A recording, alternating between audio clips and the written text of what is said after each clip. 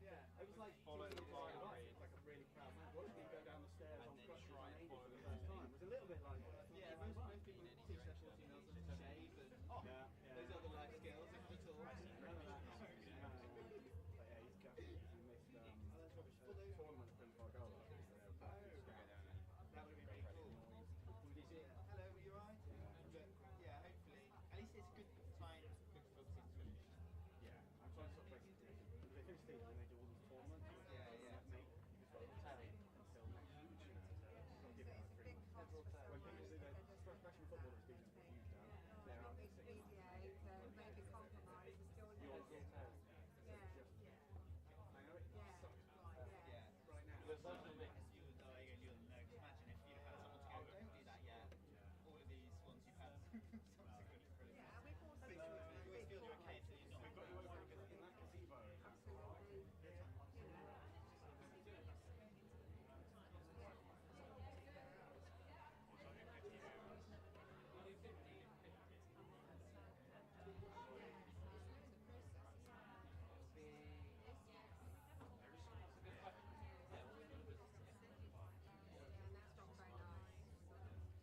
So we're very much trying not to avoid that. Yeah. Let's try something about it. I don't want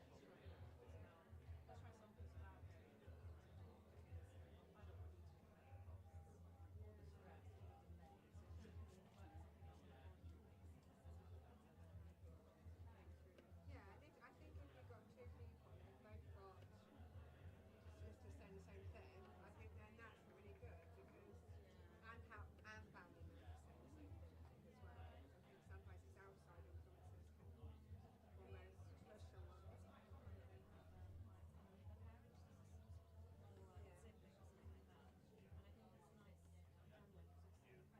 a lot of people like to say, oh, I've heard this. Yeah. At least you'll then say, oh, actually, it's this. Yeah, no. I thought it was another one of those spines. I'm not afraid. I'm not afraid of spines. If anybody is, I don't think this is going to be the place for them. Well, as long as they're smaller ones. Oh dear. So who are these? Ian Blacker Yes. and a lot of Julia Jones. Oh, that's Julia Jones. I don't recognise them though. I was going to say. They're all also together. What's his name? I thought I recognised him. Yeah, because that was it's the wrong way around. He's looking. Imagine if Justin Langer saw him now. So imagine if Justin Langer saw him now. Like you say,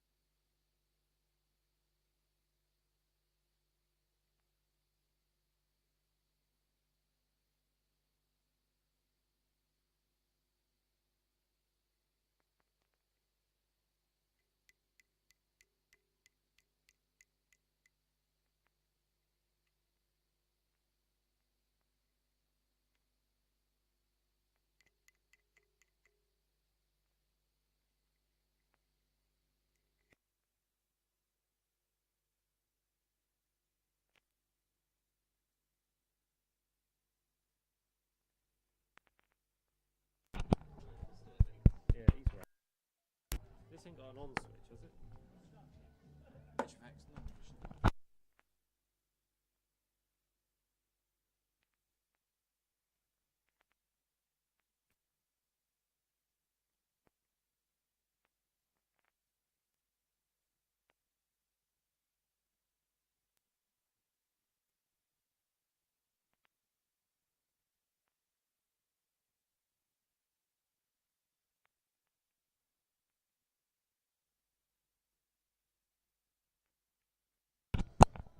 Yeah, he's working in there.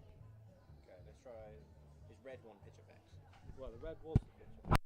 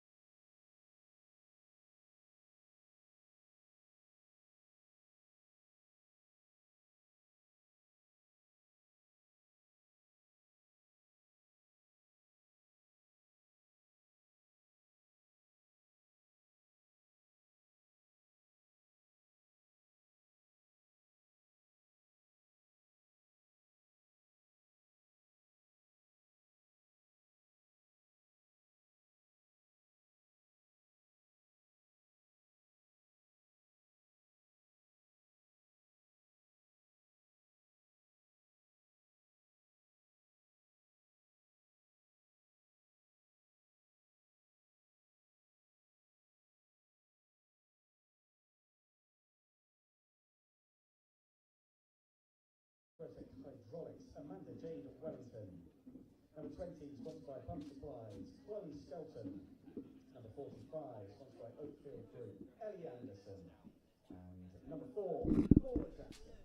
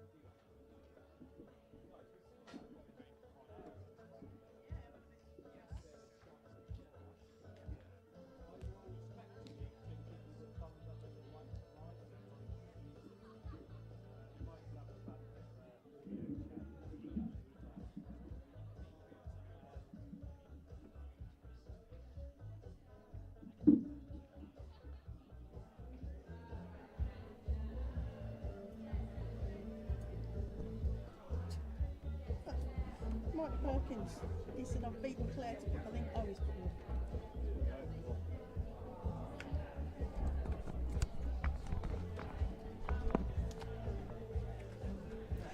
Well, good morning and welcome to Taunton Vale Cricket Club.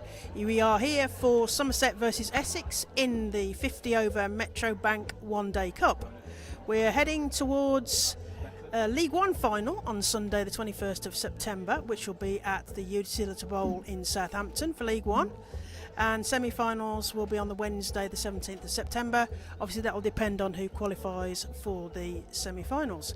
You're listening to Claire Jenkins, former West but basically Somerset player, and Ed Seaborn. We are due to start at 10:30, and the news from the toss is that Somerset have won the toss and elected to bowl.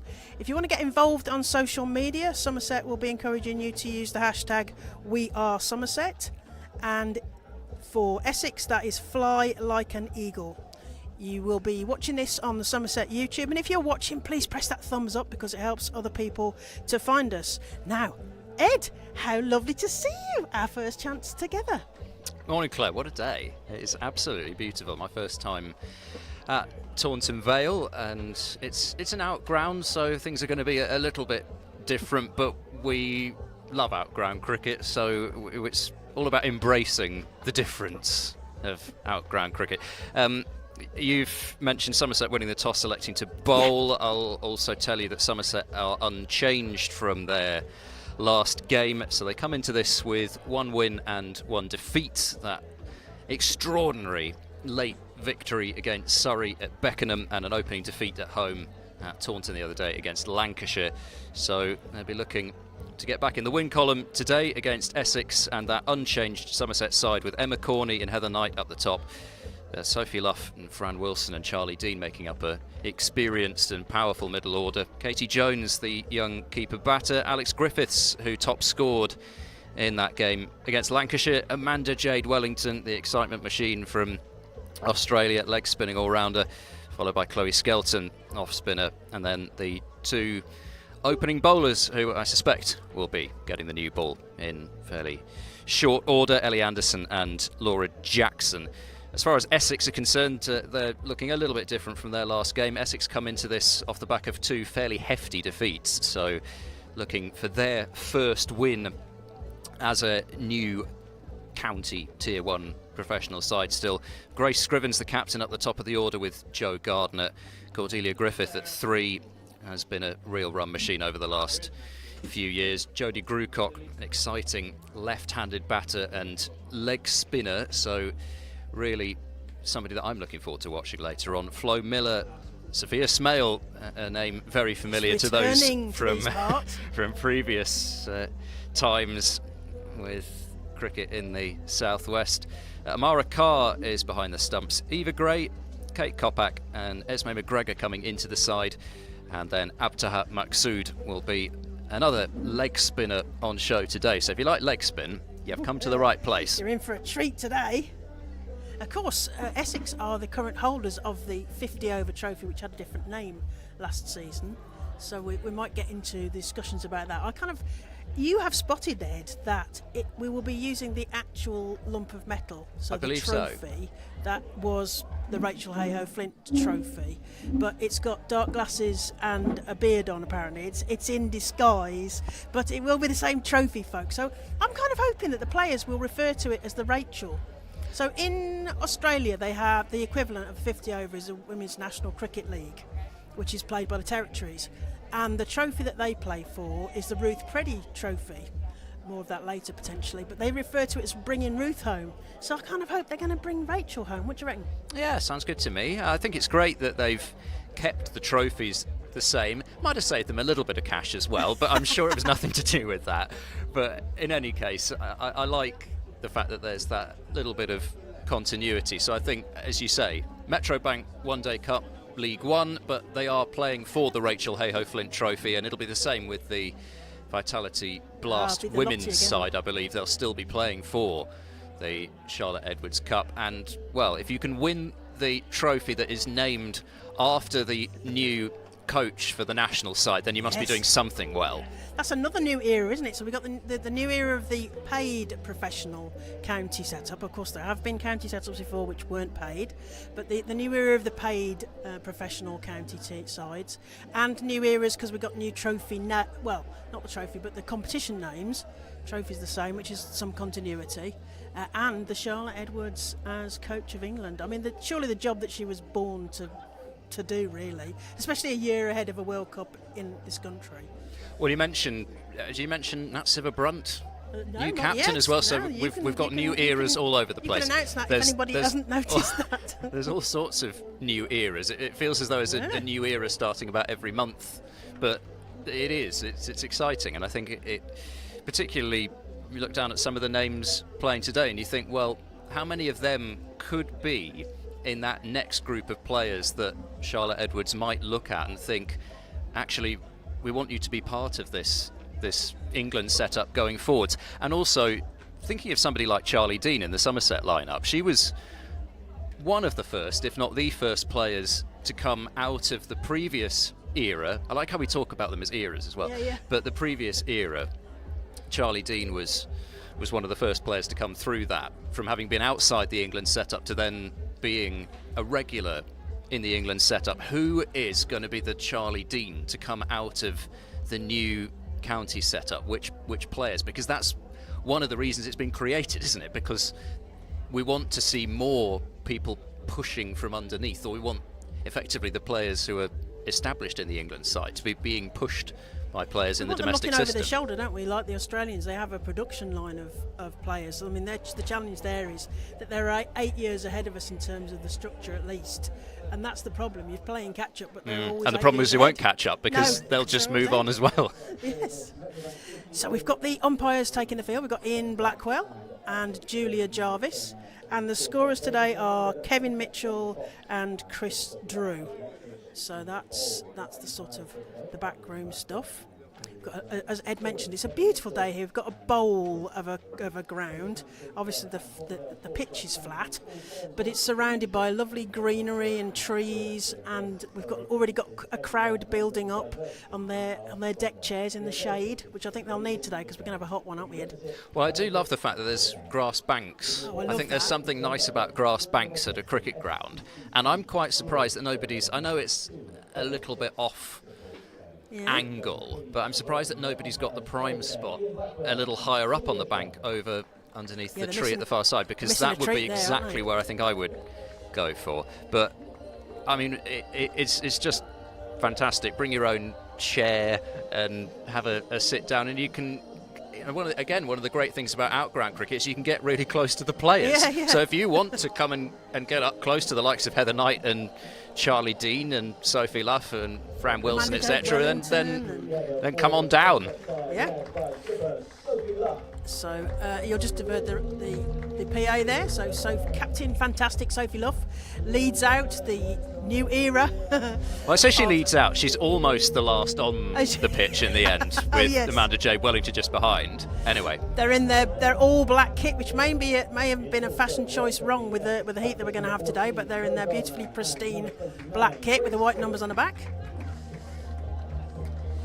Yes, and then Essex with their purple one-day cup kit that they've been going with the men over the last couple of years as well, but of course the kit's rightly so all aligned as well, so this slightly, I don't know, it doesn't necessarily scream Essex to me, but at the same time I like it because quite a lot of the kits are the same, and if they'd just gone for mostly navy blue, then that might not have looked so good. So we can certainly tell the difference between the two sides today. Yeah, making it easier for the umpires as well, with the teams in slightly different kits, I imagine. So we've got Grace Scrivens, the captain, of course, and captain of the England A side over in Australia, multi-day and one-day international.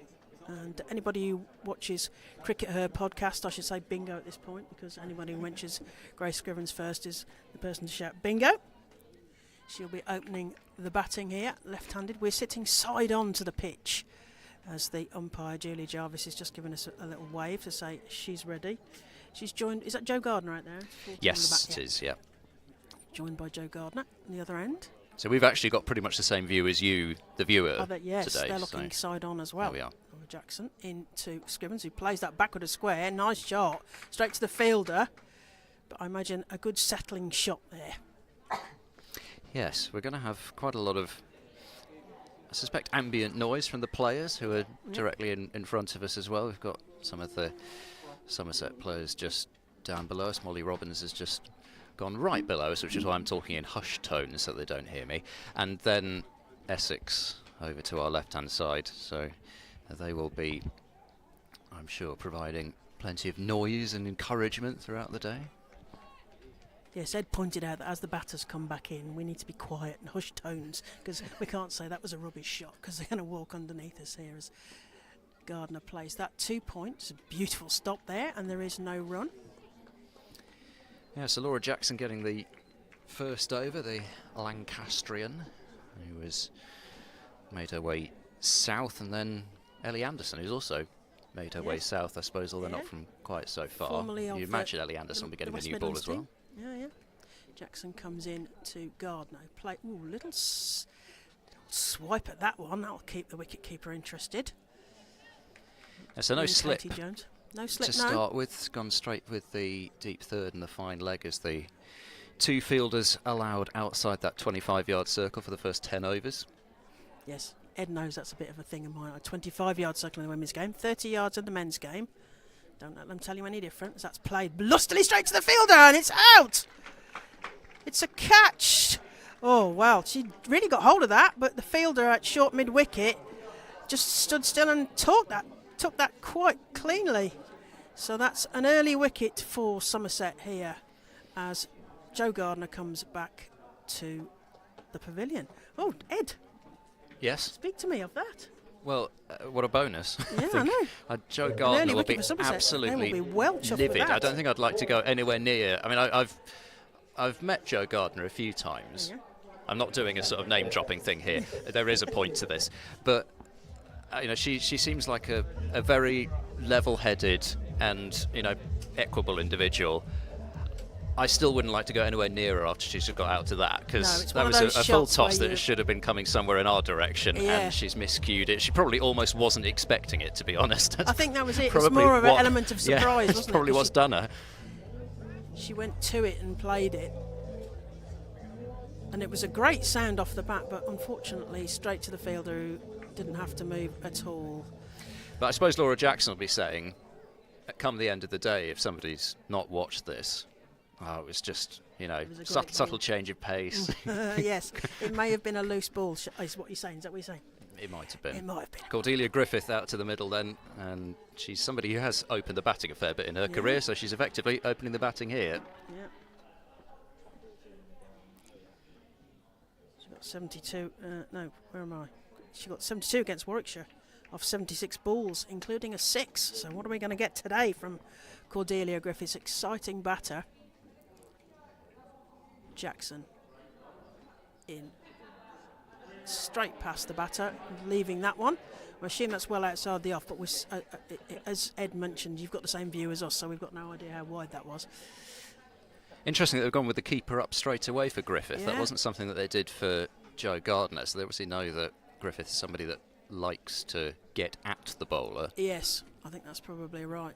Griffiths leaves that one again, straight through to Katie Jones. Great things thought of Katie Jones, young wicket-keeper. Yeah, very much so. 19. Yeah, she's made a couple of smart Pressing stumpings already, and she certainly impressed with the gloves out in Malaysia. Oh yeah, It's for been quite some the trip for her, for the under-19s, England hot. Under-19 World Cup, yeah. Yeah.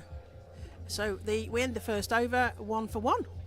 In fact, that is, I believe, Laura Jackson's first Somerset wicket. Ah, excellent. There Oh, that's as a well. milestone. Excellent. So I'm sure that will settle her a bit, actually, because she's not got through her allocation the first couple of matches. A lot of spins been bowled, and then, of course, Lancashire chasing that total down relatively comfortably. So she hasn't got through her full quota, but equally to get that first wicket must be a real boost. And Elliot Anderson to take the new ball with Jackson, and looks as though she'll be going around the wicket to the left-handed Scriven. So there's 2 left-handers in the top 4 for this Essex side, which is not always something that you'll see. Pulled away first ball of this new over by Scriven, so starting pretty much the same as the previous over. So if Anderson bowls a filthy full toss third ball, she might just get a wicket. That's the way these things work. Anderson a bit more pace than Jackson, so Jones will stand back, but there is a slip in place for Cordelia Griffith. And for a side in Essex who've been struggling a bit with the bat, if Somerset can just continue to make these breakthroughs, then they should fancy their chances. And a cut and a miss there from Griffith. I mean, one thing you do get from side on is a little bit of a read on the pace of the pitch. Yeah, you do. And at the moment, we've already seen a couple of deliveries which batters have missed on the cut shot. It doesn't look as though it's quite coming on the way that they're thinking at the moment, but they just need to make a bit of an adjustment. Ooh, and another one just popping up a little bit off the bat of Griffith. And Somerset quickly about their work with Charlie Dean in from cover. And it doesn't matter how it comes, an early wicket always adds to the energy in the field. Yeah, pep in the step, isn't it?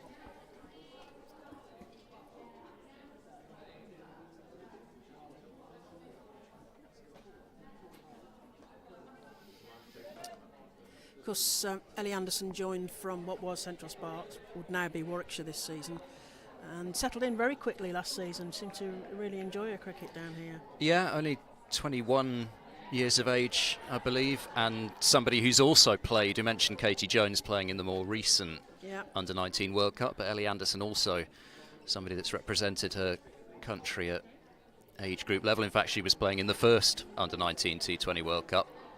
Ooh. Oh, is there an edge there? Yes, there is. Ooh. And Heather Knight gobbles up the catch at slip, and Somerset have 2 early ones, and that's a huge wicket. Cordelia Griffith goes, and Essex are 2 for 2. Wow.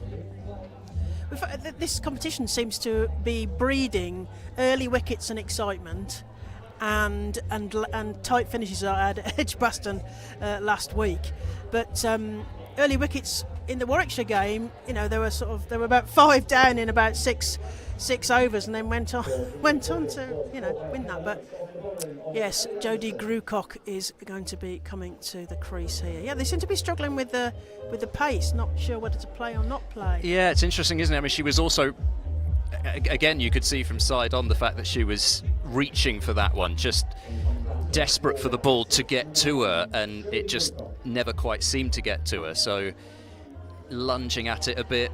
I, again, am not sure, but I wouldn't be surprised if there weren't some away swing there also, judging by the way that she played it, which, if Anderson's getting that, I mean, a lot of her natural movement is in. She bowled, I think it was Bryony Smith in the first game, with an absolute beauty of an in-swinger.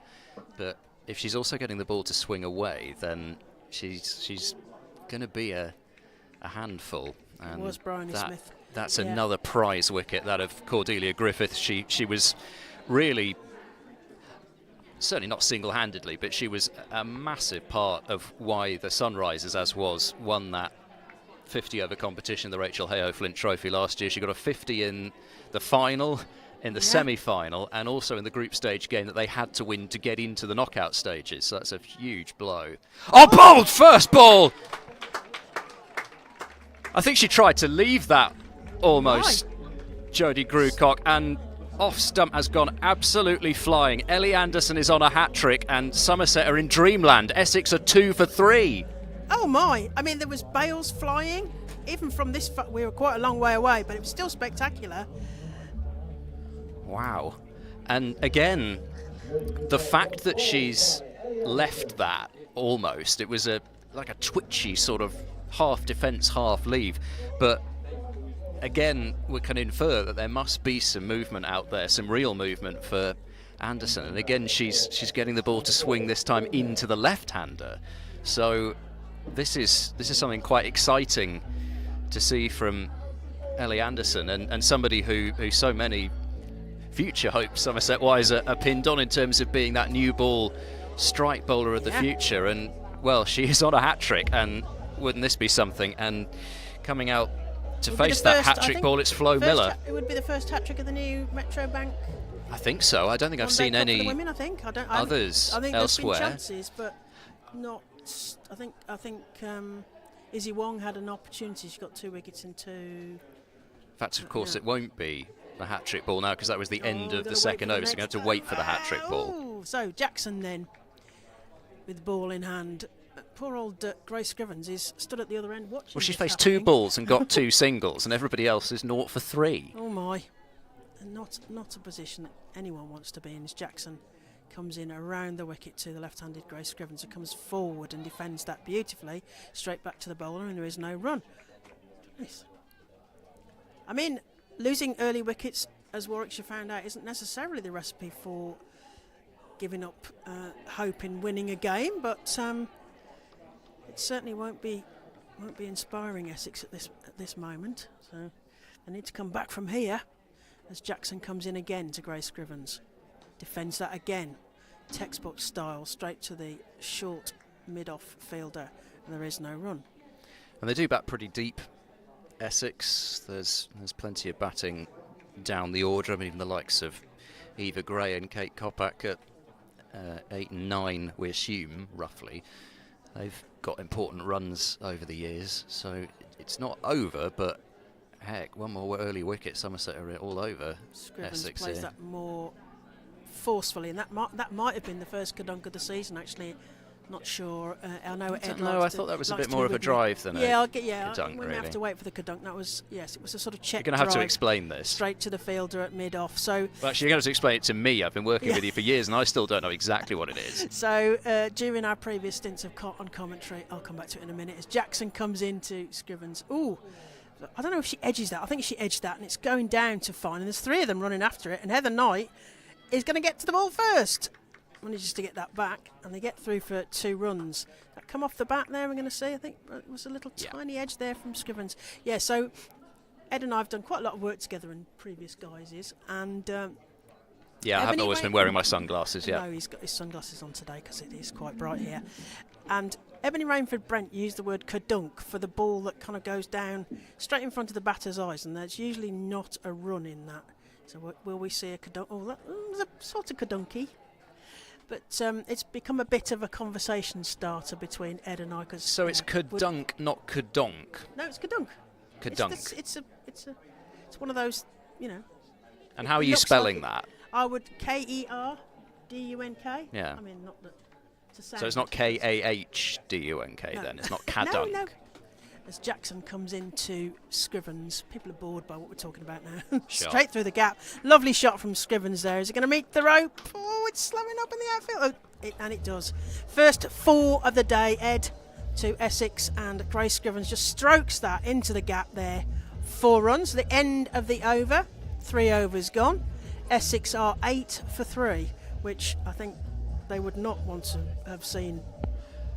No, I think it's fair to say no side wants to see the board reading that, but they might feel a tiny bit better watching Grace Scrivens play a shot like that, because what she did there was just wait for that ball a fraction longer and timed it so sweetly.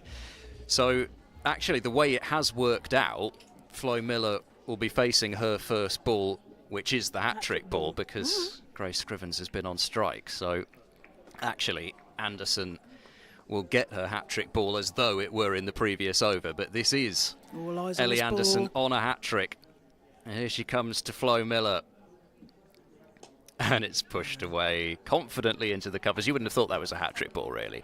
No, well, I think it sort of loses its momentum, doesn't it, when you've got to wait for another over, and the players may even have forgotten, because sometimes people do that, don't they?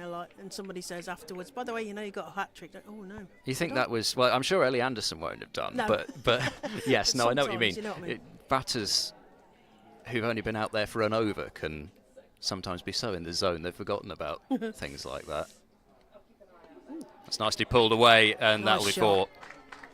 Up the bank it goes. Oh, it's going to get almost all the way to the top of the bank. That's Going to lose one there. irritating for Laura Jackson, who's got to run all the way up there to pick it up, but a little bit too short from Anderson. And Miller stayed actually in quite a nice low position there, because it doesn't look as though there's a huge amount of steepling bounce there for Anderson. It wasn't, I think it was more a half tracker really than a full-on decision nice to bang big gap it in. there, isn't there? Yeah, there's no Backward of fielder the between umpire a there. straight mid-wicket and fine leg, so plenty of room. Again, Miller being challenged on the back foot. One of the Northamptonshire contingent to this Essex side, if you like. She started off her county career with Northamptonshire, as I think did Jodie Grucock, but we didn't have much of a chance to talk about her, unfortunately. Maybe we'll see a bit more of her if she's going to bowl later on. Day. I suppose for these two now, I mean, it's only been an over and a half, but they've each found the boundary. They've each put away a delivery that they felt was there to hit. And I think that's still important. You can't just completely go into your shell having lost 3 early wickets. And I guess it's still about assessing what they feel a good score might be, as if Miller were the opener along with Grace Scrivens. But Scrivens certainly somebody who, while she's at the crease, there is still serious hope for Essex. She really did plunder runs in this part of the world in the previous era again. So penny in the jar for every time we say the word era today. So that's knocked down by Wilson at backward point. The first game I commentated last week, which was at Edgbaston for Warwickshire. Award-winning family health insurance from WPA, proud sponsor of Somerset County Cricket Club. Award-winning family health. End of the over. 12 for 3, 4 overs in. But yeah, Scrivens, year after year, she came down to whether it was Bristol or Cardiff or Taunton, and it felt as though she was getting a 50 pretty much every game, and taking 2 or 3 wickets as well. So whilst she's in the middle, Essex will breathe a little more easily than they would. Yeah, and she's the captain with her hands on the Rachel Hayhoe Flint trophy at the moment, whether she'll relinquish it or not.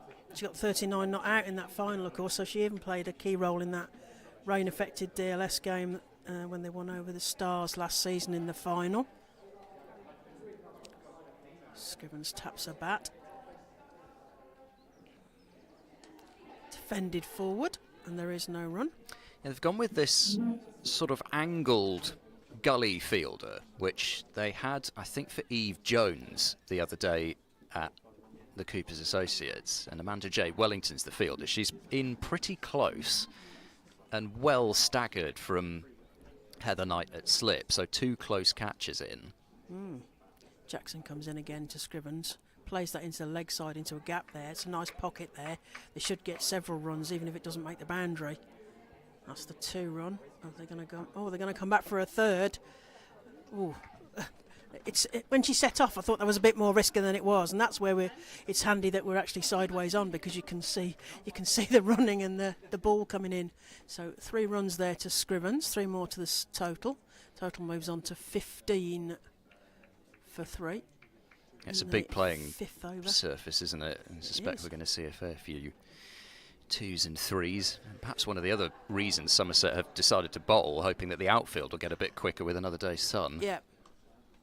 And that's straight back. She hits the stumps at the other end, but not via a fielder, and therefore it wouldn't have mattered where Grace Scrivens was stood, but she was actually still in her crease as well. So that's all very well, but we have to do a bit of furniture making there. Julia Jarvis at the non-striker's end. That's what you call a straight drive when it hits the stumps. It's too straight, yeah. You get penalised. I still think you should get runs for that. Yeah. That's played defensively to mid-off. Swooped straight into Katie Jones, and there is no run. No, as if it weren't already enough of a batter's game. You then add on some more runs for that. Because the stumps got in the way. Okay. Yeah, you're right. It may well dry up and get a bit quicker in the outfield later when Somerset are batting, so that may well be part of the choice as Jackson comes in. That's played check drive, but straight to the fielder, and there is no run. We are the only game happening today. We had some exciting ones yesterday in the One Day Cup League One. I was watching the match up at Southport where Hampshire effected a mighty chase and did it relatively easily against Lancashire, who Somerset were beaten by previous game. Yeah, as Jackson comes in, and that's played straight to mid-on, and there is no run. Yes, some interesting results yesterday. So the Blaze beat Warwickshire at Edgbaston by 41 runs in a game that was effectively impacted by Chloe Brewer's injury in the field early on, and therefore Warwickshire without her to bowl and bat. So that was the end of the over, and Essex are 15 for 3 after 5 overs. Yeah, so Warwickshire were beaten by the Blaze. Surrey won by 104 runs at Beckenham, playing against Durham.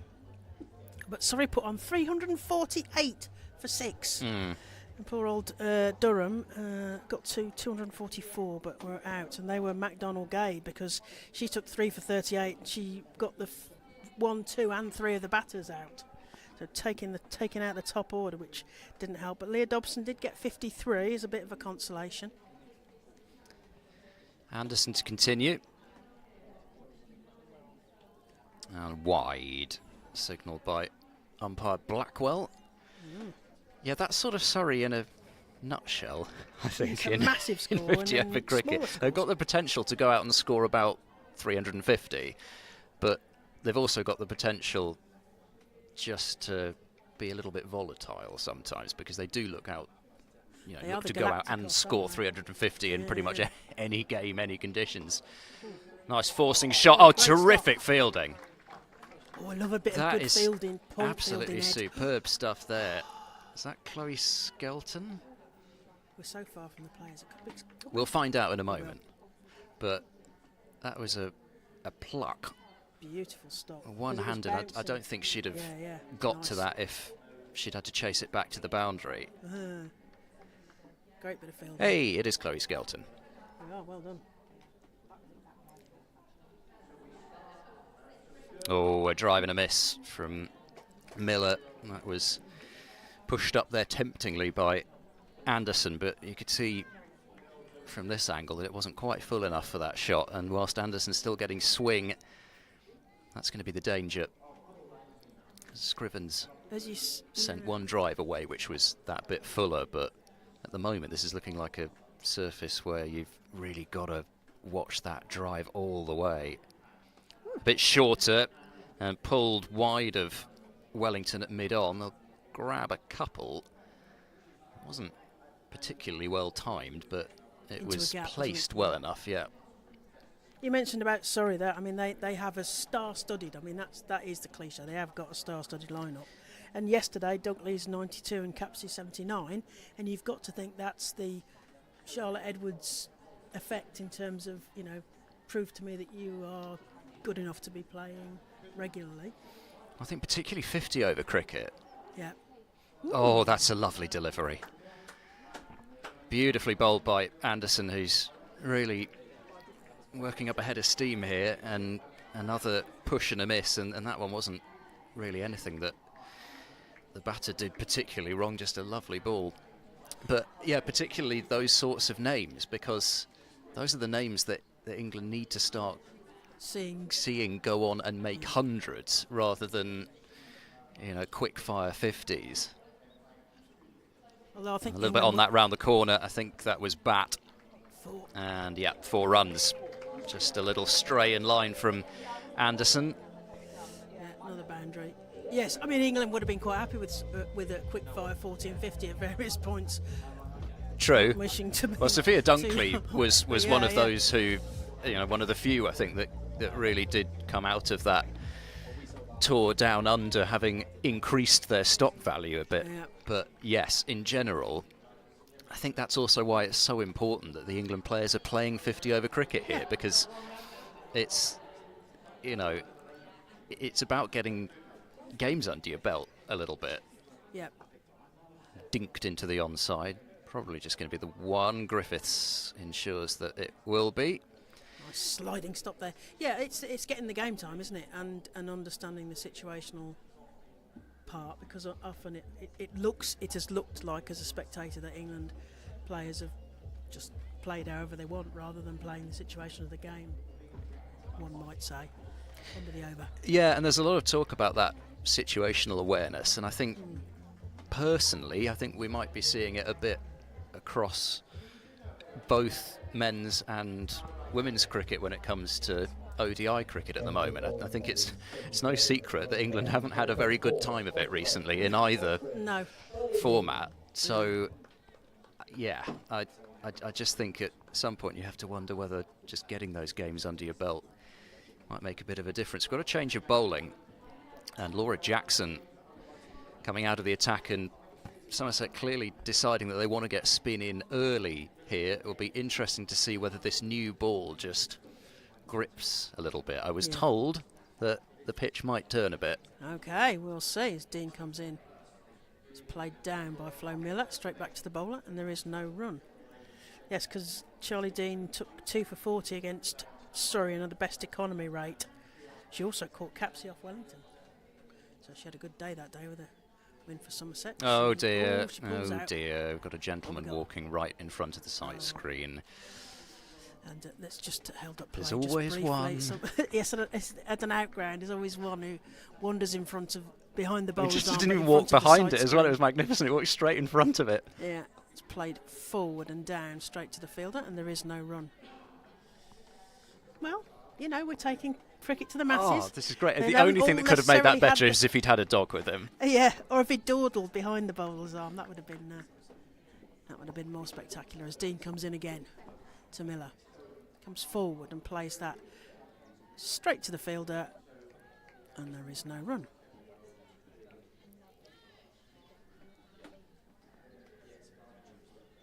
Beautiful sunshine here at Taunton Vale. As Dean comes in again.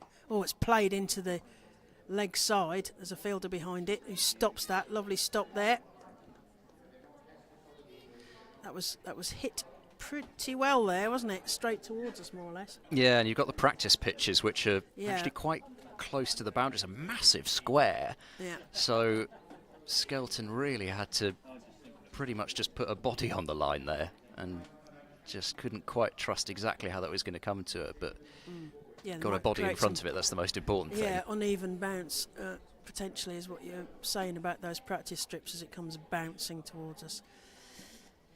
This time to the left-handed Scrivens for Dean. And Dean's moving her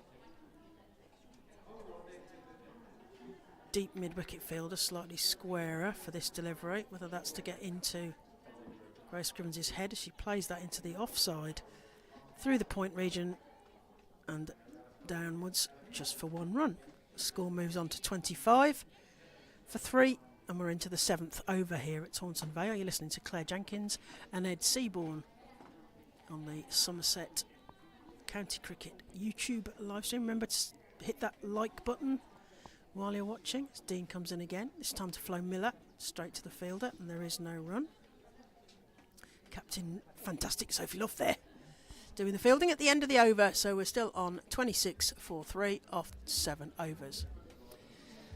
Yeah, it looks as though Anderson will have at least one more. You'd imagine that Somerset would want, and they have tended to do this first couple of games as well, get Amanda Jade Wellington into the attack fairly soon. And I started watching Wello's World. It was something on YouTube, which obviously following Amanda Jade Wellington just doing what she does every day, filming it, and it's one of those things. Once you start, it's addictive. But you really do get an insight into her back life, as it were. Oh, beautiful shot. Straight drive from Scrivens, and that won't be stopped. Well, they are pretty much putting the score out of their minds here, these two. Scrivens has looked in fantastic nick so far, and that's not me trying to put the curse on it either, because it doesn't work. Doesn't work. There's no such thing. Oh, Mike Perkins gets very annoyed. He says, "There's nothing I can say up here will affect what happens on the pitch." Right. Although, if we shout loud enough today, it just might. Yes, they're going to hear all of it. Drags the length back a bit, but pierces the gap between cover point and backward point. And that might be another forlorn chase to the boundary. No, it's beautifully tipped back in. Some relay fielding there. Sometimes you think all that effort just for one run, but that's what you've got to do, isn't it? Yeah. And, it's the hitting the gaps thing as well, isn't it? If you can hit a gap, and you could almost see her from the angle that we're at, calculating that played into that gap, which is, if she gets higher on us, that's what England will want her. Really did to see her doing. Play it right under her eyes as well. Yeah. Just last minute, back came down, but angled perfectly just to pierce that gap. So the run rate's pretty decent for Essex. It's just the wickets column at the moment. And some of the early movement we obviously can't tell for definite, but just judging by the way that the batters are playing out there now, some of the early movement does look as if it might have just gone. So another reason why Sophie Luff has already pulled the trigger to go to spin at one end. Yeah. Break it up a bit, change the speeds. Yeah, and sometimes you will see pitches in this country, maybe as the season wears on a bit. So that's nicely worked by Miller, just rotating the strike. Right-hand, left-hand combination, of course, as well. Yes, that's always annoying to the field when you've got to keep changing. Yeah, bowlers adjusting lines, etc. Yeah, but sometimes you'll see pitches in this country almost turn more with the newer ball than with the older ball. I'm not saying that that's what this one will do, but just that, I don't know, just that factor sometimes comes into play. So particularly if they think a surface is going to spin, then why not just have a look for a couple of overs? You have to use up 2 of 10 or something. Oh, mistimed there by Scrivens, and that's the difference there. She just tried to force that one a little bit more than the one that was placed through the gap earlier on in the over, and that might be where you're going to get yourself in trouble today. You could see her shaping for that same shot again, couldn't you? But it didn't quite come at the right angle for her to play it again. She's always had a very individual stance as Grace Scrivens. That bat raised, leaning forward, and then getting a ball that will be wided. But she used to have, I don't think she used to do that. I think she used to have, if I remember rightly, almost like a really open stance, and then would walk across her crease as she was facing up. But now she looks as though she's a lot more still. And I'm not saying that's a good or a bad thing. It's just interesting to see how batters change their setups over the years. A little bit fuller. Now they want one here, and they'll get it because it was slowed down a bit. But a direct hit, always good to send a message. Lancashire did that the other day. Hit the stumps direct about 4 or 5 times. I saw Warwickshire do it a lot as well, the last couple of games they've had. 8 gone, 36 for 3. So Essex recovering a bit after that dramatic start. So they've already, put on 34, I think, for the 4th wicket, these two, after being 2 for 3. Somerset looking just to continue to make inroads. Sometimes it can be, I'm not saying it'll happen here, but sometimes it can almost be dangerous picking up 2 or 3 early. You just, there's just that moment of relaxation. We've done it here, yes. Well, yes, that is short day's a good complacency. Day, but it doesn't always work that way, so they'll be wanting just to keep pushing for more here, Somerset. As Dean continues to Scrivens, plays that straight to the mid-off fielder, and there is no run. Captain fantastic Sophie Luff doing the tidying up there. Yeah, it's good to see Sophie Luff back in close again in the field. Yeah. Dean Scrivens plays that lustily through the point region. There's a fielder on the boundary who's going to cut that off. Nice shot. Down first, no risk. That's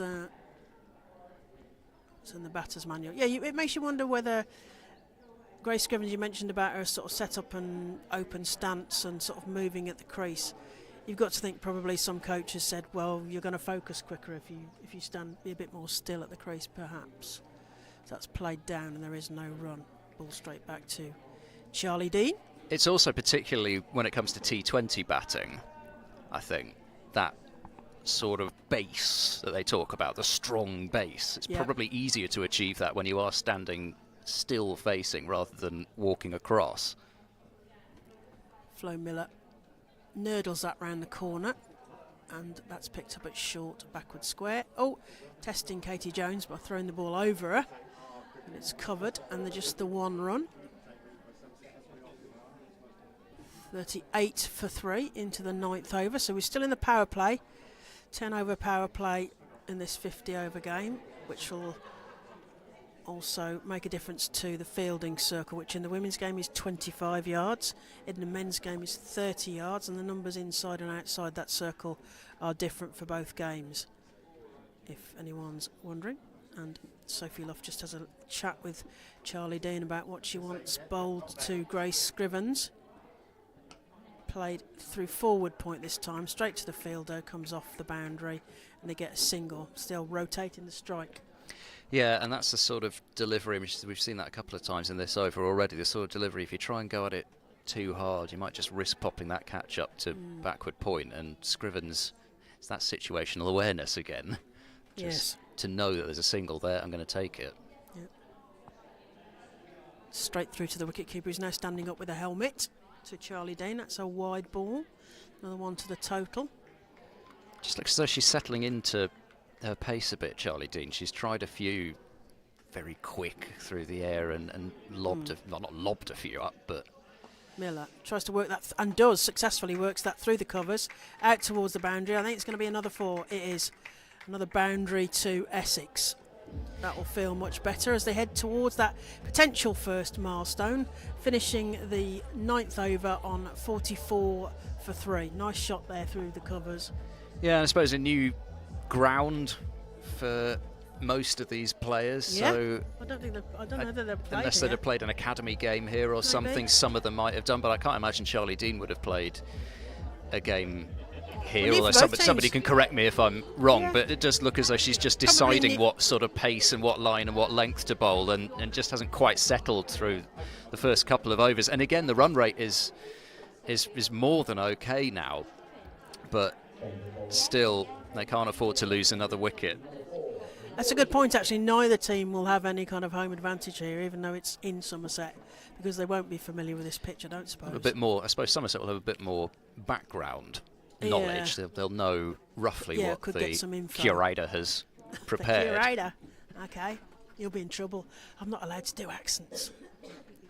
Aren't you? I thought you were already doing one. I know, but... You mean you actually talk like that? I do actually talk like this, amazingly. Oh, I thought you were just taking the mick all these years. Change of ends for Laura Jackson.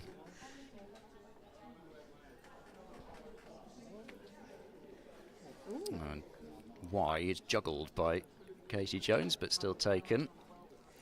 No, it's a genuine. If you check at the label, it says genuine Brummie on the label. Mum reckons I get more Brummie when I'm on commentary, when I get excited, which is probably right. She's usually trying to avoid it, mind, and watch the tennis instead.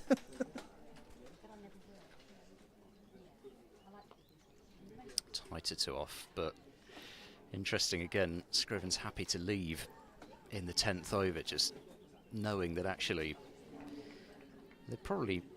most sides would take somewhere 45 to 50 off the first 10 overs. Probably not Surrey, but again, we've discussed they tend to bat a little differently. Yes.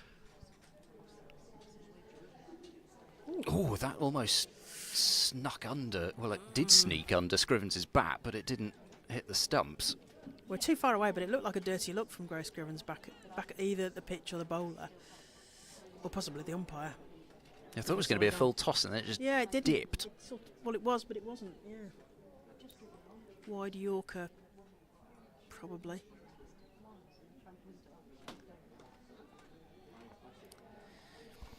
But yeah, Somerset with plenty of options now, particularly spin-wise. We've seen Charlie Dean, Amanda Jade Wellington, the leg breaks, Chloe Skelton off spin as well, and Heather Knight's been doing some bowling the first couple of games. Yeah, got a key wicket in that Surrey game, so there's an awful lot of spin that could be bowled. Nicely pulled away. The work to do around the boundary, and it will be completed by Emma Corney, and she is quick round that boundary and limits it to only a single.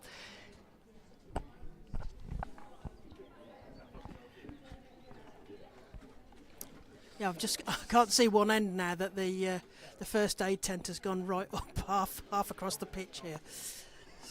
So anything happening at the bowler's end, I can't see now. Oh, that's all right. I can see most of it. I'm sure we'll get there. We will. There's We some might find another desperate flat adjustment going on.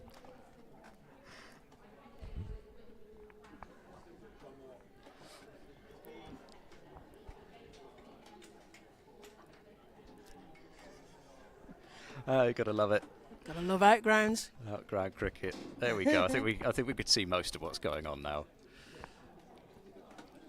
Wider side, tight over from Jackson, and that sees Somerset through the first 10, so they'll be able to put some more fielders back now with that first power play completed. 46 for 3, and well, the 3 meaning very much Somerset's power play, but these two beginning to build quite a nice partnership. Yes, quite a nice partnership here. That won't have wanted the wicket stand.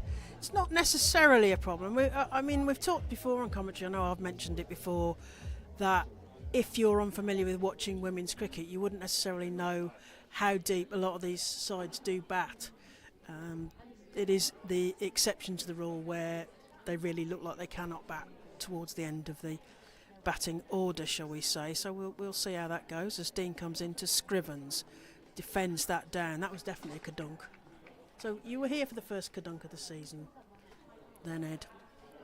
Yeah, they do tend to be able to bat all the way round down, and that's why we've had these wonderful close finishes already in the few fixtures that we've had in the Metro Bank One Day Cup. Yeah, and even in the game the other day that Somerset lost, they were, I think from memory, 69 for 6, still made it up over 200. Yeah.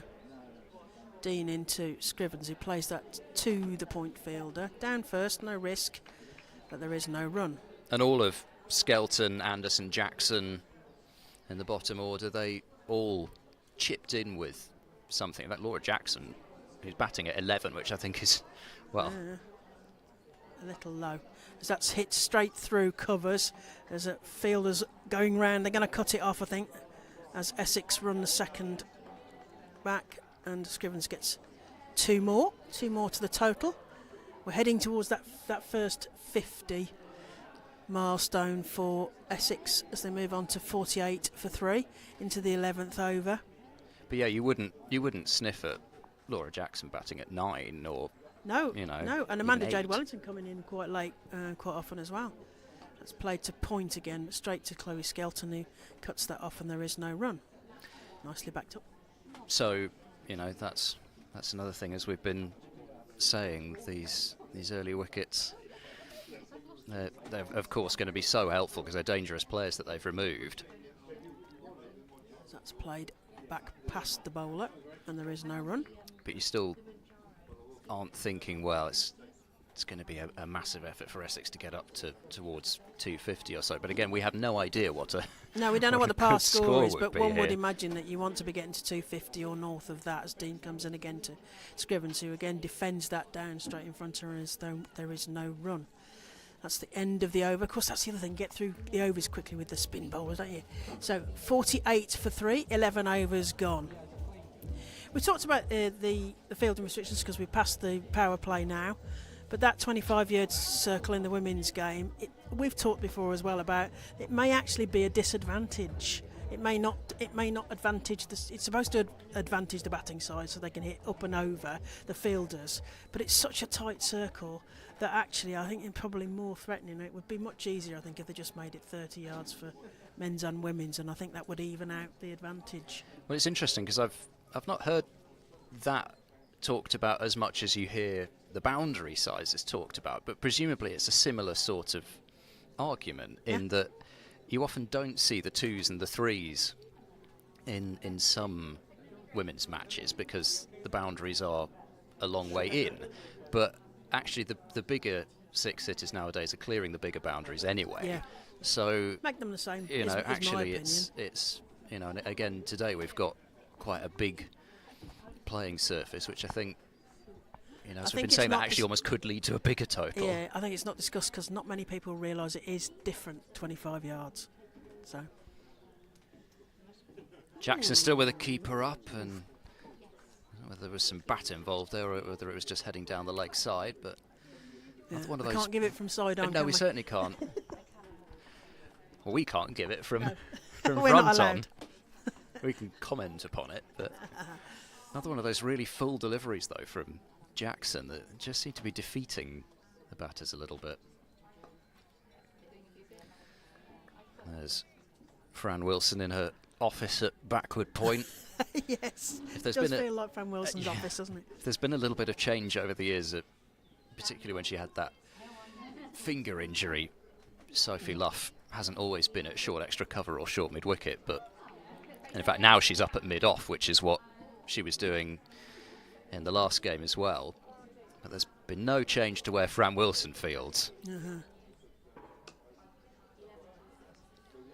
It must be easier to captain from that sort of position as well. The captain fantastic Sophie Luff finds herself in. Yeah, you just get a better sense of the angles a little bit as well. I mean, whilst early on, I think sometimes she's sort of had to field there because she was one of the best fielders and still is one of the best fielders in tight. But now I think she knows that she can take a bit of literally a bit of a step back. Yeah, let the youngsters do all the running. Yeah, so it was interesting because I was watching a game where Georgia Adams was fielding on the boundary. That was the Hampshire game that I was doing up at Edgbaston. She was right on the boundary and captain. I'm just thinking, it's very hard to captain from there potentially. But I was going to say, in this side with Heather Knight at short mid-wicket, there's another fielder who probably would field in close most of the time. I'm sure that England won't want her to be charging round the boundary too much after various deliveries. But this is good over from Jackson as Somerset look to keep things relatively tight. Maybe 50, now try and create wickets with a bit of a squeeze as we get towards these middle overs. And once again, Wilson in action. So in her office. Yeah, that I think was a maiden over from Laura Jackson. You mentioned a squeeze, and they want to try and make them work as hard as possible. Award-winning family health insurance from WPA. Milestone. Proud sponsor. Oh, we've got the DJ on. Some quite good tunes today. Well, I'll let you be the judge of that. It's more my era, that's probably why. Well, I think we've had a bit of a mix. Yeah, Blondie. Well, a mix of eras rather than a mix. I don't think they're actually mixing things down there, but you know what I mean.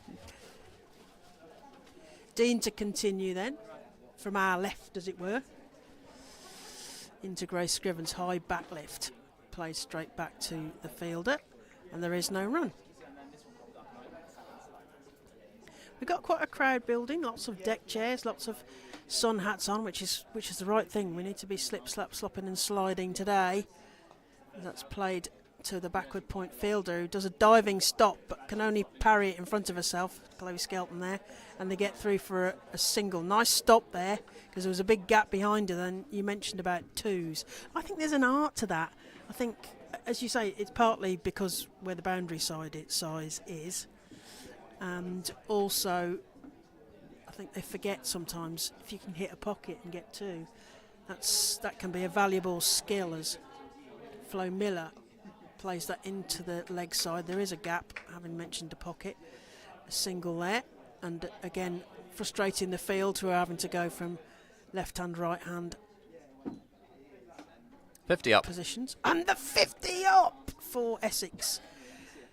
Grace Scrivens will be well relieved after having watched those first three wickets fall at the other end. We've got more people walking behind the side screen, unfortunately, so there's a little delay again as Scrivens raises that bat. It is very exaggerated. It's played up and over. There's a fielder underneath it. It's a catch, and that's out. So Scrivens plays the ball into the air, and it seems to hang for an eternity, dropping straight on Amanda Jade Wellington. and that's out, I'm afraid. Having said that she'd watched those wickets fall, there goes another one. So, yeah, unfortunately, Essex find themselves 4 down, but having made the 50 as returning Sophia Smale comes out with a bat. So, yes, previously played job to do, and I'm sure she'll be relishing this opportunity. Yes, to play against her former colleagues in the West Country here. As Grace Scrivens trudges off, unfortunately. You got the scores there, because we can only see a very bland scoreboard. Do we know how many Grace Scrivens got? Try and get it loaded up. We've got no graphics. We've got a very basic scoreboard. Well, exactly what Somerset were looking for, though. They were hoping to be able to build a little bit of pressure, and Laura Jackson has got that wicket, I think, almost as much as Charlie Dean, with just defeating Grace Scrivens for a change of pace, because Jackson was responsible for putting that pressure on at the other end. So I make it Grace Scrivens 27 from 32 deliveries, a couple of boundaries, actually rotating the strike so well, given the fact that there were only 2 fours in that 27, but looking for a boundary, and that's she was playing beautifully. So I kind of feel cheated of being able to watch her bat for a bit longer. As Sophia Smale takes her guard, this will be right-handed this time. And of course, Sophia Smale, you mentioned the under-19, she's played under-19 as well. Oh, it hits her on the thigh pad. That'll be a bruise, I think, for Sophia Smale. She top scored against Durham with 40. So she's doing well with the bat for Essex this season. Taps a bat, and Charlie Dean brings her point fielder forward more into a cover point position. Slip in place.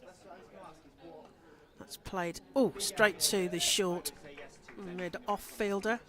There is no run, and that's the end of the over. So Essex have got to the 50. The column that's going to be more concerning to them is 4 wickets down after 13 overs here at Taunton Vale. You're listening to Claire Jenkins and Ed Seaborn on the live stream here. She'll be cross as well, Scrivens, because actually I think if she just really tried to wallop that probably would have comfortably cleared the infield, but she almost just tried to, as she's been doing with the quicker bowlers, just time the ball into the gaps, and I think she just tried to loft that one rather than really hit it hard, and I wonder if it wasn't really half-hearted, but it was she in the end just pretty much chipped the catch to Wellington. And Jackson, really no reason to change things at the moment with this combination working so well for Somerset. I heard Dr. Jane Powell on the commentary yesterday from Edgbaston talking about the challenges of check drives, because she talked about the bat decelerating if you're not going to go through the ball, and the potential risk of then popping one up for a catch. That's gone high up into the air. There's a fielder out there at deep mid-wicket. This could be number 5, and it is. Somerset strike again. It's 2 wickets for Laura Jackson, and she gets the wicket with the short ball. The trap was set with the fielder out at deep mid-wicket, and I'm afraid that it's Flo Miller who's fallen right into it, and Essex, having looked as though they were really on the road to recovery, have now lost 2 again in quick succession. 50 for 5, and Amara Carr walking to the middle with the Essex innings in some disrepair. Wow. Well, Somerset won't be able to believe their eyes here, seeing these wickets go down. This will be the dream start to this game in the sunshine here at Taunton Vale in the Metro Bank One Day Cup. Alex Griffiths catcher out at deep mid-wicket. The only danger there was she was almost going to have too much time to think about it, because it went so far up, but in the end judged it, able to set herself, and took it. Yeah, and sort of out of the sun. I'm just looking at the shadows to see if that was also a factor for her as it came down from this beautiful blue sky we've got here at Taunton Vale.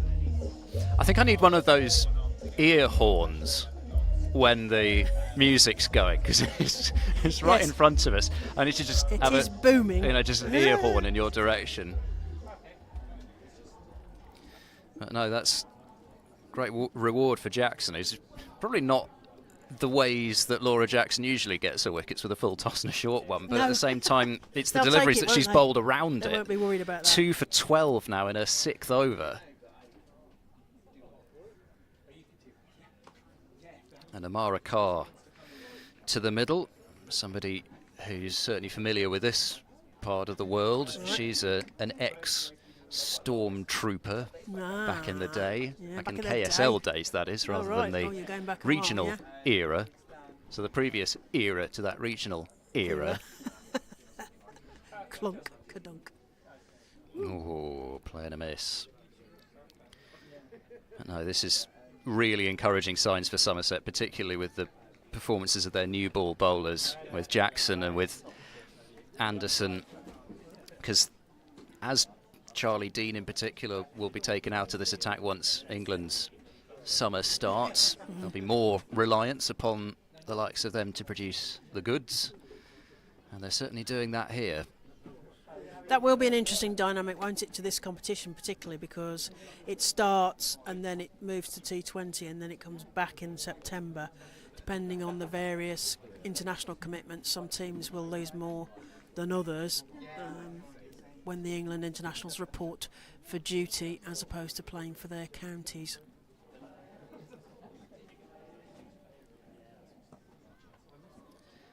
A bit inside edge onto pad there, but I think that's another reason why it's quite hard to predict where this competition is going to go, as that's the end of over number 14 at 50 for 5. But in terms of the teams that are doing well early on, of course you want to get off to a good start, but that's not necessarily what the teams are going to look like when we come back to this competition after the blast.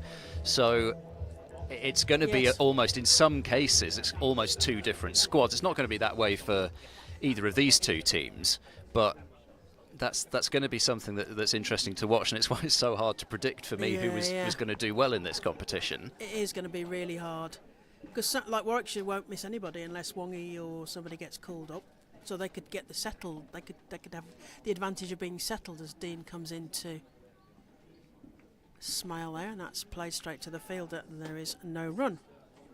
So Flo Miller, we should say, she was Court Griffiths bowled Jackson for 19, facing 36 balls and 3 fours. As Dean comes in again, Smale comes forward and bats that down. There is no run.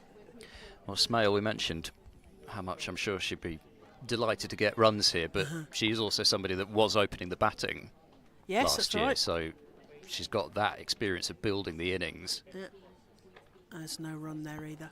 Which is what she's going to have to call upon here. She's got a long time to bat, and we know that she actually quite likes that, so might not be the worst situation for her. When we've seen her do some really nice innings at Taunton, Dean comes in again, rocks back and plays that backward of square. Nice shot there. Nice easy single. Another one to the total. But goodness me, 51 for 5, and Amanda Jade Wellington hasn't bowled yet. No. That's the other thing, that's as if there isn't enough that's of concern for Essex. That's another thing. You've still got 10 overs to factor in of Somerset's overseas. Yeah. Of course, she did play for Western Storm at the back end of the regional times. Still exciting to be the first ever paid professional county cricketer for Somerset. Dean comes in again, this time to Amara Carr, who, I'm not sure if that came off a bat or a pads there, but they're going to go for 2.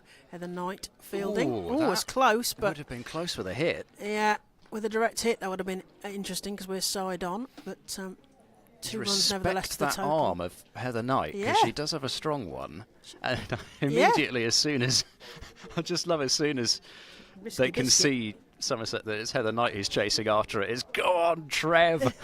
Yeah. We should explain that. I think it was a mishearing or something. Somebody said they thought they'd said something like Trevor that, isn't or it? something instead of Heather. So she is therefore known as Trev.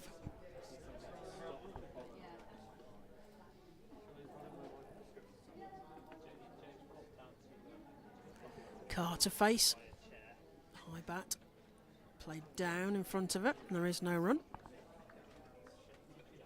Yes, some teams may... Well, obviously they're going to benefit when they've got their England players playing for them, and it's what Charlotte Edwards wants them to do, isn't it? She wants them to get that game time and all the rest of it. And then when England are playing, so England have the West Indies, and they'll be playing at Taunton. Very exciting. Get your Yes, I tickets gather now. that Need to mention something that, don't like 90% of tickets have been sold, so there's not many left if you want to get yourself down to that one. So on Saturday the 7th of June, England will be playing the West Indies, and it's a series finale. It's the third of 3 one-day internationals, so get yourself down there with those last few tickets. There's also women's memberships and T20 tickets on sale now, so get them while you can. Tickets selling fast. Yeah, so when the West Indies arrive for the first series, the England players will go off for their duty, and then later England will be entertaining India in what will be a really interesting series as they prepare for World Cup in India in October, of course, later in the year. Well, there we go. Wellington is into the attack, so Jackson 2 for 12 from 6 overs, her figures read, and Wellington looking to pick up where Jackson left off. What a opening game it was for Amanda Jade Wellington. Somerset needing 31 off 10 balls when she took strike. It's just nicely manipulated by Smale. She had to just be a little bit careful of the bounce that Wellington will get, especially as a leggy with those revs on. But yeah, 31 off 10, and she hit her first 6 balls that she faced to the boundary. Yeah, yeah, That's the getting game it was done. gone, and she's like, no, it's not, no, it's not. I can do this. Yeah, it's Bowled quite a nicely character. as well. Yeah, I was just looking at that. She got 3 for 42 in the Surrey game. Yeah, and it was almost, whilst the batting grabbed the headlines, it was actually as much the reason Somerset were able to come back and win that game was the fact that Wellington and Dean just pulled that innings back a bit after Surrey got off to a flyer, as they can do. But they could have been chasing an awful lot more. Oh, it's just a little bit of dip there from floating, wasn't it? from Wellington, It but seemed to come down Amara forever. Carr's read it well. But what a combination to call on Wellington and Dean. Yeah, It's a turning great the ball combination, opposite isn't it? ways, and it is just insane that there's an international team that Amanda Jade Wellington can't get into. Oh yeah, that's mad. Oh, look at that. And that's exactly what she can do. Bounce and turn. I mean, being a leggy, you are going to get some turn on most surfaces, but if she's going to get any sort of turn, she's got a fantastic wrong-un as well. Oh, that's a beauty. But Katie Jones. fortunately for Smale, well, I say fortunately, I mean she's actually done well to keep that back foot grounded. Yeah, She she didn't has. lunge forward too much, because Katie Jones, she's got such quick hands back there. You know, those bails are going to be taken off in a flash. Yeah. But that's an encouraging start for Wellington with something out there. 55 for 5. Yeah. We're just going to have a look back now at the wicket for Ellie Anderson, that second of the 2 in 2. As Ellie Anderson was on a hat-trick earlier, if you missed it. Cordelia Griffith, she had caught at slip, and then next ball Jodie Grucock, that was the batter who had her furniture rearranged by Ellie Anderson. Yeah, and that double strike, one of the many reasons Somerset on top at this stage. And again, it's been 2 double strikes, hasn't it? As much as that early wicket of Joe Gardner, but well, I suppose it was a triple strike really, but 2 in 2, I suppose, is what I mean. And then We got excited about 2 the in hat-trick 4 there, didn't we? deliveries as well, just recently with Scrivens and Miller departing. Yeah. And Oh, this is it's exciting. a good Ed. habit to have, to continue to take wickets in bunches. We're going to see a short leg Yes. with a helmet and pads on. That was the break in play. Short leg. Very exciting. That's what I think of your short leg. Yeah. I raised your short leg and I chipped my one over my shoulder for two. I mean, it's not going to be. I mean, it's, it's nice shot to play, manipulate the field, etc. You're probably not going to pick up too many boundaries with that shot because it's quite long, straight there. So 2s and 3s, though, of course, still important as we've been mentioning, but you're going to have to hit it some. Put a bit of wrist work into it if you actually want a boundary that way. Well, I haven't seen a short leg very often in white ball cricket, and I wonder if they're punishing Griffiths there because he's got to wear a helmet and pads in the heat and black kit.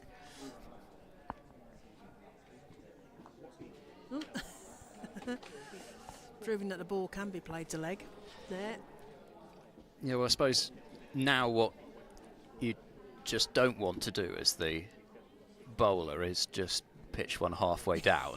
Yes. And give Alex Griffiths a heart attack. I wonder how much she's fielded at short leg. Yes, and how surprised she was when someone says, "Can you put a helmet and go at short leg?" As Dean comes in to smile. Oh, nearly worked. It nearly worked. Just fell agonisingly in front of Alex Griffiths. It looks like American football there from behind with the helmet on. She grabbed the shin at that. pads She on nearly underneath worked. Yeah, shin pads underneath the trousers, the helmet on, and I think it's the big numbers on the back of the shirt as well. They've been watching the Somerset men too much with these close fielders. Rocks back, and that's played to point, and there is no run. But also, I mean, I mention men's cricket because it's where I've seen short leg a bit more recently. I mean, Josh Butler, since he's been captain under McCullum, has tended to put the short leg in for somebody like an Archer, but this is fantastic. I love it. Oh, edged. Straight past Katie Jones is going to be a boundary. It is. So that edge straight through. 4 more to the total, and that's the end of the over. Essex find themselves 62 for 5. 17 overs gone in the sunshine here at Taunton Vale. The music pumping, lots of spectators, deck chairs. We've got dogs being taken for walks, picnics. I can see a cold beer being consumed. Beer? Well, it looks like beer from here. Is it? Oh, not cider. Well, yes, it should be that'd cider be very here, disappointing. shouldn't it? Yeah, let's hope it's cider. No, you're allowed to drink beer in the West Country. It's a long way away, so it probably is cider. So Dean's through 6 overs. Now 6 overs, 1 for 20. Yeah. It's a question of how long Sophie Luff wants to keep Dean going, whether she's thinking at all about saving any overs or just can pick up another couple of wickets, then actually, oh dear, it's a slight overshoot of the runway there, but no harm done. But whether she's just thinking about another wicket, one more wicket, and with that short leg in as well, with Dean really finding her spot. Took her a couple of overs just to get settled, but you know a bowler of Dean's quality will get settled. So whether she just thinks, let's push it a little bit longer. They do have plenty of other off-spinning options. That could be an argument for or against. Yeah. Driven in the air, but wide of the short extra fielder. Captain Fantastic Sophie Luff fielding mid off there. Ooh. Oh, another one where Smale's gone forward, but the ball's just past that outside edge. So she's been beaten 3 times in the first couple of overs from Wellington. She's getting through her overs pretty quickly as well. Oh, she really gave that one some loop. She's just, it's what I love about watching Wellington. She's just absolutely not afraid at all of throwing it up even further above the eye line, even if you think she's bowled one a little bit slower. Oh, there's the flatter one, and again, Smale is being given all sorts of tests from Wellington here. 63 for 5 after 18 overs. We mentioned this is the place to come for leg spin bowling. I'm sure we'll see plenty of Abtar Maqsood in the second innings, and Jodie Grucock can also bowl leg breaks. But this really is a top exponent of the art in Amanda Jade Wellington. Just lovely to watch from whatever angle it is. From side on you get to see the loop a bit more. Front on you'll see the turn and the bounce. 63 for 5. Yeah, I mean it's those cricket smarts, isn't it? Amanda Jade Wellington. If you hear her explain something, she's really thinking cricketer as Dean comes in to Carr, who plays that down. There is no run. Yeah, when you hear her explain what she's doing and what her analysis is, when she was talking about that innings that she played to win the game at Surrey, she worked out exactly where she was going to play the ball, etc. As Dean comes in again to Carr, who comes forward and plays a leg glance down to fine leg. There's a fielder there, just the one run. Another one to the total. Essex will be wanting that total to click over. What can they defend later? So 64 runs they've got, but 5 wickets down unfortunately in this 19th over as Dean prepares to serve the next ball to a Smell. It goes, oh, Casey Jones doesn't know where it's gone. She's just up and over. Where's that gone? And that's the problem with the helmet, goes, isn't it? As soon as it goes up, where is it? High line. Comedy moment, but no run there. Smell taps the floor again. Goes back and plays a lovely defensive. Back foot shot there, straight back to Charlie Dean. There is no run.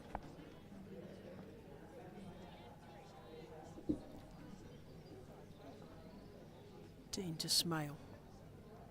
Defends again. Alex Griffiths into the game.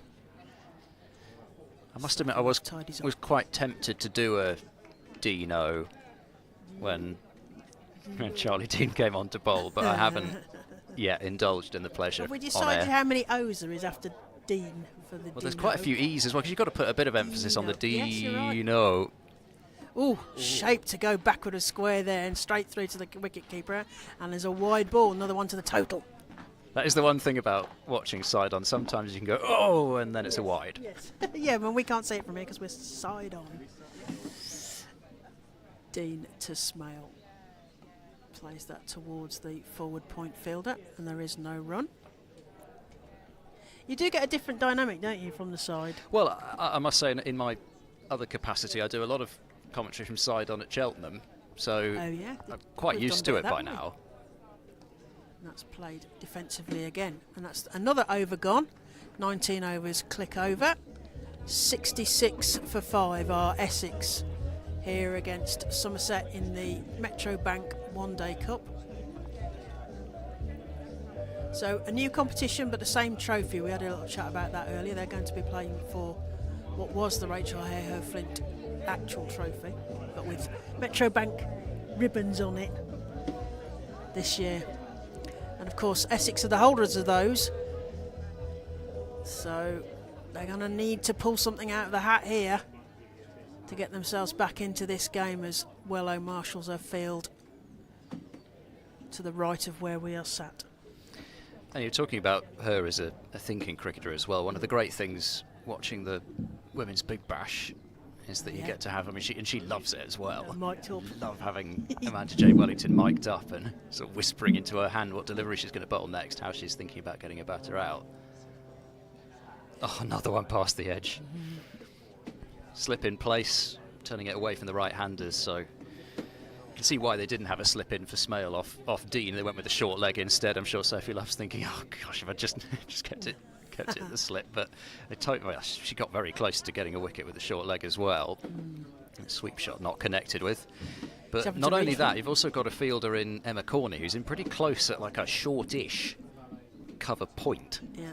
A really tight ring on the offside.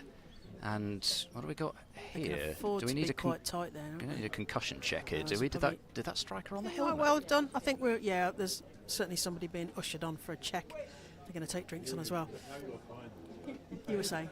Well, either that or it's just come off the glove. Yeah, she's just got her glove off. So hopefully everything's okay for Amara Carr. Yeah, but to start with, I thought it might have been one of those that had maybe come off onto the helmet. It didn't look like it, but We all make mistakes. They aren't Take a deliberate, welcome and that's drink, why I they're called imagine. It's pretty mistakes. warm out there. But sadly, sometimes these can have Check life-changing 22 degrees, consequences.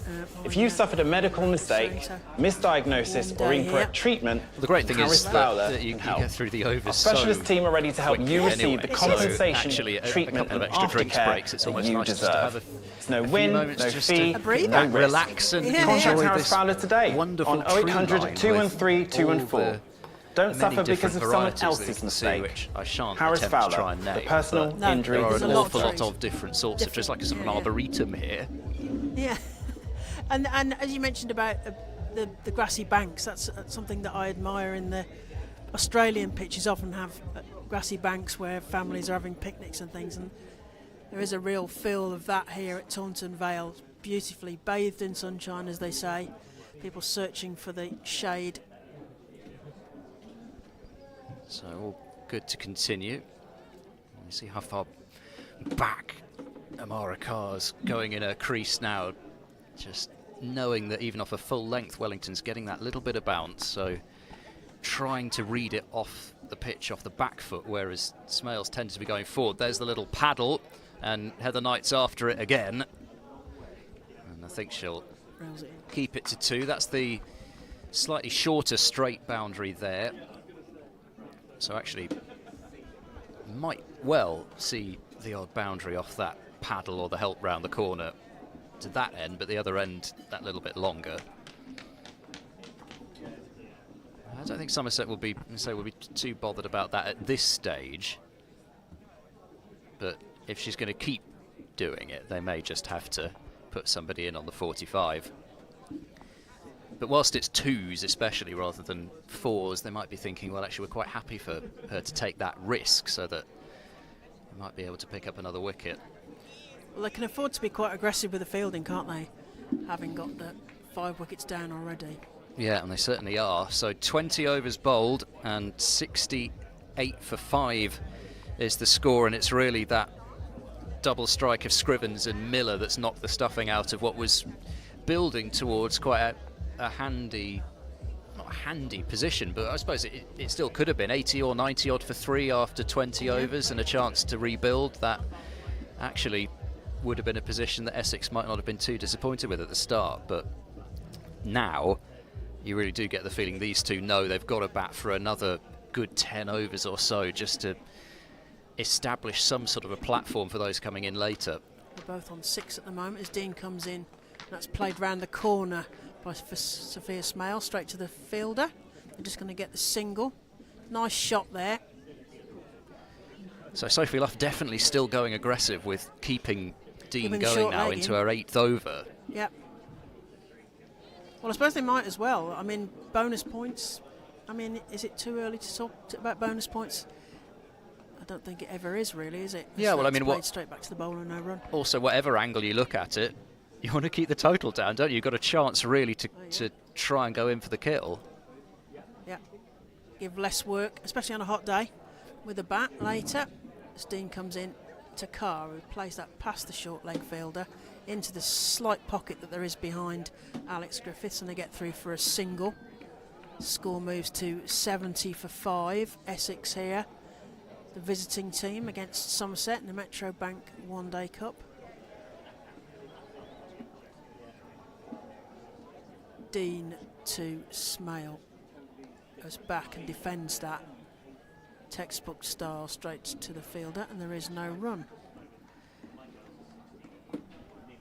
Yeah, she'll be enjoying the chance to bat here and have plenty of time with the bat as that's sort of leg glanced or padded. There was a big shout from Charlie Dean as the fielder goes and cuts that off as and the batters just keep running. It was off the thigh pad. Yeah, Which it was a thigh pad, it yes. maybe gives some sort of a clue. As to I think why the it answer is wasn't given. painful, I imagine. As that hit the hip of Sophia Smale. 2 to the total. Dean in again. Smale forwards, plays that defensively straight to Captain Fantastic Sophie Luff. Another over goes by. 21 overs gone. Score is 72 for 5, Essex. And both batters on 7. So they're matching each other. We're going to have a clip of Amanda Jade Wellington coming up now.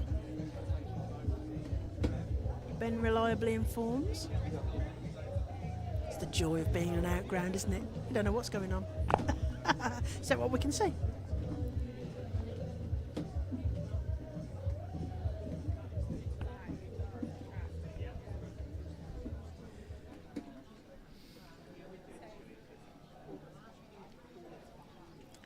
Well, here she is, ready to begin her 4th over. In the air, but wide of Jackson at mid-on. There's a big chase round the boundary from deep mid-wicket, and that will be cut off. I think it's Griffiths again. Is it Griffiths out there? He's had to take the shin pads off and run all the way around there now. And cover all that big gap at mid-wicket. Good luck. Are we allowed to call it cow corner? Well, that was more cow corner, I suppose, wasn't it? Where she ended up. Deep straight mid-wicket. It was a little shorter, but fairly flat from Wellington. When that came down, you wonder whether that was going to be the one that just sat up to pull. If you try and pull that, then there's going to be an incredibly loud appeal, which isn't going to last very long. Dean was on her own with that last one, though, wasn't she? Nobody else showed. That really was the solo appeal. That's nicely played. Swept round the corner and away from that field. They put the fielder on the 45, but they've got a deep mid-wicket rather than a deep square. And Amara Carr, she's been happy to sweep and has swept effectively so far. They're playing some nice shots. Her first boundary, yeah. Yeah, they're playing some nice shots, these two. Yeah, we were talking about batting down the order. I think that's what you will notice about these women's teams. No, they've had the contact time. They played on nice pitches. They can have that confidence in their stroke play. Oh, it's nicely bowled. Actually, she didn't quite play at that one in the end.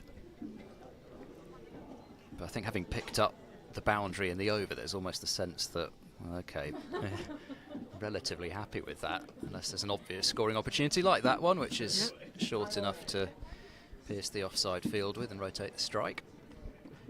Skelton fielding there.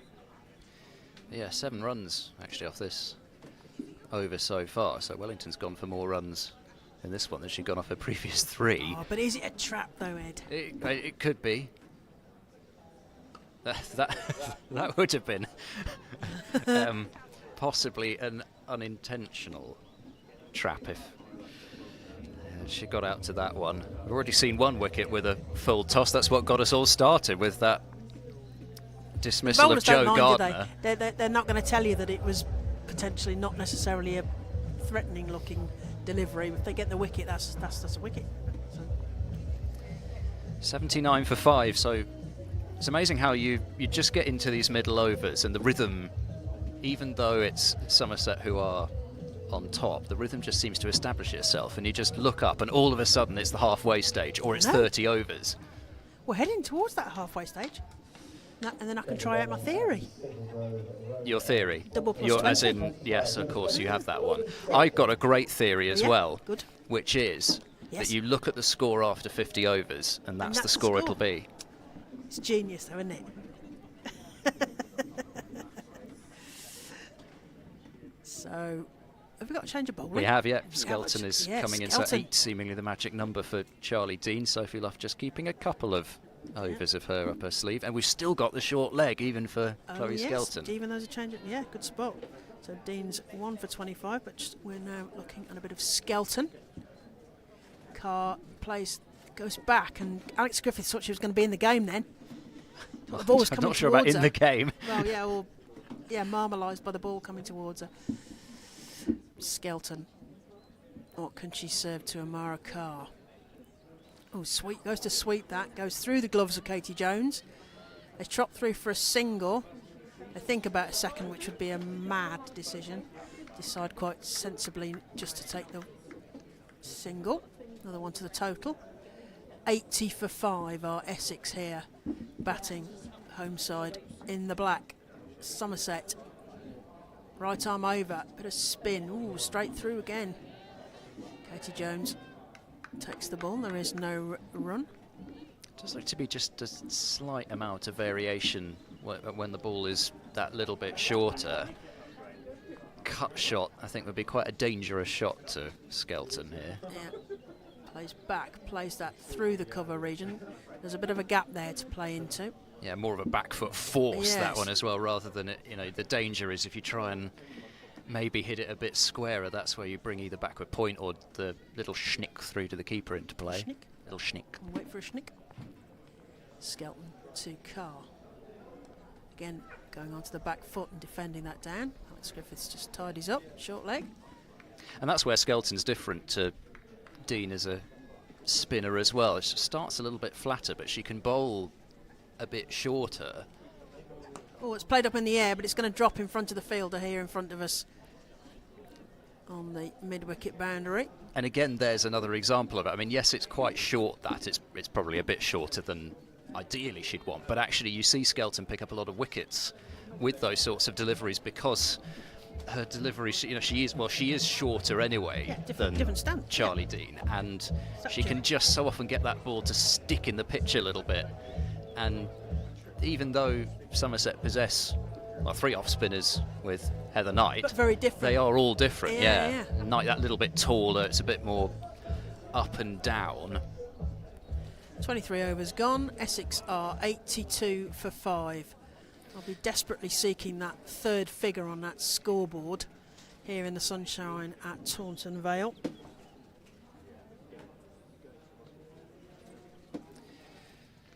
Wellington getting through her spell as well. She'll be at the halfway stage of allotted overs after this.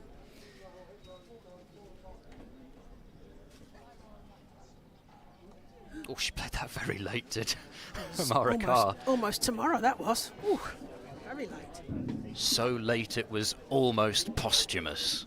I like that one. Where have you got that one from? John Arlott. Oh, is it? An Arlottism.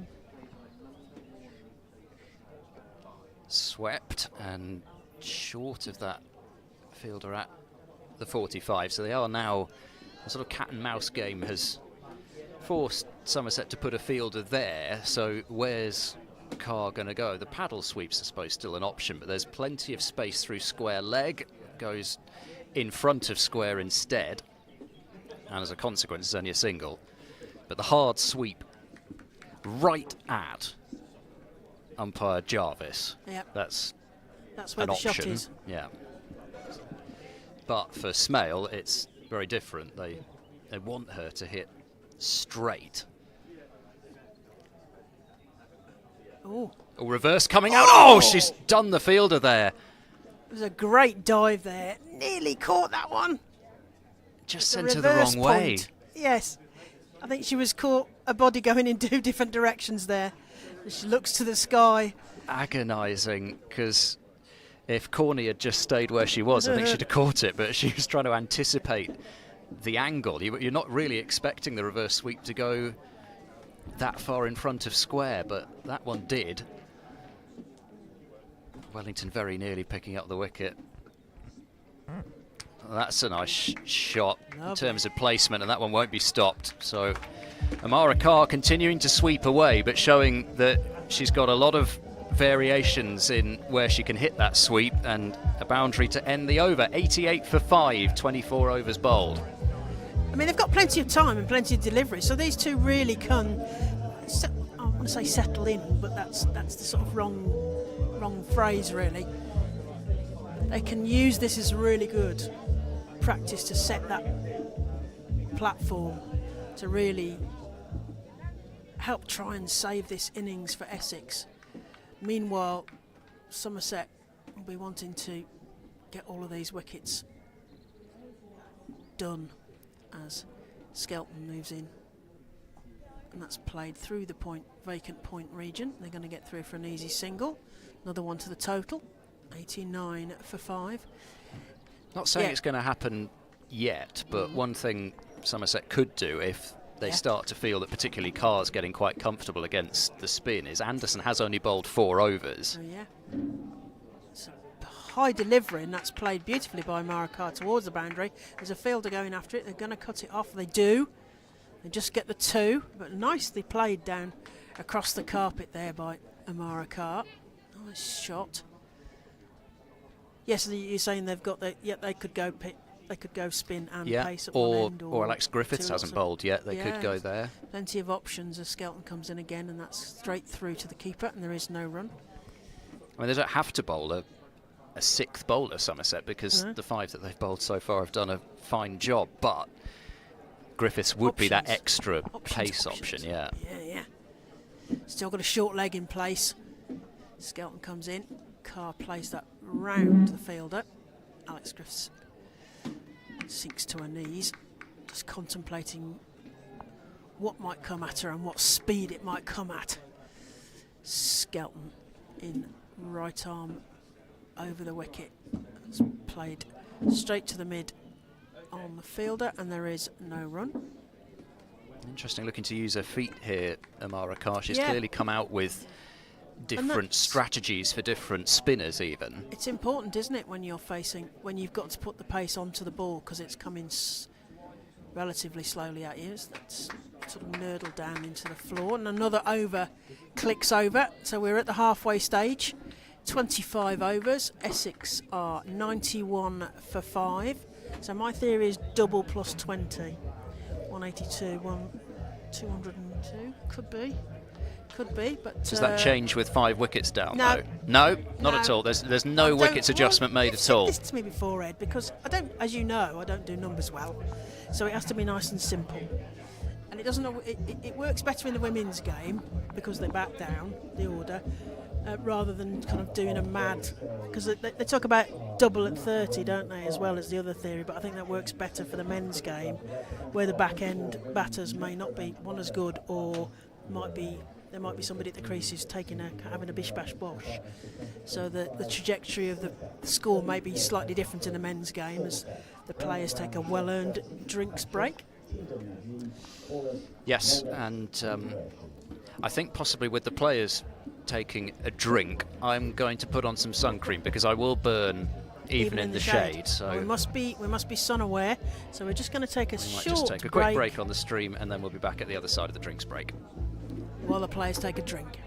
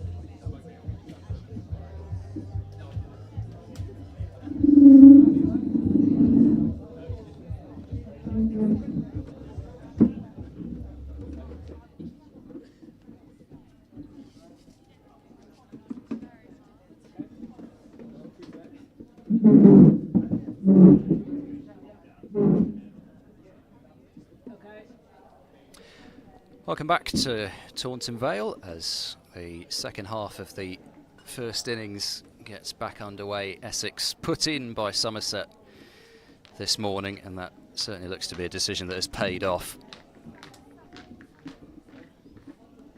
Oh, she's trodden on her stumps. Hit wicket and Amanda Jade Wellington has got a wicket. That is so often the way that these things work. First over after drinks, and Sophia Smale has gone too far back and has trodden on her stumps. That's not something that I've seen for quite a while, but again, you could see particularly Carr actually was going more deep in her crease than Sophia Smale, but well, that is quite a way for Somerset to claim their 6th wicket. Wow. Talk me through it then, Ed. Well, I mean, since I was still powdering my nose. It looked like a fairly routine delivery. It was a little bit of bounce. She went back and just went too far back. Oh no. And the heel has, in fact, unfortunately, it's not even a particularly gentle impact either. It's actually pegged back one of the stumps, so she's certainly done a good job of that. And well, that's a bitter blow for Essex, because that partnership, while Smale was only on 10, she was providing company for Amara Carr, who was really starting to move that scoreboard on. They both played some beautiful shots in that partnership. You know, again, both times that Essex have got a partnership established, 48 between Scrivens and Miller, and then 41 between those two. Both times they've got something going. They've lost that wicket at just, well, not that there's ever a right time to lose a wicket, but just as things were starting to build a bit for them. And you do wonder about that concentration change, don't you, when they've had a drinks break? They always say that those sort of breaks are likely to bring in a wicket. Eva Gray to the middle with a serious task. So somebody who's contributed plenty of useful lower order runs over the years.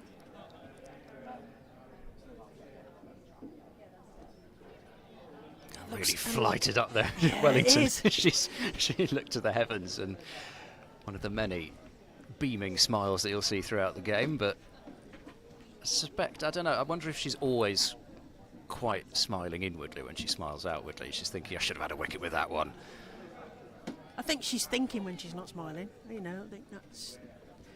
People mistake that sunny disposition for... Oh yes, you would really make a mistake if you didn't think there was a fierce competitor under there. Yeah.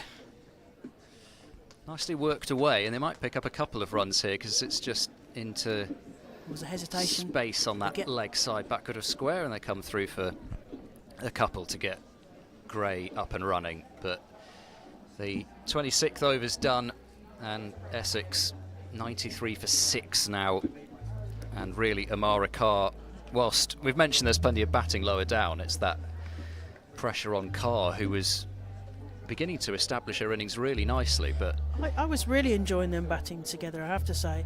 As Eva Gray played England A, of course. And yes, she was out in Australia earlier this month, I think, playing. She played in the Test match, and I think Jodie Grucock was out there playing in both the Test match and the white ball stuff as well. Yeah. But, you know, possibilities of going on higher here. Carr plays that straight back past the diving Skelton, and there is no run. Have we seen the Dean roll yet? It's sort of have we seen Charlie Dean do the Dean roll yet? No, I don't think we have. A sort of mad roll about the floor as that's played. Oh, but we might see it here as Dean goes herring round the boundary and stops the ball. It's a great stop, lovely sliding stop.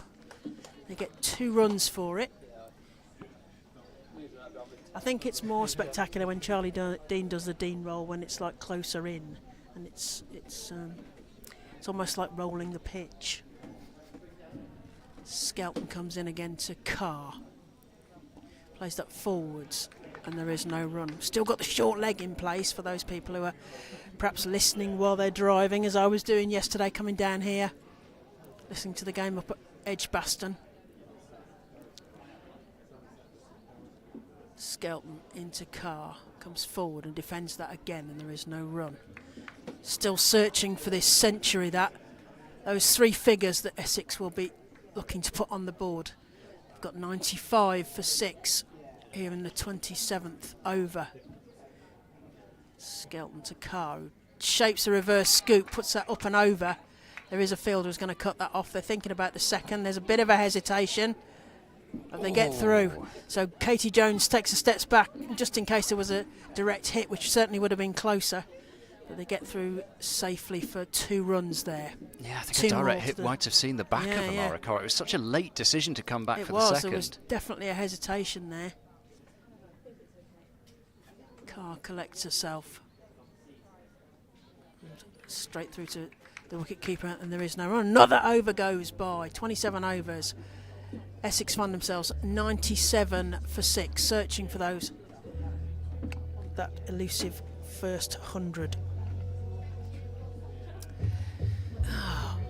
I feel sort of disappointed for Essex with losing, and for Sophia Smale, who did play for the team based at Taunton under the previous regime. Trying to use not use the word era because we're collecting money every time Ed mentions era, but yeah, former Western Storm player gone to Essex, while Maddie Villiers goes to Durham. Yes, I was going to say she's almost spin department. It's a bit. It's not a replacement. Yes, but exactly. It's as they pass. There'll be at least another couple here. There might even be 3 because it's gone so far away from the fielder who's had to come around from basically deep mid-wicket, and they do get 3, which is not something you see too often, and 3 runs to bring up the 3 figures for Essex, so they have made it there, but it's come at quite the cost. 6 wickets, and in the 28th over. Yeah. But Amara Carr continuing to look in good touch, and Eva Gray off to a decent start as well. And getting a shorter ball to pull away is Amara Carr. Another one of my theories is that the pitch boundary is correct if you can run a 3. So regardless, because the conditions will be different, it won't be a number. Almost goes to the boundary. Yeah. Oh, that's a fully, and it gets the treatment. It's really nicely put away, actually, because it would have been the temptation to play a cross-batted wallop to that one, but she kept a straight bat and drove it beautifully through mid-on for a boundary. So she takes toll. Looked like it was going to be quite a high full toss to start with, but ended up being more like a thigh-high one. But a nice shot. Oh, that's chipped up in the air, and it's going to fall safely. They needed the short leg for Amanda Jade Wellington as well. They got the slip rather than the short leg. She does vary her length and her speed so much, and often it's so looped up the batter doesn't know what to do. Short straight extra cover as well, just on that chipped drive, but also again just get the sense that Somerset want to pile the pressure on here. They want to get people in front of the batter, just put them under that pressure. Yeah, that's in the air as well up to mid-on. Jackson does well to cut it off. Nice roll. Good running as well to come through for the single. And 28 overs bowled, 106 for 6. But a good over there, and actually Gray has come out really positively in the early going, and I don't know whether she's almost taking the attitude of, well, we need some runs here, rather than looking at it as we've got all these overs to bat. Actually, if we can start just to score a few runs, because they'll know, I mean, well, you never know how an innings is going to play out. Maybe they'll have a fantastic last 20 or something, get up towards 220, 230, but they'll know they'll have to take a lot of Somerset wickets, you'd guess. So actually, it's more about just scoring the runs, or could be if you decide to look at it that way. Yes, which skill do you back more? Do you back more in terms of, are you a batting side, or do you consider yourself a batting side? Do you consider yourself a bowling side?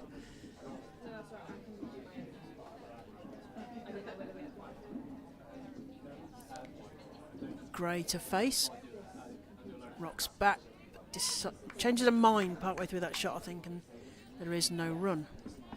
I know it's a tired cliche, but if your natural game is to be more attacking, then I think you still should do that in this position. Yeah. Oh, that's beautifully bowled. Bit of bounce and drawing Yeah. the batter forward, and that's again what Skelton can do. She just gets that variation in bounce out of a surface. Yep. Skelton to Gray. That's defended again. It is a balance, isn't it? Do you play what they call your natural game and your strengths and all the rest of it? But you'd like to think that players at this level can do more than one style of playing and batting. As that's, oh, it's in the air, but I think it's going to go into a gap. Charlie Dean's following that, but it goes a couple of bounces for 4. Nicely struck there into mid-wicket. 4 more runs to the total. Essex 110 for 6. It's got the DJ excited anyway. It's a good shot, and actually a nice shot. It didn't make a massive noise off the bat, so No. I wasn't sure if she'd really hit it, but yeah, she hit that a good distance. Playing again, but straight through to Laura Jackson at mid-off, and there is no run. Maybe there's a change. Maybe Eva Gray's decided to take your advice. They're a long way from. I don't think they can hear us from here. But, take the game to Somerset as that's defended down, and captain fantastic Sophie Love's tidies up. That's the end of another over. They're clicking over quickly now as Essex are 110 for 6. Is that going to go to 30 overs, or did I miss that? No, already gone. 29. But I think that's the other thing, is that so often just 1 or 2 bigger shots and you'll get that short leg out of the way. You'll get that short extra cover, maybe to move a bit further back, and you might buy yourself a chipped possible catch that then falls short of one of those fielders. So it may not just be about, right, I'm going to go out and blaze boundaries, but send a bit of a message, play a couple of bigger shots, and then you can just work the singles about that bit more easily and build the total that way. But still, Sophie Luff and Somerset sticking to their guns, especially with Wellington bowling and the slip, and now the even shorter, almost short mid-off. Almost a silly mid-off there, isn't it? Going to squeeze a single out there, and again that's really good batting from Amara Carr. As you say, the occasional aggressive shot then manipulates the field, because the captain's got to think about, well, do I leave that player there? Do I try something different? And they've got a lot of close catches on the offside, because ineffectively they are trying to get them to play against the turn here. Yeah. Scramble a leg by here, but at the same time that will create those single opportunities if you can just play a forward defence and almost play with the inner half of your bat, as Amara Carr was doing. There's a bit of adjustment to the kit. Oh, shoelaces have come undone. Oh, yeah. But it is that when you hear someone, I think of somebody like Claire Taylor, the batter, when you hear her talk about manipulating, I know if I play it there, then they've got to move this field here, which means then I can play a different shot to a different ball. Just about able to dig that out on the sweep, and they always a bit of hesitation again, but in the end it's good running, and this has been a really nice start to this partnership from these two. But yeah, I mean, again, Sophie Luff is somebody that we've seen do that so well over the years. You move a fielder in one place, right, it's that shot that I'm going to bring out next to get it to move to another place, as Jackson will tumble and keep that to a single. And when you've got the ability to do that and you just do it enough times, 3, 4, 5 times, force the captain to change the field, you're the one that's really in control. Again here, you just wonder a little bit now with these singles being found in the leg side. Is Luff still going to stick to her guns? It looks as though she is.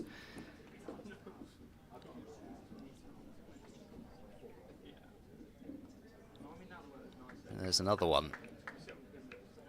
But it's about who's taking the initiative, isn't it? Are the batters waiting to see what gets served at them, or are they thinking, can I manipulate the field? 30 over mark at 117 for 6. So final 20 of the innings coming up. But yeah, and the temptation would have been to change it there, but if you think back to the previous over, there was that little chip which looped up in front of, I think it was Carr. So, you know, it's all a balance. And whilst Somerset aren't too bothered about the runs, they're still happy to go on the attack, and they're still putting that short leg in even now.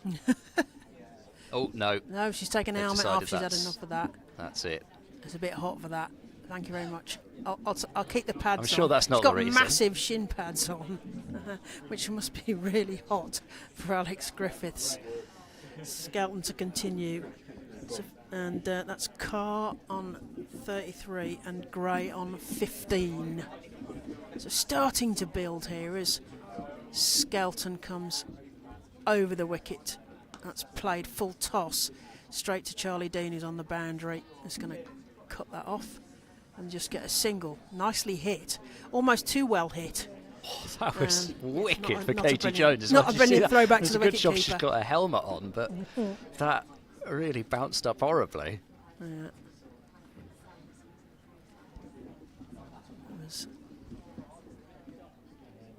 Skelton again. That's dinked into the leg side. Sophie Luff goes after that, and they just get a single. They do need to get into a rhythm if they're going to build a decent score here, Essex. 119 for 6 in the 31st over. Skelton in again. Oh, little glance there, straight to the fielder, and they just get a single. Starting to tick round. And Somerset chirping in the field. Sophie Luff changing, bringing in Alex Griffiths from fine leg to short square and sending square leg backward of square. And that's played into the leg side. Dean has to come off the boundary there. They're going to get a single. Yeah, I mean, so far Gray has been trying to hit the ball with that sweep as she's brought it out. She hasn't yet played the paddle, whereas Carr has, so got to continue to manipulate that leg side field. It's played down first, but there is no run. Straight back to the bowler.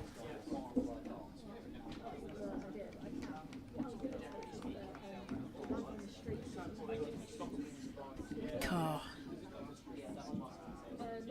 Forwards, plays it in the air, but it's going to drop across the practice strips to Charlie Dean, who cuts that off well because it was bouncing in a nasty way in front of her.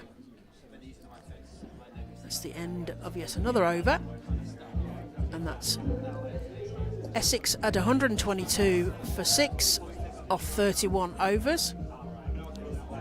Some more lacing of boots going on. I think it's also Griffiths taking the shin pads off, which might be as much of a relief, if not more, than taking the helmet off. But yeah, that extra layer. You've got the black trousers, you've got the shin pads on as well. And you've got your legs lagged. Yes. And I think it looks like she might be taking them off because she's going to bowl. Going to bowl. So we are going to see a bit of Alex Griffiths. Yes. Short leg. She was fielding at mid-wicket and having to run round and field quite a large area of real estate out there. And this is causing a reshiggle of the field as Laura Jackson comes into backward point. Griffiths from our right-hand side. Have we got end names?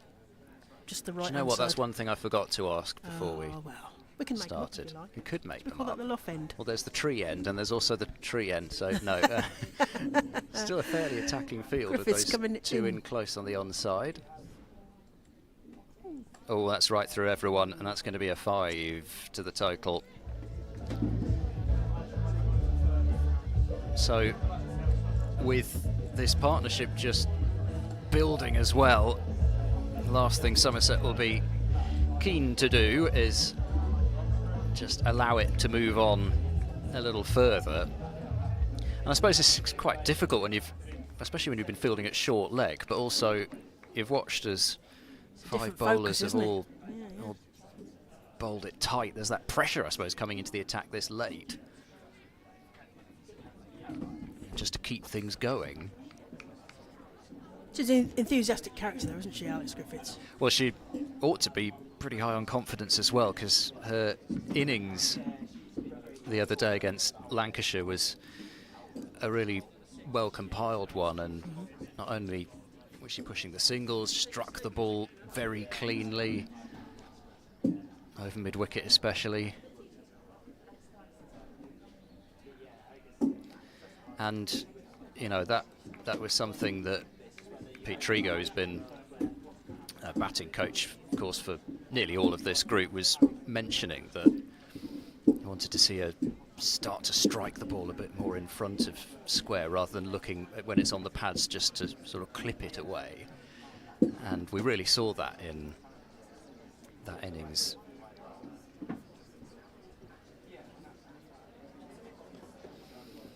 Again, going back, working to leg, it's a very 50-over style sort of shot and rhythm. We've started to get more of the middle overs rhythm and feel to it the last few overs, as Somerset are fairly happy, given where the board is, to allow for the odd single.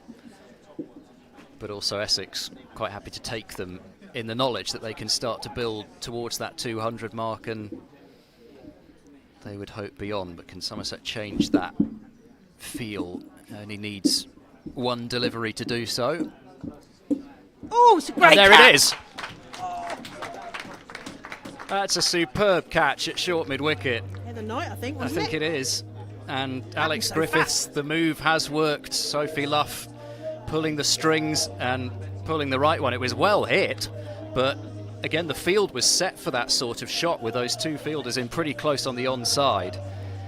And Somerset have their 7th. Griffiths has struck, and that will bring Esme McGregor to the crease. And again, it's another partnership that has just reached that sort of late 30s, 40s mark, and you think, well, actually, yeah, this partnership could really be the one that takes Essex forward in the innings here. And then, again, it's broken. So it's got to be so frustrating from an Essex point of view that that has kept happening. And, okay, up front it was swing, it was good bowling, and then a bonus with that full toss to get it started. But there's just been a few shots that they've been actually not badly hit, but have ended up in fielders' hands. That it's just frustrating when you are trying to build something as Essex are, and they've had a couple of batting performances that haven't gone well, because they haven't got over, I think, 190 so far this year, and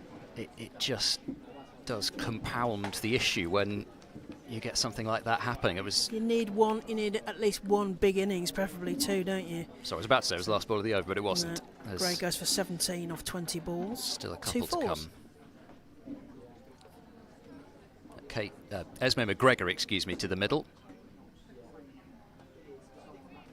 Was that correction? That was a correction, yes. Well, for a moment, the PA mic was sitting on your seat, so I thought you were going to have to do that this time. Have to do that. We should explain that we were at the Cheltenham Festival doing commentary for Western Storm, and the PA announcer didn't turn up, so Ed got very excited he got to do the PA announcements. But apparently the character there, he likes to do a correction and then say something else, so Ed did a bit of that impersonations.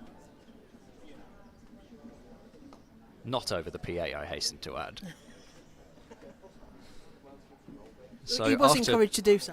Sorry, I was going to say, after a fairly, well, not quite disastrous, but you don't want to concede 5 before you've started bowling. No. But in the end, the over's only gone for 6, and Griffiths has picked up that wicket of Eva Gray, who was looking positive, looking in good touch, but gone for 17 from 20 deliveries.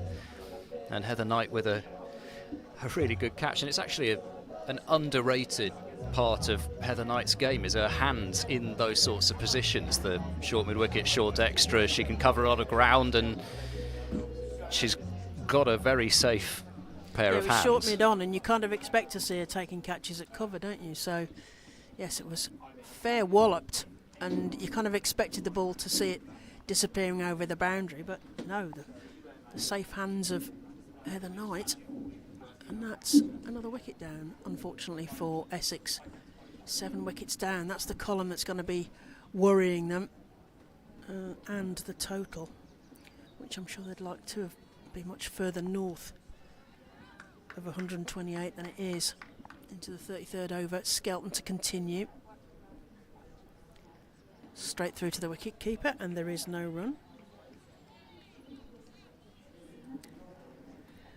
Carr on 37 off the 59 balls she's faced.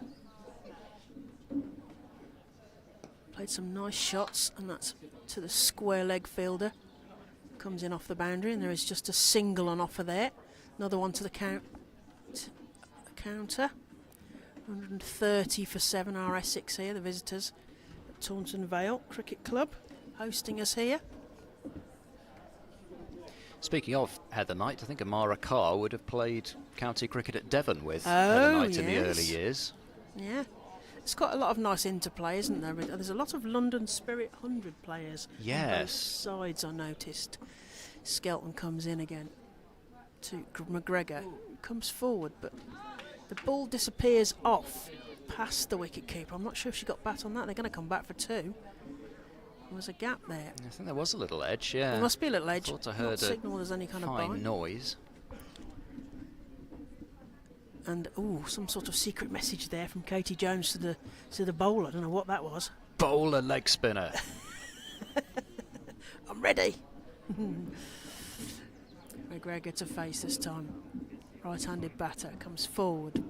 Sort of spreads that straight to the field to Heather Knight there at mid-off, rather than thumping it. A particularly surreptitious way to do that. Yes, in running cricket, down. It's not like baseball. Yeah. She plays backwards, plays out to point. Fran Wilson gets a hand to it. There's a bit of comedy fielding at the point. Well, it worked, at the point very corner, well. but it worked in the end. Tip it into the feet of your colleague. And they didn't really know where that was going, but they managed to cut it off. So another one to the total. Essex 133 for 7 into the 33rd over here. Skelton over the wicket to the right-handed. Oh, Esmond McGregor. That's nurdled down to sort of fine third, I suppose, to get through for 2. Again, that's sort of the problem with using the pace in that area, because other situations you use the pace like that, that's probably 4, but it's quite a long way out there. Carr plays that. Ooh, underneath Sophie Luff to Charlie Dean, who comes off the boundary, and they get through for a single. Sophie Luff just missed that. It's another over gone. 33 overs gone. Essex 136 for 7. Carr, the settled batter, at 38 off the 60 balls she's faced. Esmond McGregor on 3 off the 5 that she's faced. Yeah, so Esmond McGregor into the side, just 20 years of age, and got a first senior contract a couple of years ago. She's the former captain of the Sunrisers Academy, so she's Essex player, isn't she? Somebody who has been coming through that system. Yep. And again, it's been, whilst the focus is on, as we've been talking about up front, pushing players from below, there have also been players which are starting to come through the academies of, well, even take somebody like Sophia Smale, who came through Western Storm's academy. He says talking very quietly because she's just down there. But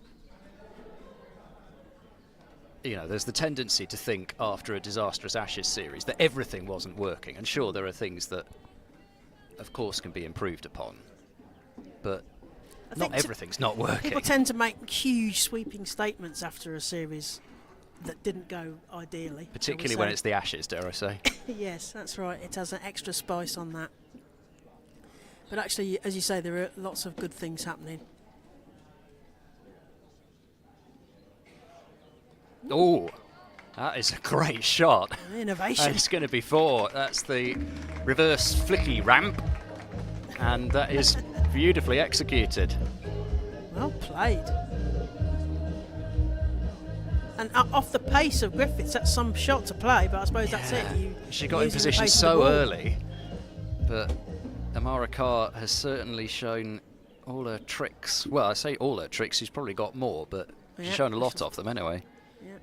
And that's the other thing about sitting sideways on, as you're seeing it at home as well, is that you see the rhythm of Alex Griffith's bowling, which is a beautiful rhythm actually. I hadn't really taken that in. Sideways on, you get a much better view. And the speed of it as well. It's funny how you can have these bowlers, and Griffiths does have a slightly quirky action.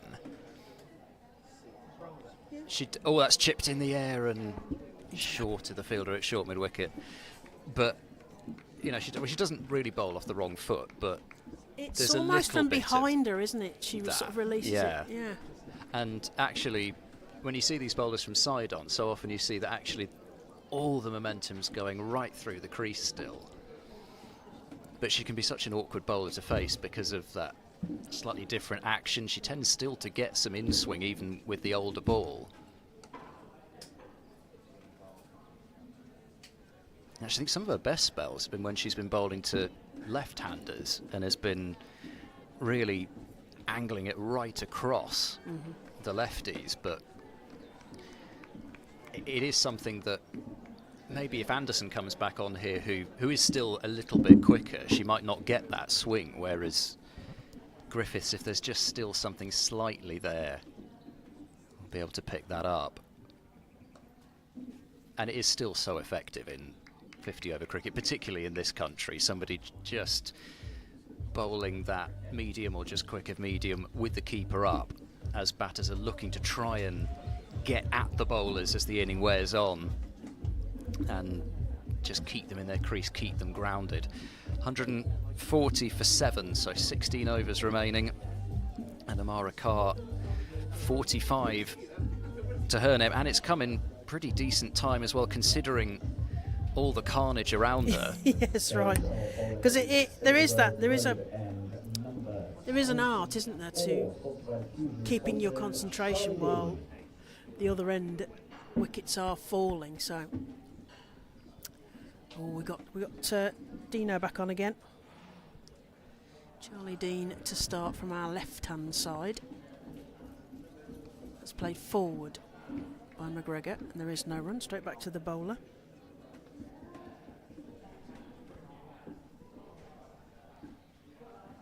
Yes, they're going to need Amara Carr to carry on here as McGregor plays that into a little bit of a gap. Slightly risky, but Captain Fantastic Sophie Luff has to do a lot of stopping and turning, and there really wasn't enough time to do that and affect any kind of run-out chance there. I thought that was curtains when it was moving towards Sophie Luff to start with. Yes, she had a lot of work to do to get to turn her body though. As Charlie Dean to Carr. Oh, just a little nibble in that. Places that to short third. They think about a second, but think better of it. Just the one onto the total. As Carr edges towards that possible milestone. Is she going to get her 50? This time McGregor to face 8 on her bat. Oh, almost a full tossy thing there, wasn't it? It was a sort of odd shaped delivery looking side on. We've seen a few of those, haven't we, which have I don't know what's going on out there, but there's a few which have snuck underneath the bat. Yeah. Oh, straight through to the wicket-keeper. There's an appeal, but slightly muted from Katie Jones. So I think he's probably in the cheeky chappy. Well, that's the. I've just whipped the bails off really quickly here. Yeah. So I'm going to ask anyway. It's got to be almost instinctive, hasn't it? You think when keepers practice that, are they then doing the practice appeal to square leg immediately as well? Yeah. That's played underneath Sophie Luff again. And they get another run to the total.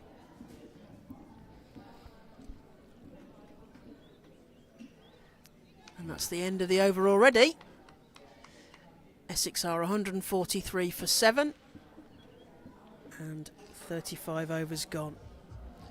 And McGregor has kept the strike there, but I think you could hear the encouragement from down below. I think it's going to be one of those things where pretty much every run she scores will be applauded, because yes, they want even though we've mentioned the depth of batting, etc., you want, if you're Essex, Amara Carr on strike as much as possible. So how aggressive does Somerset want to be in trying to keep her on, trap her on the crease, as it were.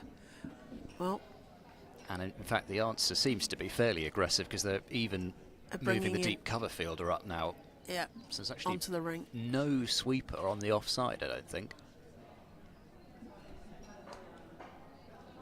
And in fact, there's only 2 fielders out. We're almost in the first 10 overs now.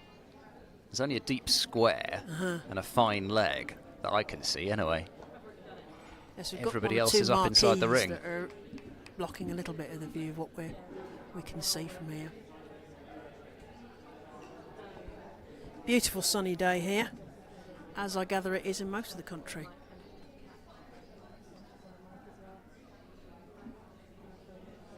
Oh, the problem, I suppose, is that you see that field with nobody fine of backward point and just think, I can get a little touch on that. It's probably going to run away to the shorter end, but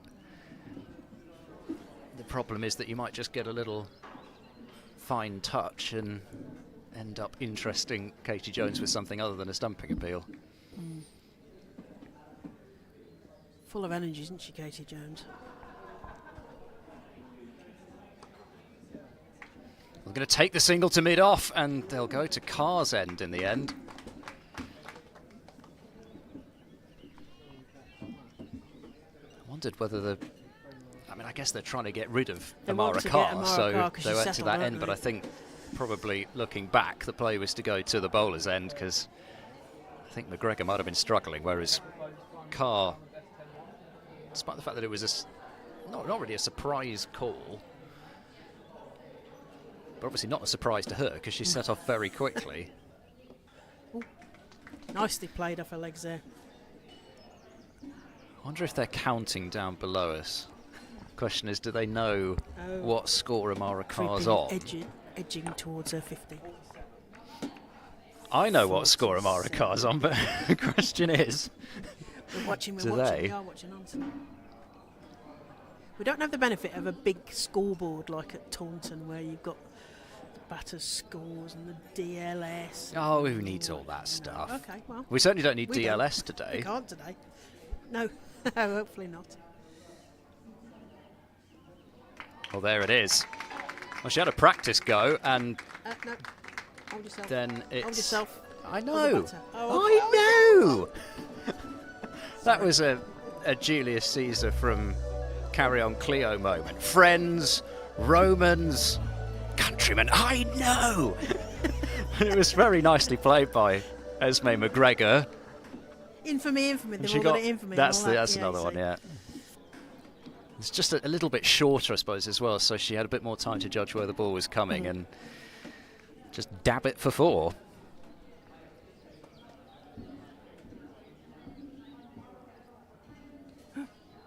Now that wide will bring up the 150 for Essex. It does have quite a lot of similarities, this innings so far, to that Somerset innings the other day. Can they just... This is Lancashire as opposed to the Lancashire game, but the Somerset innings of the Lancashire game, from 69 for 6 to 200, and Essex looking to do something similar here. And Carr's playing the Griffiths role at the moment. Can the likes of McGregor and Kopak just provide a 20 or something like that to go with Amara Carr, and still there's a chance for Essex to post something competitive here. It's 150 for 7, and probably also just from looking at it, I think maybe it's just older ball and Carr being established. It does look as if it might be getting a little easier out there. So I still don't feel that this is as it might be down the road. It might be a case where, well, if you don't get 250, then you're really going to be struggling. I think, you know, you've certainly got to feel that getting towards 200 and just over it be very competitive. Yeah. Carr squeezes one past the wicket keeper. There's a fielder running after it. They're going to do at least 2, possibly 3. It's stopped in the outfield. That's 2 more to Amara Carr. 49. Right on the edge. Feel the tension from the Essex bench, watching on, wanting to see their colleague get to this milestone. Ooh, down the leg side, but no bat on that one. That's a wide. Another one to the total. They'll be happy with that. Every single run like gold dust here for Essex. Dean, no doubt aware of the milestone possibility here for Amara Carr. Plays that down. Again, a defensive shot. Dot ball.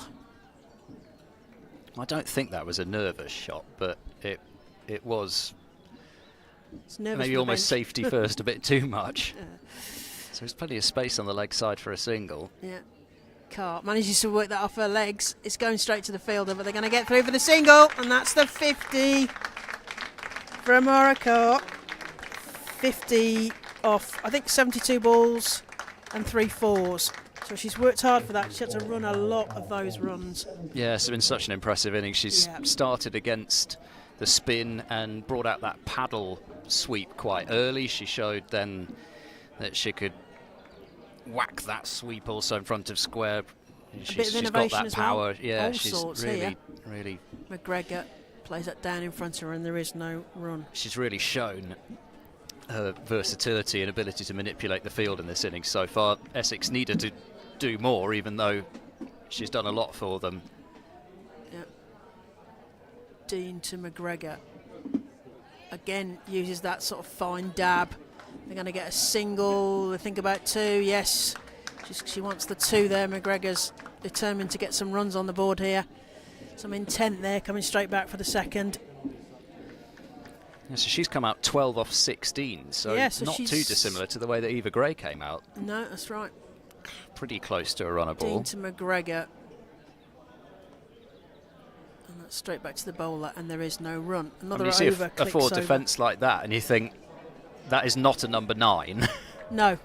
Well, not in the traditional set if you're used to watching, let's say, a lot of men's cricket or whatever. But yeah, nice bit of defence there. So 37 overs gone. Essex are 156 for 7. Amara Carr's just gone through her 50 milestone. 73 balls and 3 fours. McGregor on 12. You done Charlie Dean's figures? Unfortunately, I probably interrupted you a moment ago, but I couldn't hear you over the top of the music. The music was pumping so loud.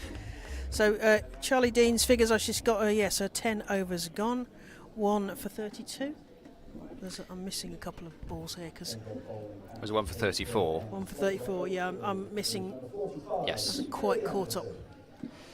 So but yes, a very good spell from Charlie Dean there. Yeah, tight spell. She got the wicket of Scrivens as well, the prize wicket. Yeah, very prized. Change of bowling as Anderson comes back. Ooh. Now that's nicely placed again by Carr, thinking about 2. Yeah, she's going to come back for it. This is good running from Essex, and just one of those things also, not only does it get the 2 batters out in the middle going, but just starts to get a bit of energy going off the field. There's a feel like the gears has just been clicked, doesn't it? And then the noise from Essex just builds a bit. Somerset can hear that. And, you know, they'll, from the position that they've been in, be desperate to keep Essex below 200. A bit of a late decision to go, but there's a single even to quite a lot of fielders inside the circle now as Somerset look to try and bowl at McGregor rather than at Carr. Yeah. But yeah, it's funny, isn't it? 8th wicket partnership here, but it's almost got the feel of a 4th or a 5th wicket partnership might at this stage because of the way that McGregor's come out. Yeah.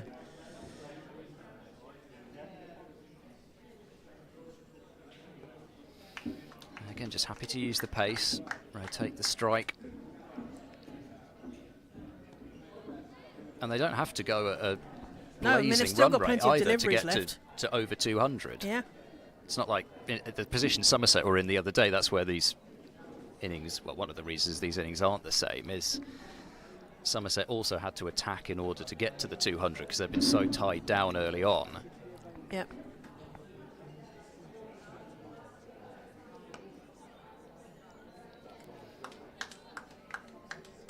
It's a smart shot there. Easy single there. Yeah, we've seen it a few times, haven't we, where it's been a bit shorter and the temptation might be to try and get a bit greedy with the cut shot. In that instance, third was up. So the danger might be that you try and hit it too hard. And it's just good strike rotation.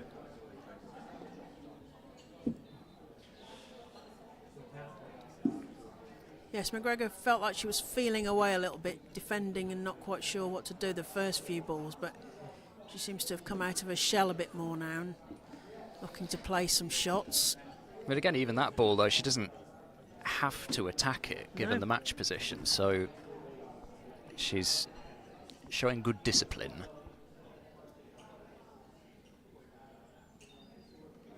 Oh, that did come off the gloves of Katie Jones. You could hear the edge and then the flick, but you cannot call that a drop, because if you can hear the edge that thickly, then there's basically no chance of taking that catch. And actually, Katie Jones has probably saved 3 runs there because the glove slowed it down. Yeah, 162 for 7.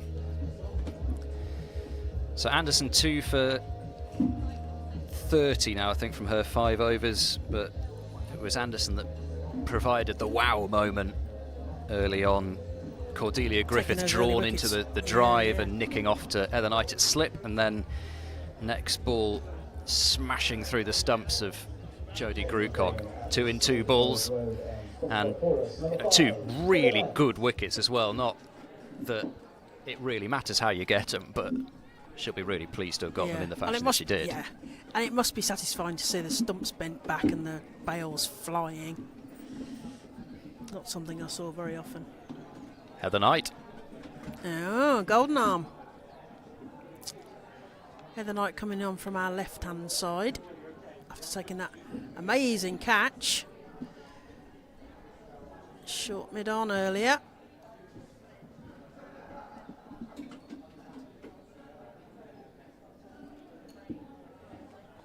Oh, there's a big appeal. Oh, and she's given it! LBW. That's a wicket. Another wicket down. So McGregor goes LBW to the golden arm. First ball, Heather Knight. I think that is the definition of golden arm, isn't it? Yeah, that's it.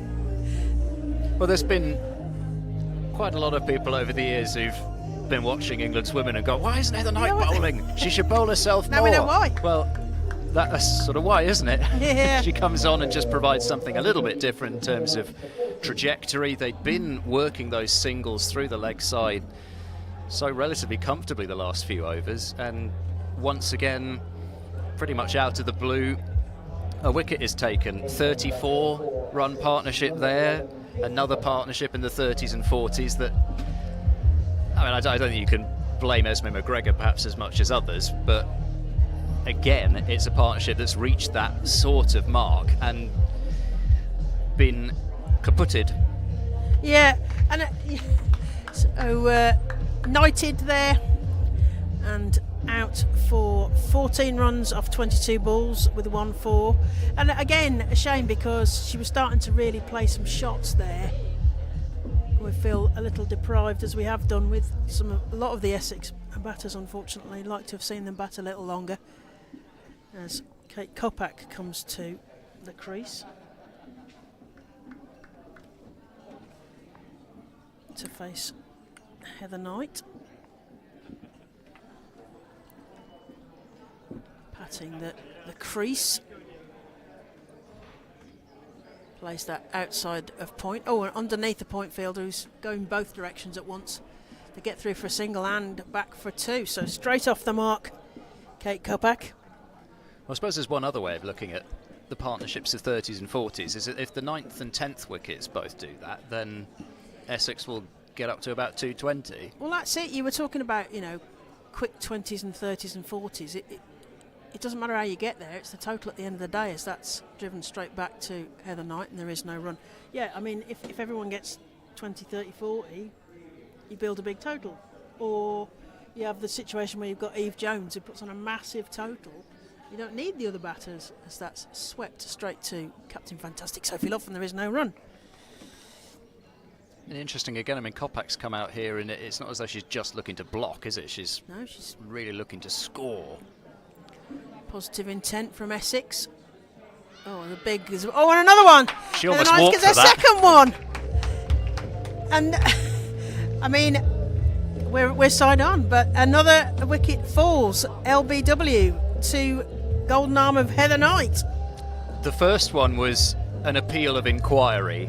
That one was just a formality, really, and Kopak was pretty much walking off before the finger was raised. I don't think she quite walked for the LBW, but that must have been so plumb that Kopak knew the moment that struck her pad, she was out. And what an over that is. Wow. 7th bowler coming on in the 39th over. Ladies and gentlemen, Heather Knight. Yes. Well, deployed well there to get 2 wickets. Up to Maksud comes out to the middle. Would I be doing Maksud a disservice if I were to say that possibly she would be more of she's more a of number bowler. 11? Yeah, she is. Yeah, she's one of the few that one might say, with Lauren Bell, that they are bowlers as opposed to batters. But Scottish international will be used to wearing purple, of course, for Scotland. It's quite similar, isn't it? Purple and blue. Yeah, beautiful kit Scotland playing. As Heather Knight serves one up to Maksud, who just defends that, nowhere near anywhere taking a run there, and that's the end of the over. So smart move to bring Heather Knight on. 2 wickets in the over. Mike Perkins reckons that bringing Heather Knight on is cheating, and he's booing on a text to me. He sent you that now, has he? He's Hello, put it on Mike. that group chat. It's not cheating. She's playing for Somerset, as dictated by the new England coach, Charlotte Edwards. The England players will play first rounds of the Metro Bank One Day Cup. They need to get some match practice and prove with their performance that they are worthy of their England shirts. So can Anderson just finish this off now? They might want an irritating last wicket partnership, Somerset. And also be interesting to see how Carr plays now as well. Will she decide that actually she's got to just try and put Somerset under some pressure, play some big shots? Because, well, we'll see how much trust she has in Maksud, but yeah, whether she I looks think the to balance even will be keep the towards strike, she wants or to try and keep the strike. I think it'd be interesting to see whether she does turn down a few singles. That's a good Yorker. No thought of turning that one down unless they were thinking about 2, but it's not there. Katie Jones does well, because if it had been left up to the sweeper coming in, then they might have come back, but Jones sprinting out straight away and gets a hand clap for doing that from Chloe Skelton running across. Think tank gets to work again. Field tightens for Maksud. yeah.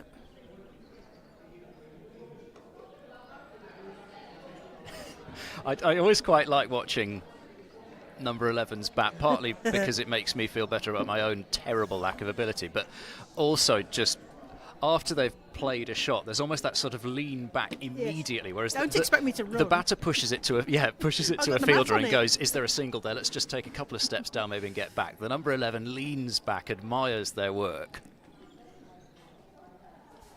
Oh, there's an edge there, but it'll work for Essex. Get Carr back on strike, and Maksud is underway. Because Maksud she's a martial artist. I want to say Aikido, but I might get that wrong. She's certainly martial arts. She carried the flag for Scotland Commonwealth Games. I want to say Manchester. Anyway, She's represented her country at martial arts, so don't mess with Abta Maksood. Not Glasgow. Might have been. Pace off, but picked by Carr, and still only the single though, although thought about coming back, but Maksood held up the hand. Don't think she quite fancied the second run there, but they might have got it. She covers the ground actually amazingly quickly because she's got very long legs when she runs. It was also Carr who was running to the danger end, but maybe just thinking now about keeping, I think, this last delivery of the over, if I've counted correctly, out and then on strike for the next over. Oh gosh, that's a full toss, and it's a no ball. And that will be a warning and a free hit for Amara Carr as well. And actually, Maksood did well to play a shot to that. Yeah. Actually, it's worked out. Well, I suppose 3 would have been the best result, but yeah. In terms she gets herself off likeliest strike. outcome, yeah, it gets Carr on strike. They'll be able to change the field hit. because different batter on it's strike. Carr on strike, yeah. But here is the free hit, chance to do some damage. Oh! Again, it's pace off, another full toss, but I think this one's okay. Yeah, sort of knee-height one, that one, wasn't it? But handy, though, extra run, and also allowing Carr to keep the strike at the end of the over. 170 for 9. There are, in theory, 10 overs left in the innings. Somerset will hope it's rather fewer than that. Somerset will hope to get this last wicket, won't they? Because I think there's a victory in itself in terms of that mini victory of getting a side bowled out. Yeah, and especially as there's got to be frustration in terms of the way that the batting's going with Essex at the moment. It's a similar group to the batting group that won the 50 over title last year, but it hasn't worked yet this year. Knight to Carr. Oh, there's an appeal to the square leg umpire, but Ian Blackwell is unmoved. Well, I say unmoved, he's actually now got to rebuild the stumps, but he certainly was not giving anything for Katie Jones's appeal. Katie Jones just seeing whether Ian Blackwell wanted to do you want just to? rest his legs for a bit. I'll wait till he started walking and I'll rebuild them so he has to walk back again. Knight into Carr, who tries to reverse that. Q ends it. The reverse snooker cue. Reverse snooker cue, yeah, there indeed. Well, she played pretty much every other shot so far. It's been a good innings here from Amara Carr. Comes forward, plays that in the air but into a gap. Wello is behind that, cuts it off just before the rope, keeping Heather Knight's figures good. Wafts her deep cover in as well. Let's get that extra fielder in. In fact, mid-on coming up too, so just the two back on the leg side. Yeah, they're squeezing in on Maksood here. Plays that towards cover. That's straight to the fielder, and there is no run.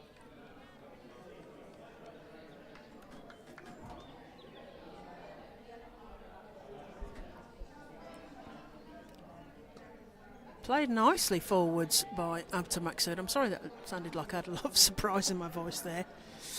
But, Scotland, of course, would like to have done better in the qualifiers because that means that they don't get the money that they would have had. It makes a big difference to Cricket Scotland as Knight comes in again and Maksood plays that nicely down to... through mid-on. They're going to get runs at least. It might go to the boundary. 4.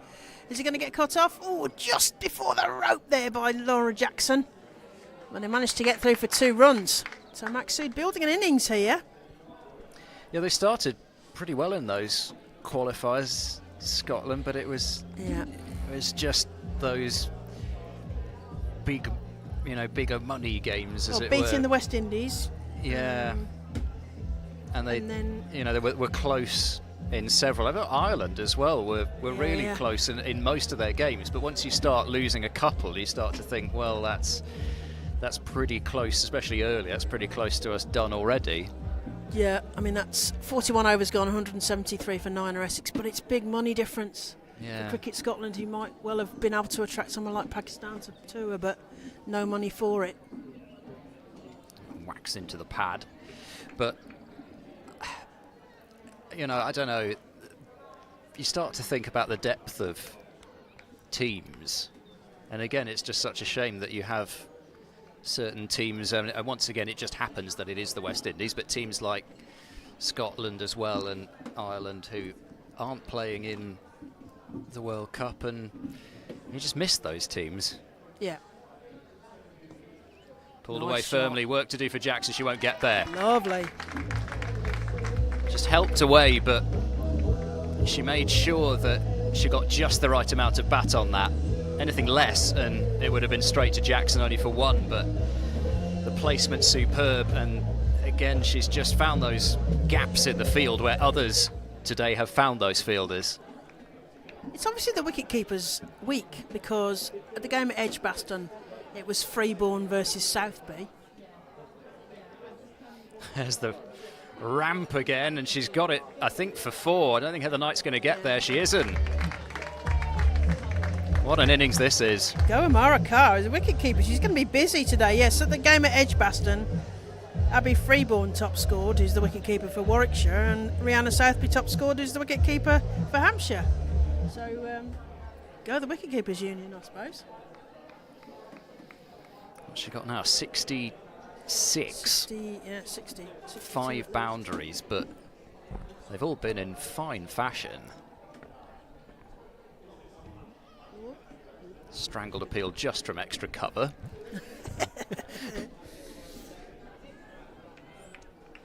Charlie Dean being the only one who'd gone up for it. Still a chance for Essex to crack that 200 mark. They've got the right batter out there. Yes, it's a challenge now. What can they get to? They've got those sort of 8 and a bit overs. Something to bowl at. What can they get? So she'd probably like to get off strike here and won't do so. So that means she's going to have to find the single off the last ball of the over. Will Somerset elect to... Oh, you think there's one more left after that? No.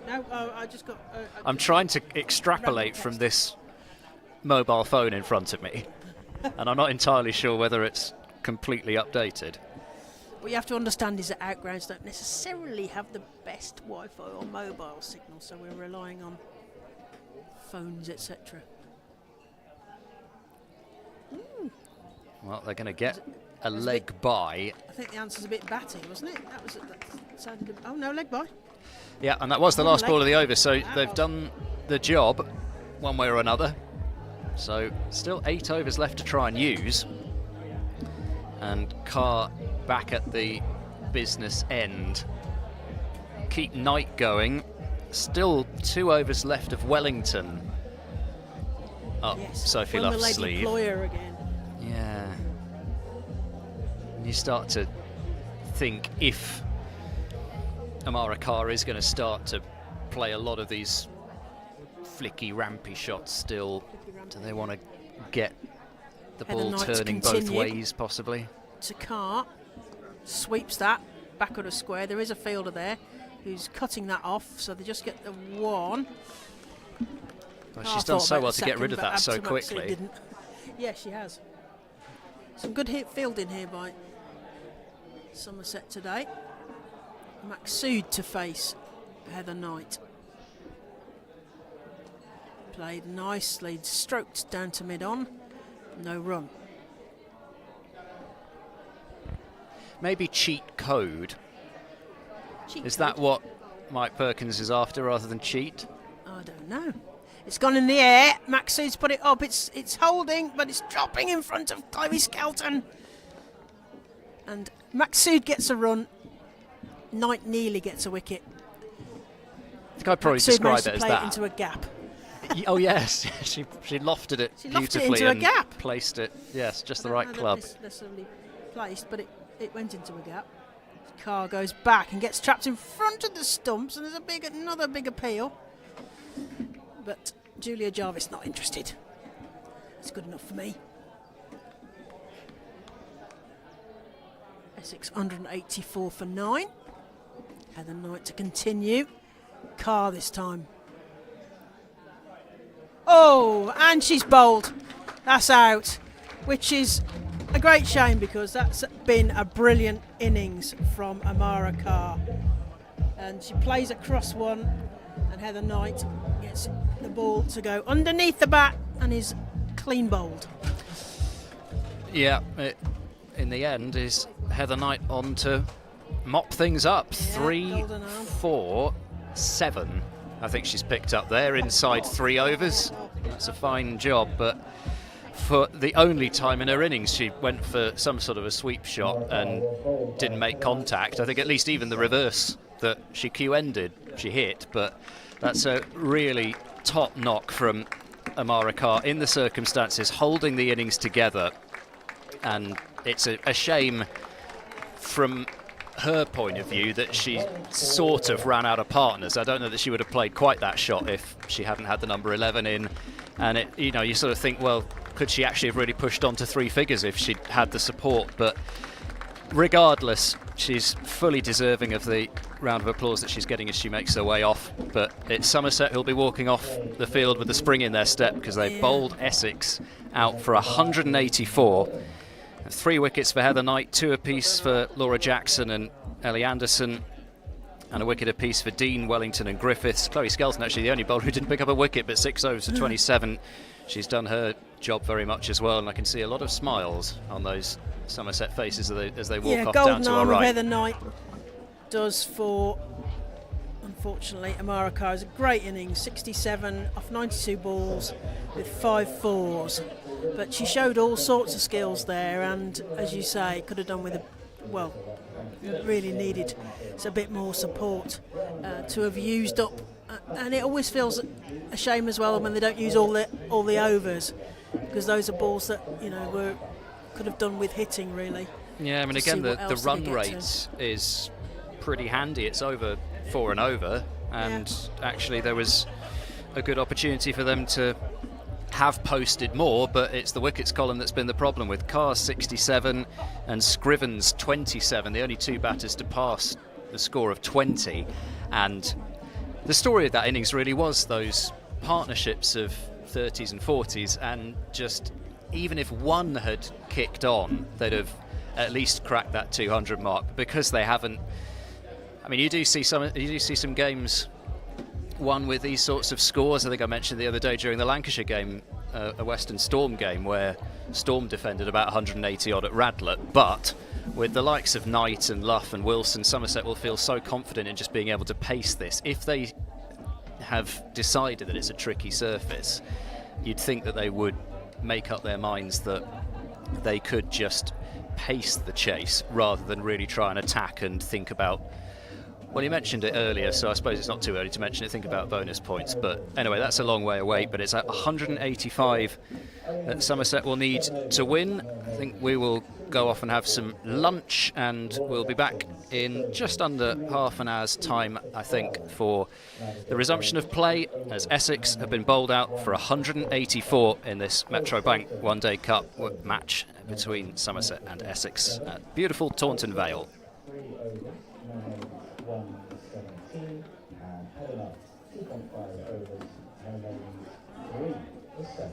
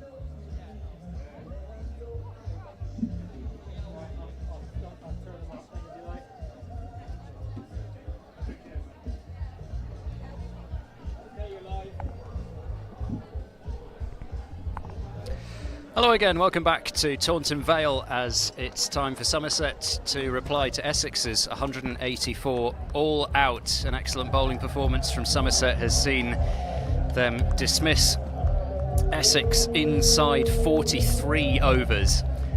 And whilst initially I'm sure Heather Knight and Emma Corney, who are making their way out to the middle, won't be thinking about it, there'll be a point where they'll just assess where they are, and there could be the chance of a bonus point, but at this point they're just wanting to set a good platform and make sure that there aren't any wobbles early on in this chase, I suppose, because it's one of those chases where you expect to get the runs, but equally that could bring some pressure, especially if the likes of Heather Knight and Sophie Luff fall early. That could bring some pressure, couldn't it? Ed Seaborn and Claire Jenkins, by the way, with you on the Somerset live stream. Welcome along wherever you're watching. You could not ask for a better summer's day. Or a setting. No, it is just beautiful with the afternoon sunshine beaming down upon the players and upon Heather Knight, who is facing the first ball. Emma Corney at the non-striker's end. As you said, it's one of those ones where you expected to get this easily, but things don't always go to plan. The first ball's striking Heather Knight high up on the bat, as I think that's Kate Kopak who's opening the bowling, and it'll be the first run, but it made quite a clunk off Knight's bat. Yeah, I think Ian Blackwell thought he was in for a catch there because it was coming towards him. Square leg umpiring. Yeah, indeed. Kate Kopak, who's opening, and she took a 4-wicket haul in the Rachel Hayhoe Flint Trophy final last year. Definitely a dangerous customer up front. Slip in place. And Corney wasting no time in getting underway as well. Lovely leg Actually, dance. we're going to push for 2, and in fact, by pushing for 2, they've forced the fumble out there and made it quite easily. And that's good to see as well, because I think for all that didn't go right in Essex's innings, the one thing you certainly wouldn't fault them for was their running between the wickets. I thought they really pushed, and sometimes you don't always see sides do that enough, I don't think. No. Pushing that extra run almost as the fielder's picking up. And they did some hesitating, but not at crucial moments, as it turned out. They didn't have anybody run out, did they? There was the one run that was taken to Sophie Luff at short mid-wicket that you thought you probably wouldn't be doing that too many times, but actually, again, she'd got to so turn, often hadn't she, when she picked it up? You know, as the fielder, it's got to be a perfect pick up and throw.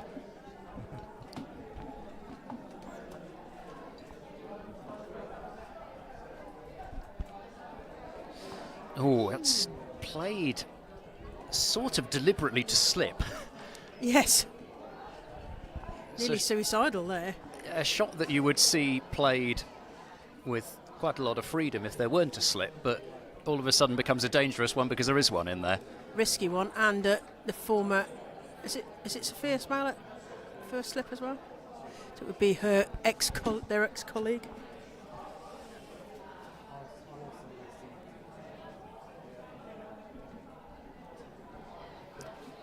It's wided by umpire Julia Jarvis. I'd like to thank Taunton Vale Sports Club, by the way, for their excellent spread. Yeah, for lunch. At lunch, we've been treated to a nice array of salads and cold meats and some quiche.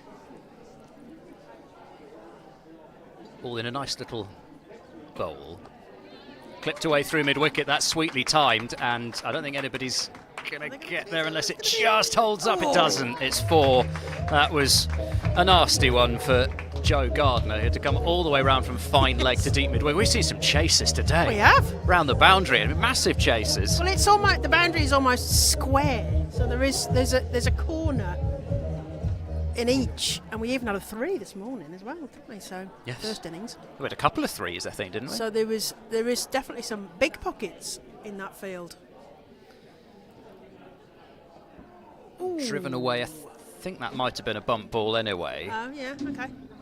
Not sure. Anyway, it doesn't matter because it fell short of extra cover anyway. And she's getting some low 5s, so it wouldn't have been a chance anyway, but I think it may have been into the ground. Anyway, 8 from the over, so a good start from Somerset's perspective. Around about, 5 runs ahead of where they need to be. Yeah. Because Essex started with, Somerset started well with the ball, which wobbled. 3 wickets for no runs was a great start for Somerset in the field, and a tricky start, shall we say, for Essex. So what pressure can Grace Scrivens apply here as Eva Gray comes on from our right hand side? We are watching the game at the same angle that you're seeing it from the one side on camera. Gray to Knight. Plays that down into the leg side. They're going to get a single. Bit of a cheeky one, but they did get the single. It's a single that Heather Knight can take because she knows that she's got young legs at the other end. Yeah. And there's no chance really for short mid-wicket to pick up, pivot and throw at her end. So over to you. Yes.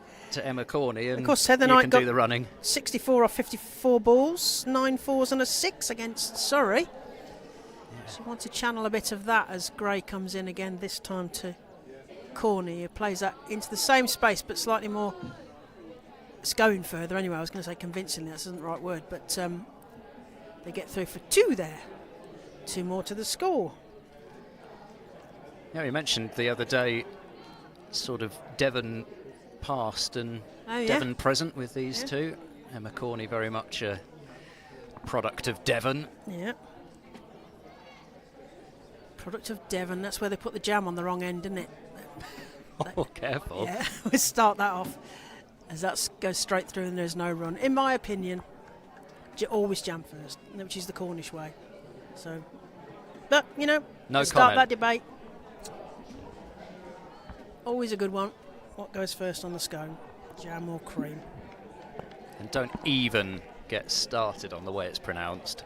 Yeah, that's yeah, full of controversy. In that baked goods. Or controversy. Or even, yes. Great. And that's played to point, but straight to the fielder, and there is no run. It runs for both Knight and Corney in that game at Beckenham, with Emma Corney also getting into the 60s. And yeah, it 61 was just off a really 68 balls. encouraging start to this new opening combination. Yeah, 7 fours and a 6 in that Surrey innings for Emma Corney. We're talking about her back foot play, especially the pull shot in that game. So strong. Check drive, and there is no run. And actually, I was listening to the coverage from Southport yesterday, and Kevin James of BBC Solar Lovely was talking Kevin. about... He'd missed me. I saw him last week at Edgbaston. Yeah, Kevin, Right. yeah. Yes, Kevin James was talking about how Surrey bowled a lot of short stuff at Hampshire as well. So clearly that's something that they've decided they're going to do. But Emma Corney seemed to quite enjoy dealing with attack. it nice. Flicked, and it's going to go for 4. Is that going to be a wide or is it? Oh, leg buys. 4 more to the total. That's the end of the over. 2 overs gone. Somerset are 15 without loss. Yeah, it doesn't matter too much which fashion they come in. I think there's probably a feeling that most likely, if Somerset can get, say, a 50-run opening stand here, then yeah, they're well heads set. will probably for the drop out in the field, and as long as there's calm kept, then there really shouldn't be too much bother as long as these two can get off to a good Ray start. Scrivens may have learnt some trickery from her experience of being England A captain in the multi-day game and the one-day series. We shall see. We certainly saw Sophie Luff get very funky.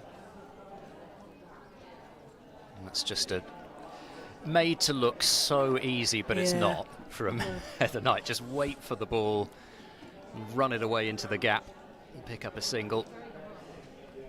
Great players, though, always seem to have so much longer to do to it, to practice their skill, don't they? Execute their skill.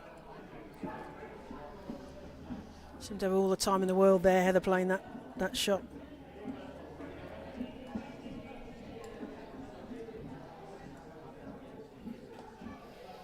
Corney looking for that mid-wicket gap again. Saw that more off the spinners, I think, from Essex in the first innings, just that roll of the wrists and try and find the gap. And there is, we are in the first 10, of course, but pretty big gap between a fairly straight mid-wicket and then a fielder who's probably going to call that more a long leg than a fine leg, but certainly areas to target. And that definitely was driven into the ground. Crowd catch. I think people are basking in the sunshine too much to really get up for a crowd catch here. Never mind the fact that they're all paying such close attention to what's going on out in the middle. I'm sure they are. They need to, actually, because there might be some balls flying if anything gets dropped short. Protection of the advertising boards to fall back on. That's way down the leg side. No, they're wide. No, it's just a very pastoral scene with people just strolling through the meadows over on the far side and it's a lovely, large, square cricket pitch surrounded by this lovely bowl of green grass. This is almost... Well, I know people don't like to use that term, flat-batted, anymore. Huh? Some people are trying to make strapple happen. A straight Sounds pull. like a drink. Well, I think it sounds like grapple, where you're almost fighting the ball off. Yeah. And I don't know, it doesn't really quite convey the right I think we can sense invent somehow. a lot better than but that. I don't know, it may be one of those things that continues to happen.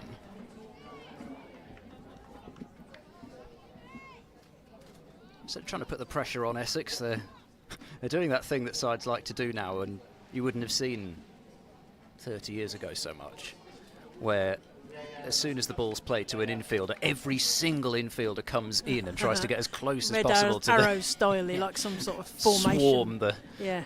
batter on strike. Well, it is threatening when they're all coming at you in their purple tops. You think purple's a particularly threatening colour? So that's just taking a bit of pad, maybe. End of the over, 3 gone, and Somerset 17 for no wicket. What is the most threatening colour? I think it's supposed to be red, isn't it? Well, At least in terms of, I don't know, in terms of sports teams, I think the feeling is that red is. I mean, it's very serious about colour to various go for. sports, isn't there? So those sports, like hockey or football, where you're looking down at the play, then the colour of your socks is probably more. No, seriously, it is more important because you need to know, particularly with hockey, because you're bending down, so you need to be able to see out of the corner of your eye what colour socks are around you for passes, etc. I'm not sure about cricket. I mean, white tends to look bigger, so you would potentially, I suppose, look bigger in the field, like you're filling more of a gap, as that's played to backward point by Heather Knight, and there is no run. But you need that and then some stripes, maybe. Oh, yeah? Vertical or horizontal. Possibly. A la Southeast Stars, Bumblebee. Oh, yes. Stripies, as in the old money, as it were. The old regional setup. Southeast Stars played in yellow and blue stripes. Gray comes in to Heather Knight. Manages to work that down in front of her, but there is no run. Or wasps. Wasps. Yes, it's the season for wasps as well, isn't it? Well, there was one, I think it was a queen, which was examining the Bees and wasps roof and area things. up there. Yeah. They'll find any little crevice that they can We're on get the into. balcony here, which is rather nice as well. Except I do feel like I should be being served clinky drinks. 'Cause we're I up was on high about to say, stools. you're missing a mojito or something. Yeah. Heather Knight plays that back towards the bowler. He manages to stop that. We do have the bar directly behind us, but I don't think Should I that need it? I've got Ben to Warren drive. would be I've got to particularly drive. happy if we What are started you to thinking? ply ourselves with alcohol at this point. No, I don't think there's only We two can have of us. one, can't we? You get us all one. Okay, we'll see what the prices are like. I'm not big in mojitos, but yeah, I'm driving anyway, so that's the end of that. That's a no-hito, but I don't really like tequila, so that's that out. Gray into Knight, plays that through the point gap. That's going to be a lovely 4. Really nice 4. We saw Gray Scrivens pick an enormous gap in a similar style in the first innings, and that was Heath. That was Heather Knight there. Right in the gap. Yeah, I think I'm with you on the 0% cocktail type things. If I'm going to have a mocktail, I want it to be something completely different from the alcoholic drink it's supposed to be. Because otherwise it's just doing impersonations. You're right. It does feel like we should have clinky drinks up here on the balcony. Eva Gray comes in again to Heather Knight, who plays a defensive. What they're going to do it? Drop and run. I think probably a lost art. Often drop and run. I just feel that it's good value. Drop it somewhere the fielders can't get to and sneak that single. Another one to the total. Somerset are 22 without loss. We're in the 4th over. In the sunshine here at Taunton Vale Cricket Club, who are looking after us in fine style, as Ed mentions. Corney takes a waft at one. Which clearly wasn't wide. We're sidey onto that, but Corney takes a little bit of a dirty look outside. Off there. That's the end of the over. So, 4 overs. 4 overs? 5 overs? 4 overs. 4 overs. 4 overs gone. Somerset 22 without loss. Yeah, so I think Somerset need to chase this within 40 for the Oh yeah, the bonus bonus pointy thing. I think that's usually how it works. So yeah. that's that. In case you've got your eye on that already. Yeah, which you might do. Particularly confident Somerset supporter. Yeah. don't think anybody's a confident cricket fan, No, are they? no, I was just thinking that.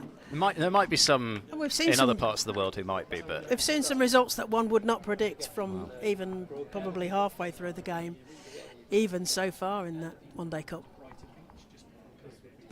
that's played very fine. There's no stopping that because the fielder is very much a long leg, and as Claire's mentioned, you'd probably be able to get a sense of, the boundaries are quite a square playing area, so trying to cut that angle off is next to impossible, which is probably why they've got the fielder out in that position in the first place. But it's another boundary to Heather Knight. Just a fraction offline, but it's all it needs to be. And this outfield certainly is quicker than it was first up this morning. Yeah, a bit of damp first thing, you kind of think, and we saw the ball slow up just with about 6 to 10 feet to the boundary. Didn't always make it to the rope, did it? Yeah, there was actually quite a bit of dew up front this morning. I know people who watch things like the IPL get bombarded with information about dew, but there was dew. There was this a bit, morning. yep. It's nice, warm start to the day. Back of a length and allowing Knight to rock onto the back foot, and that is just marvellous timing. It's not quite going to make it to the boundary, but it's going to be another three. It's into the corner. Yeah, it's just slightly downhill to that area, but Maybe. it's a long way out there. They'll certainly be working up a sweat already, the two Yeah, you don't want to be trying Somerset to batters. run out to that corner. Oh, full toss and flicked high in the air. Fielder trying to get back, won't make it. And it boings off the practice pitches and back for two. Eva Gray frustrated there, fielding it back. Yeah, it looked as though, I don't know, I mean, I think she was trying to pick that up in the air. Yeah, it's difficult Just though, isn't it? underneath 'Cause it, it's a threw very it a bit blue early. sky, which makes it even more difficult to judge the sort of trajectory when they go up that high. Can't quite squeeze that one away, but even that shot, I think, get the sense that Somerset aren't feeling particularly perturbed by the surface, or at least maybe they are just thinking in terms of getting off to a flyer. Maybe giddy by the fact that they haven't lost a wicket so far.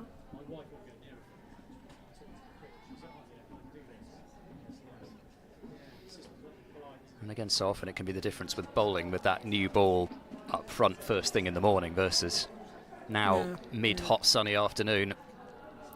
It's a good delivery and well kept out, but Somerset have already got their fill from the over. 31 without loss, 5 overs gone, and that requirement already coming down towards the 150 mark. So yeah, halfway through that power play where the fielding restrictions are in place with a 25-yard circle in the women's game, and the idea being that the batting side can hit up and over to try and get some big shots.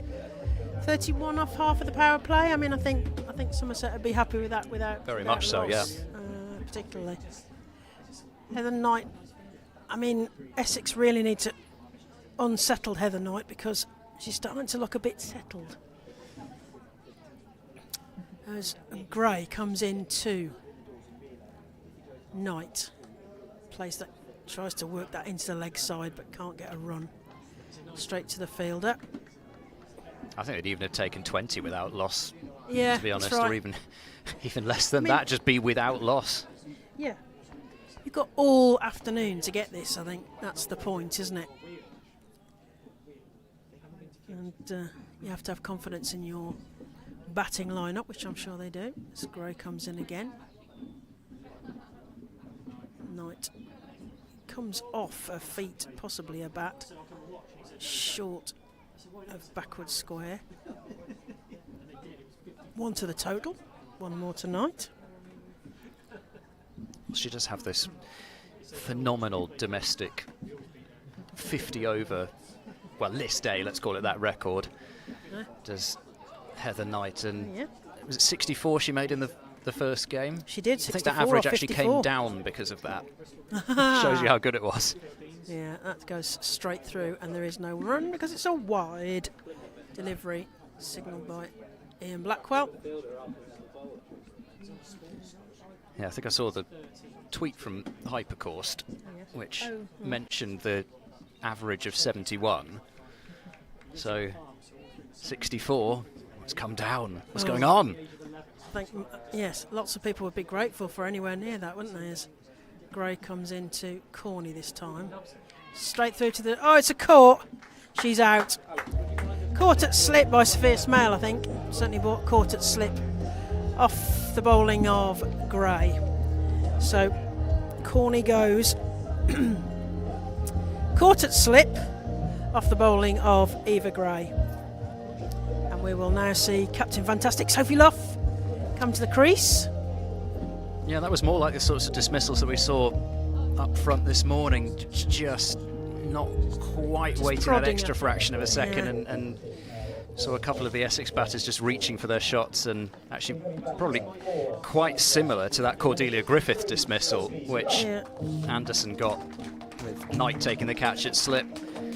So it's a decent start for Somerset, but I suppose now if Little Essex wobble, can take another actually. couple of quick ones, then they really will start to put some pressure on Somerset. But whilst the likes of Knight and Luff and obviously Fran Wilson doing some warm-ups in front of us, whilst those are still out in the middle, Griffiths, or in Wilson's Dean, case still to come, Jones, Somerset they've still got will plenty feel there, pretty haven't they? happy. Corney is out for 10 off the 20 balls that she faced, with a 4 in that. Caught Smale, bowled Gray. So Sophie Luff taking her guard. She didn't bat in that opening game against Sophie Surrey. Luff, She kept dropping down the order and Just let didn't them get in on the with it. end. Yeah. Got a good Well, one captain's the prerogative, other perhaps. day from Kate Cross, as did Heather Knight. Gray coming in at pace. That's played by Sophie Luff, looking a little surprised at the bounce of the ball. Some pace of Eva Gray, because we've got the wicket, Mara Carr, the wicket keeper, and Sophia Smale quite a long way back. We've got a backward point, a cover point, cover, long off, long on, short mid wicket. Gray comes in. That's played through cover. A lovely gap there. We were talking about piercing gaps. Is it going to run out? Is it going to... Oh, it made the rope. So, nice boundary there from the captain. A little nerve settler potentially. Yeah, and again, a really lovely shot. Just finding the gap. spelt. There wasn't much of a gap there. And again, the difference, I think that's 2 this morning. Yes, maybe possibly. 3. Yeah, it was firmly struck, but I think you're right. As Gray comes in against a Luff, who just defends that back, and there is no run. Somerset finish the over. That's 6 overs gone. They are 37 for 1 loss. Emma Corney caught Smale off the bowling of Eva Gray for 10. Heather Knight on 15. Sophie Luff on 4. I've got very little phone signal here, so if some of these scores are a bit behind, it's just because my phone's still struggling to catch up. I think we may have a bowling change. Sophia Smale, who does like to bowl early on in an innings, and Essex clearly feeling that they just can't let it drift too much. Kopak 3 overs for 19, and in another instance you'd just be carrying on and getting into a spell, but they clearly feel that they need to make that change and try and push for and change the paces as well of what's being delivered, perhaps. That's an indication also they feel there's not a massive amount of sideways movement there. That will squeeze past cover, so more running to do for all involved. Only 2 this time.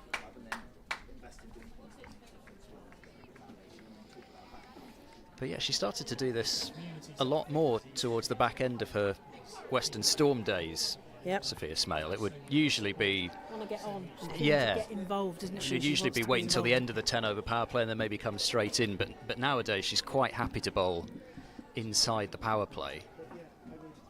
It's not all spin bowlers who want the new ball, but Charlie Dean's similar, isn't she? She wants to use the new ball. Yeah.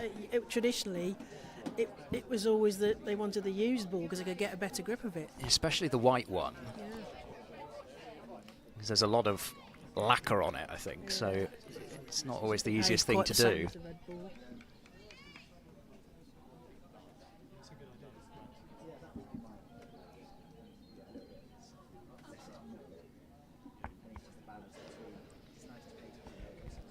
As well watched by the fielder there. We've seen a couple which have just spun off the edge of the square. It can be easy just to take your eye off it.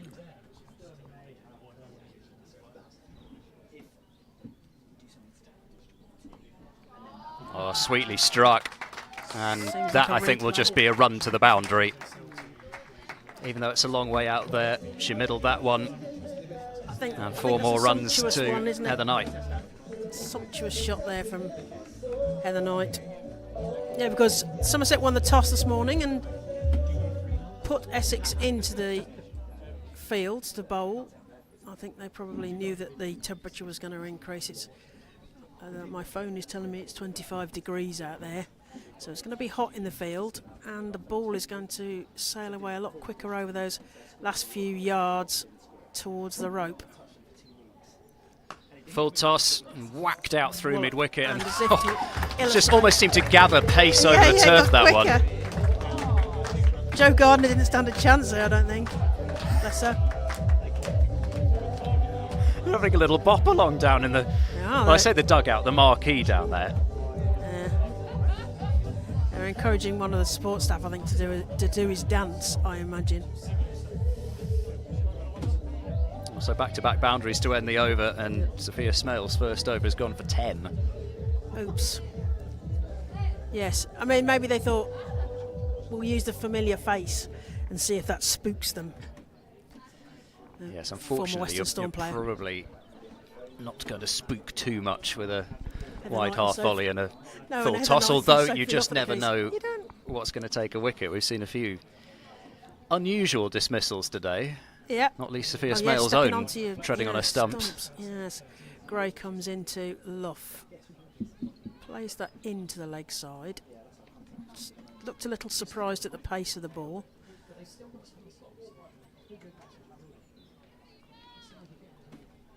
Yes, beautifully hot day. We seem to have gone from sort of late winter into plunged into summer within a couple of days, which is lovely. Been an extraordinary start to the season. I think. Does mean that Ed and I both have to have lots of sun cream on and sunglasses, etc. As Gray comes in again to Luff, plays that towards the cover point fielder, and there is no run. I don't think I've had a single minute's worth of rain interruption in any cricket that I've covered so far this year. I did have a short break at Edgbaston, the Warwickshire Hampshire game, but it was only brief and we didn't lose any. A brief bad light interruption where it actually did drizzle a bit. Okay. But they went off for bad light, so I'm not counting that. Okay. Well, yeah, it's good. They might have still been on it if it had just been the rain. Luff manages to nurdle that to third. Fielder's hat comes off in the effort to field the ball, and they get through for 2, which pleases the Somerset bench, clapping below us. They seem to think they'd run 3 for the 50. There's only 2, yes. Luff still on strike, but getting close to that 50, I suppose. Much they're warming up to clap the 50 as Somerset hit 49 for 1 in the 8th over. Eva Gray, England A, into Heather Knight. Prods that back, Sophie Luff, beg your pudding. Prods that back towards the bowler, and there is no run. Yep, so I suppose at the moment sitting easy on the benches, and I say enjoying the sunshine, but of course they're sitting in the shade. but still. Yes, they're I'll be sitting on the enjoying shade of the watching marquee, these which two. is partially obstructing our view. As Gray comes in to Luff. Plays that straight back to Grace Scrivens at mid-off, and there is no run. Good thunk off the bat there from Sophie Luff. Yeah, she really tried to force it out through that offside, but Yeah. she doesn't give you much, Eva Gray. Very accurate, and I think she just seems to get quicker every year I see her. Well, the contact time they get in with the coaches in the off-season. The experience they get playing England A is that's worked to third, and they get through for a single, and Sophie Luff pinches the strike for the next over. And that was the 50 up. It was the 50 up there. They can clap now. Clapping for 50 up for 1 wicket, and that's 8 overs gone. Seem more interested in the 49 down below us. I don't know. Maybe it has some significance. No, I'm sure they were just pleased that the previous one had found the gap for a couple. Yeah, run rate certainly more than okay in the early going, and well, it's been Heather Knight mostly, but that's all they need really. If Heather Knight is still there and scoring Yes. at the rate that she is. Yes, 50 for 1 in the 8th, and you're feeling quite calm, I think. Essex need to find a wicket somewhere. Grace Scrivens discusses a plan with her bowler. I just know there's going to be a spot that I've missed sun cream wise. It's always somewhere that I miss. Oh, I've got sun on my knee here, but I have put sun cream on earlier, so It's coming round. Yeah, it's coming round.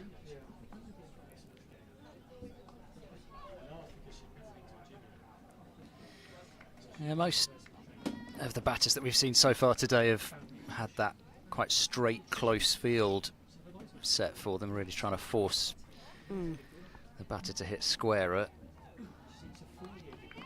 This is a bit more control from Smale here. Well, yeah, I mean, sometimes, as with a lot of bowlers, first over, but she will settle in. She is so accurate. Driven firmly, but straight to mid-off. Yeah, no mistake in that.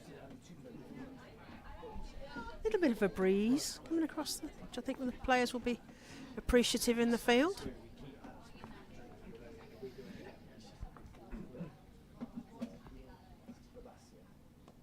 Little use of the feet from Luff, something that you'll see her do almost every ball when she really gets it right. Yeah, and lateral as well if she's Yeah. feeling like she's got to play some funky shots, but they're not.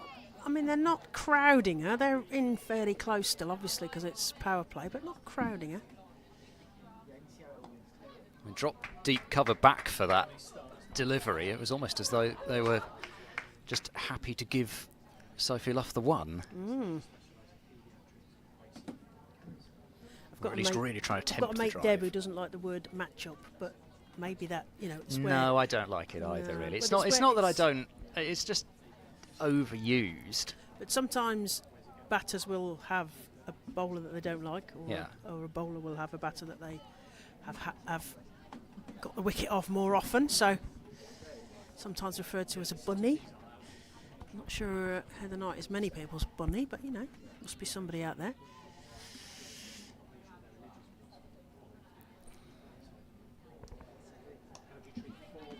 It's a nice length from Smale. Despite the big stride from Heather Knight, she can't quite get to the pitch of it, so it would be in a bit of peril if she decided to drive, so much more like it from Smale, who is metronomic in her accuracy when she gets into her spell. So 1 over left of the opening 10, and Somerset 51 for 1, chasing 185. Can Somerset make the most of these 6 legal deliveries? Will there be any hitting up and over, or will Sophie Luff, Captain Fantastic, keep to those low risk across the carpet shots as Gray comes in? tries to play it past cover point, but the fielder does a good job in stopping it there. And picks up a bruise as well as the ball. Yeah, it's so hard, isn't it, everywhere? It's just very little give to the surface, and particularly the square, because... That'll be harder because it's been rolled so often, that's right.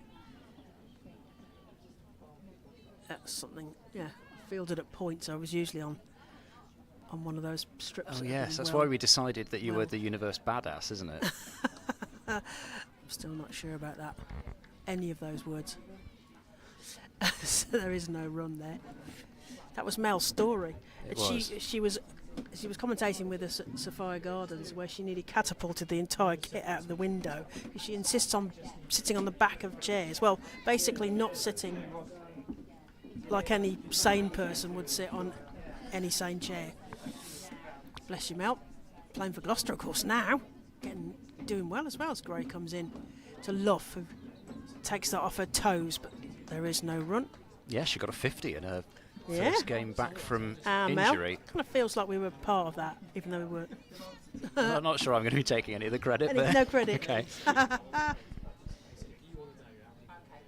But she's one of our colleagues from the previous setup in the regions, commentating with us.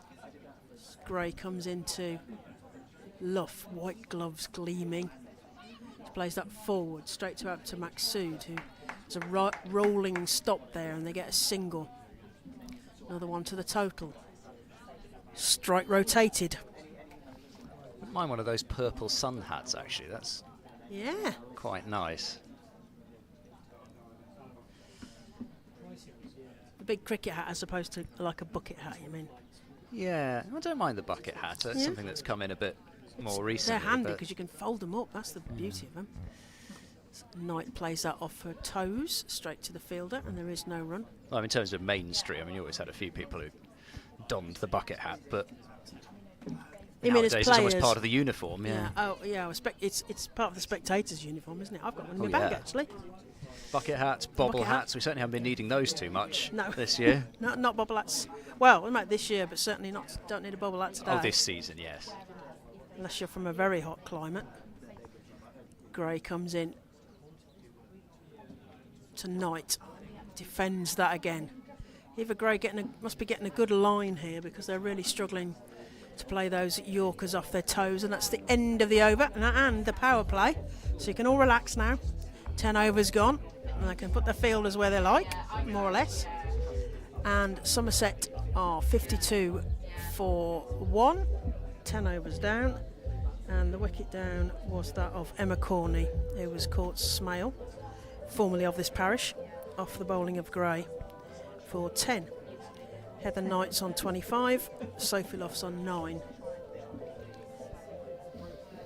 Nice to see a few Essex fans about today. I'm sure it's a trip which, given the fact that the men are playing in the championship tomorrow, something which they've been able to make a bit of a extended weekend over.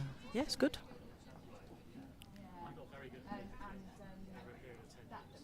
It's a little bit short, but unable to pierce the gap. Sophie Luff. Of course, having the setup now alongside the men's county setups across the country makes it a lot easier to do some comparisons. And it's just down leg side, and that's all it's got to be another run to the total. Although the downside to that is that when you see a fixture name, you think, is that the men or the women? If they don't put specifically, because I'm like, oh, okay.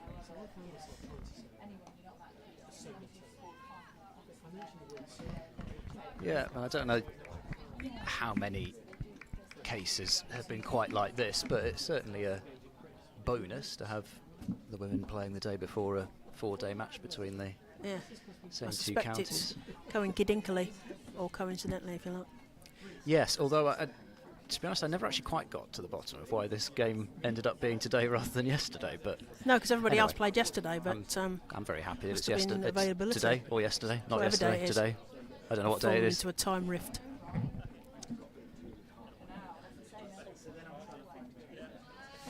Nicely worked. They're going to get 2 there.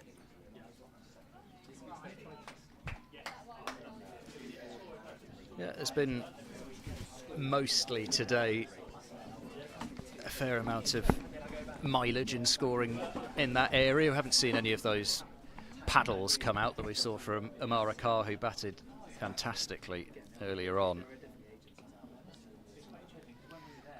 And, you know, sometimes you look at an innings of 184 and easy to overlook the batting just in general and say it wasn't a great batting performance, but nevertheless they got to that total, didn't they? So Amara Carr especially, and a couple lower down, could have been far less than that.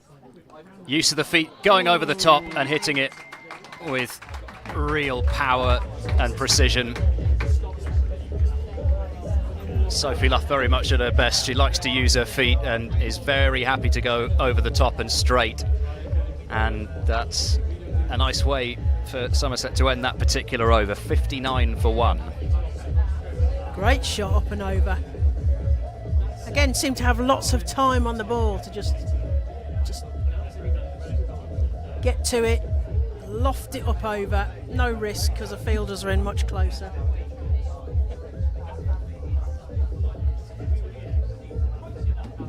The heat here at Taunton Vale Cricket Club. You're listening to the voices of Claire Jenkins and Ed Seaborn on the YouTube channel for Somerset County Cricket Club. Got a lovely warm day. Last time I checked, the temperature was 25 degrees. So some nice warmth for the players to enjoy and to speed up the outfield for the Somerset batters, no doubt. Got a change of bowling from our right hand end. We're going to see the Scottish international Abtar Maqsood. Played a bit of 100 for Birmingham Phoenix. Oh, again, that's Right just arm great with over. the Brummie accent. Yeah. As that's played down, and there Rise is no like a phoenix. Ooh, it's like the Phoenix. Yeah. Yeah, Birmingham Phoenix. Maqsood to Knight. Played through cover point. There is a fielder on the boundary. He's going to pick that up. Just the one run.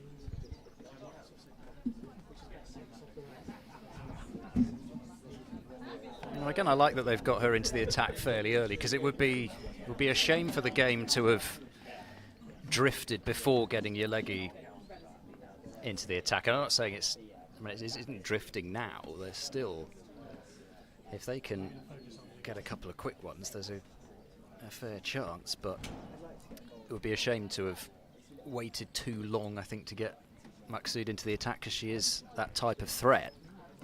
Love defends that, and there is no run.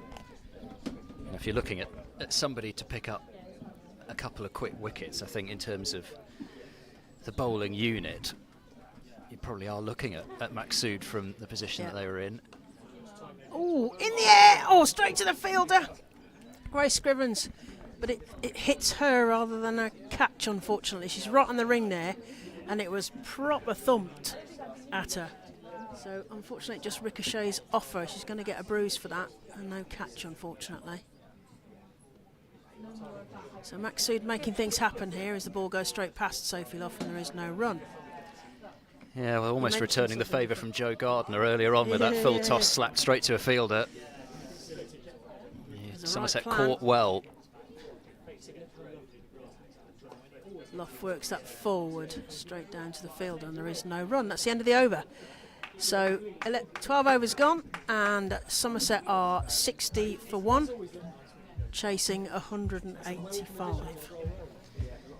Yeah, it took a couple of really excellent catches, and particularly that Heather Knight one at short mid-wicket, but also Alex Griffiths under the high ball. Been easy for that one to have been spilt, but they took all their chances, Somerset, and that is the problem, I suppose, when you feel as though things aren't going your way and there's 120 odd to win, 9 wickets in hand. You're just not quite as mentally ready for those opportunities as you would be if you'd got even 230 or something on the board. Still trying to spin their way to some sort of an opening here, Essex.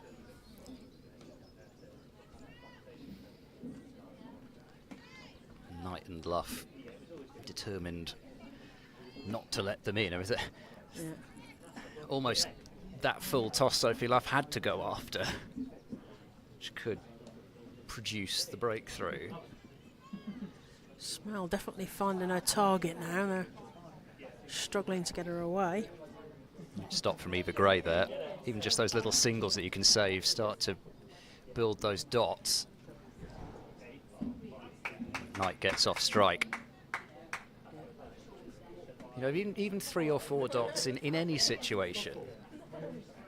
And I can't remember exactly how many, but other people have various different mantras, I think, for how many dot balls you need to create something, whether it's 5 or 7 or 8.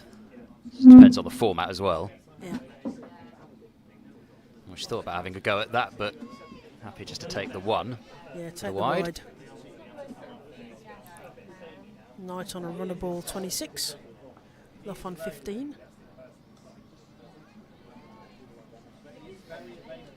Yeah, the target is such that still allows that to happen. If you get a good one, you can treat it respectfully. You don't even have to think about trying to fiddle a single somewhere.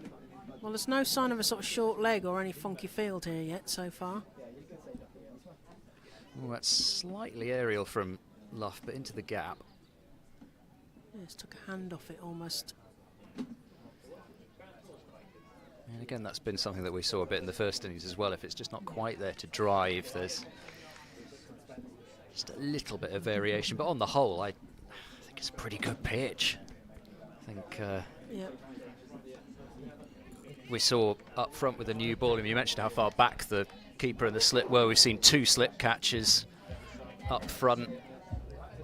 I think it's been that mixture of some really good bowling, some unfortunate dismissals, some shots that batters would like back, but it's been a good, I know it's a tired one, good cricket wicket, I think. 63 for 1.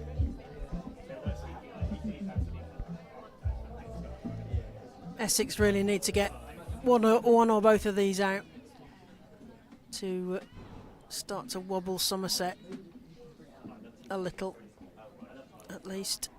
Maksud continues from our right hand side. That's played. Oh, did that go underneath? It went underneath, did it? I think it was just hit too hard. Yeah, it just hit too hard.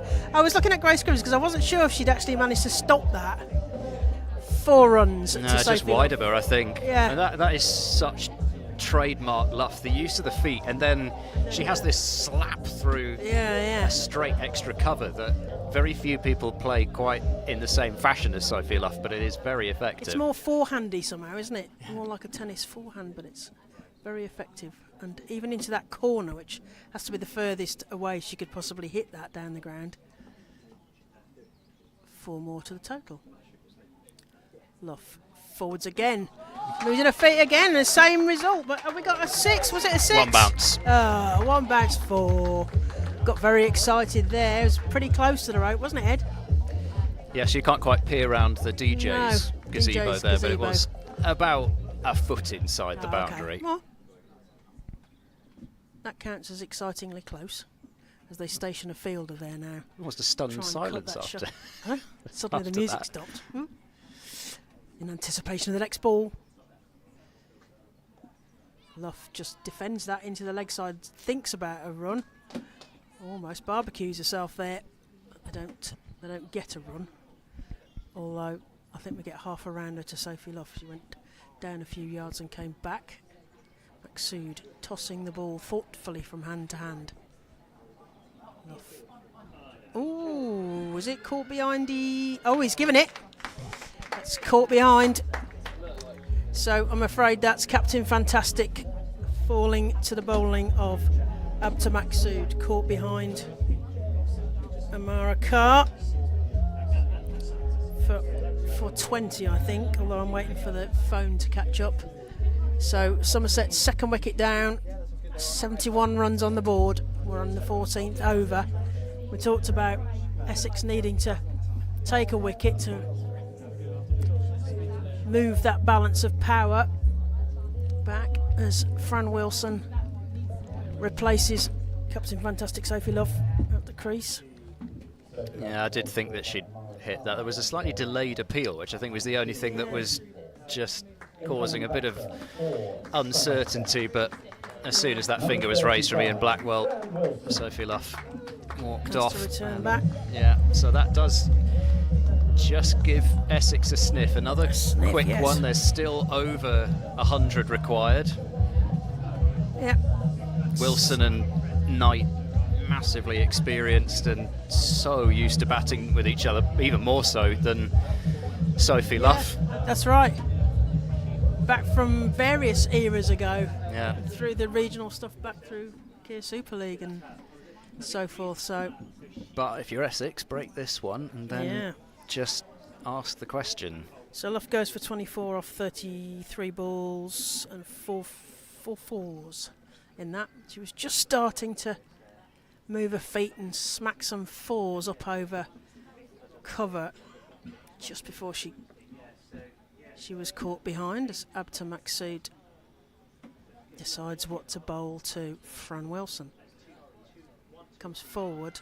There's a muted appeal for presumably handle before wicket.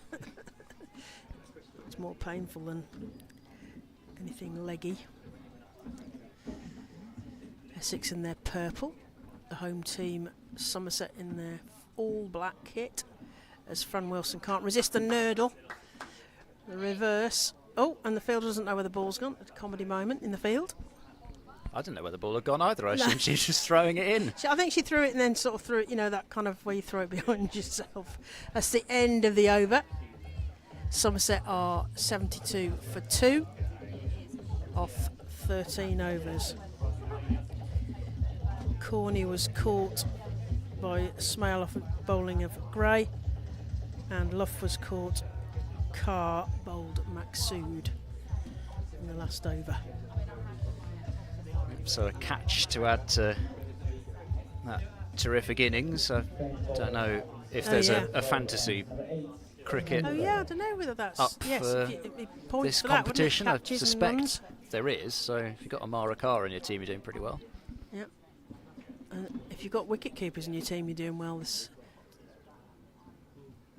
Esme last McGregor week. Into the attack. Esme McGregor.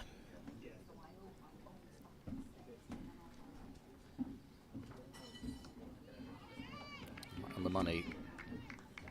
First up.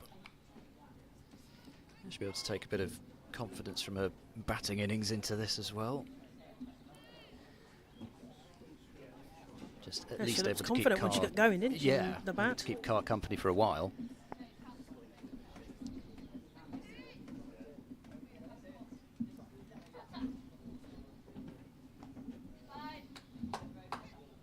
Just a single round the corner, but Wilson just getting into her innings here.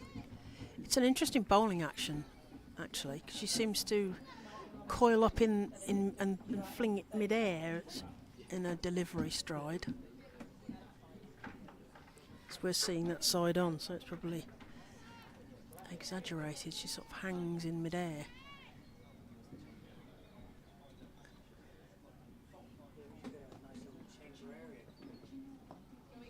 Knight just laying back, and there might be a couple there. No, they don't fancy it, probably for the best, especially as the throws one bounce right over the top of the bails.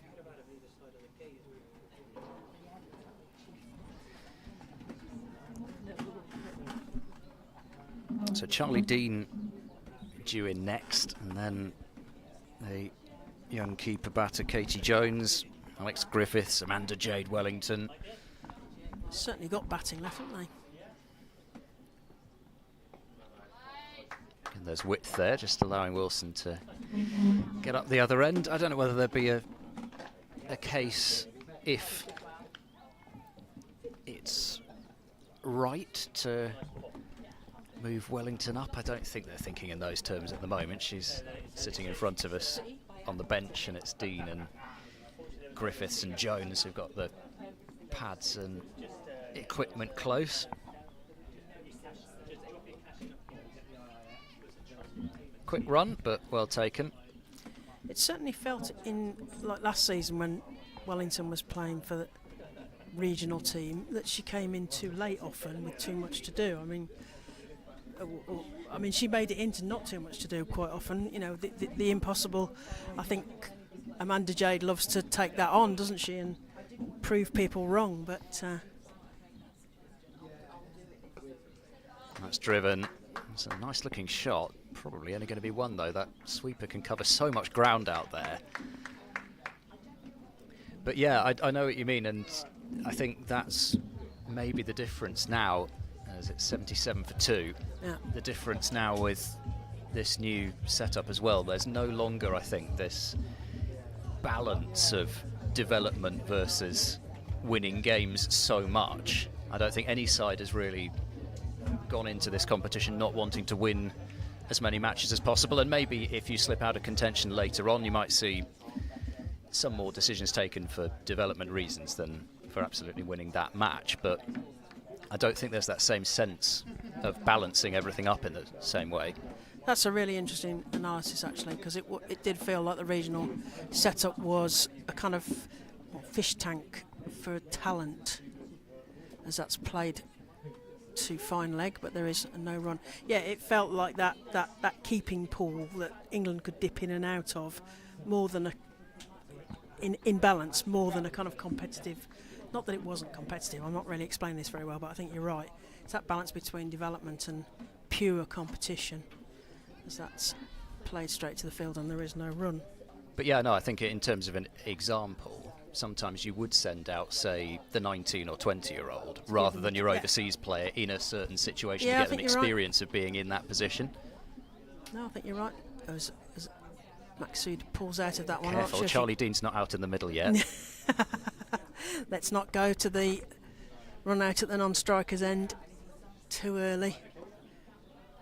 Tries to nurdle that straight to gully and there is no run.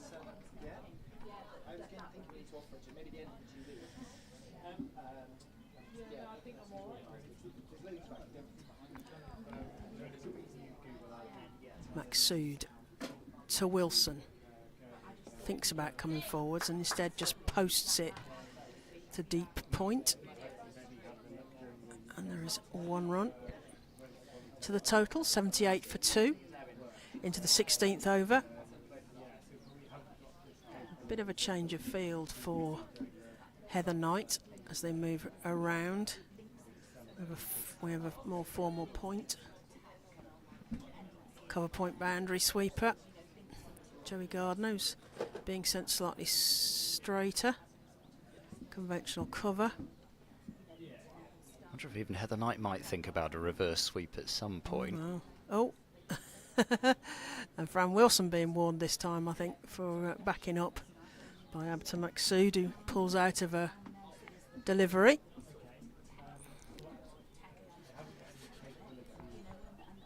Oh, that's in the air, but into a gap from Heather Knight. It's going to bounce. It's going to get cut off. Yes, it's got cut off in that corner on the far side from us. But a no-risk lofted shot there from Heather Knight.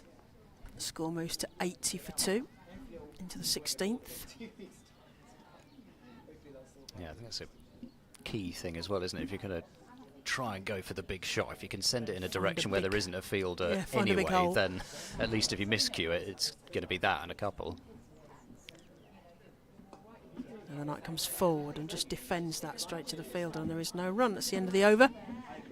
So Somerset are 80 for 2 of 16 overs. Just beginning to establish some control here though, Essex, and whilst again it's not really a game of runs required and balls remaining at this stage, there's still, even for players of the experience of Knight and Wilson, if they don't feel as though they're picking up the odd boundary to go with the singles that they're getting, then that does it's your point just about grate how many deliveries equals frustration for a batter.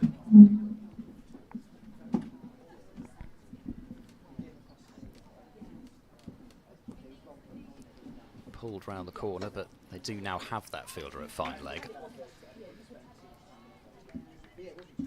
Well, they certainly haven't gone over-attacking in their field placements, Essex, but I think they're still trying to do the right thing. They're putting fielders in close at short extra, short mid-wicket, and bowlers showing a bit more control as well. Yeah, really.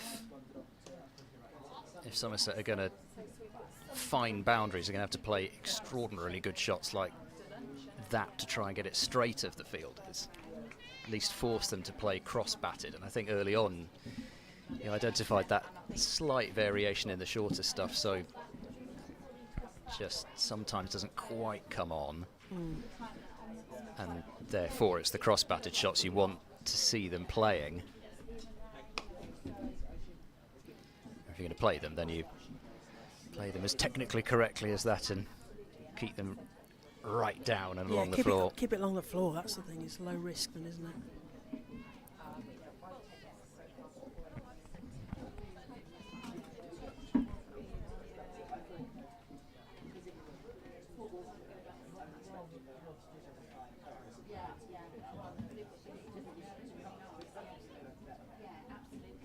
I think that's the sort of single that Essex will be annoyed by, because Griffith is a fantastic fielder, and if there's a single to Cordelia Griffith, there's a single to anyone. Yeah.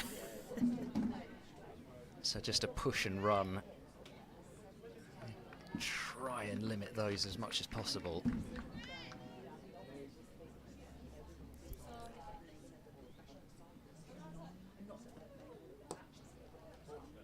Strong bottom hand in that shot. That's alert running from Heather Knight. Another single they won't want to see.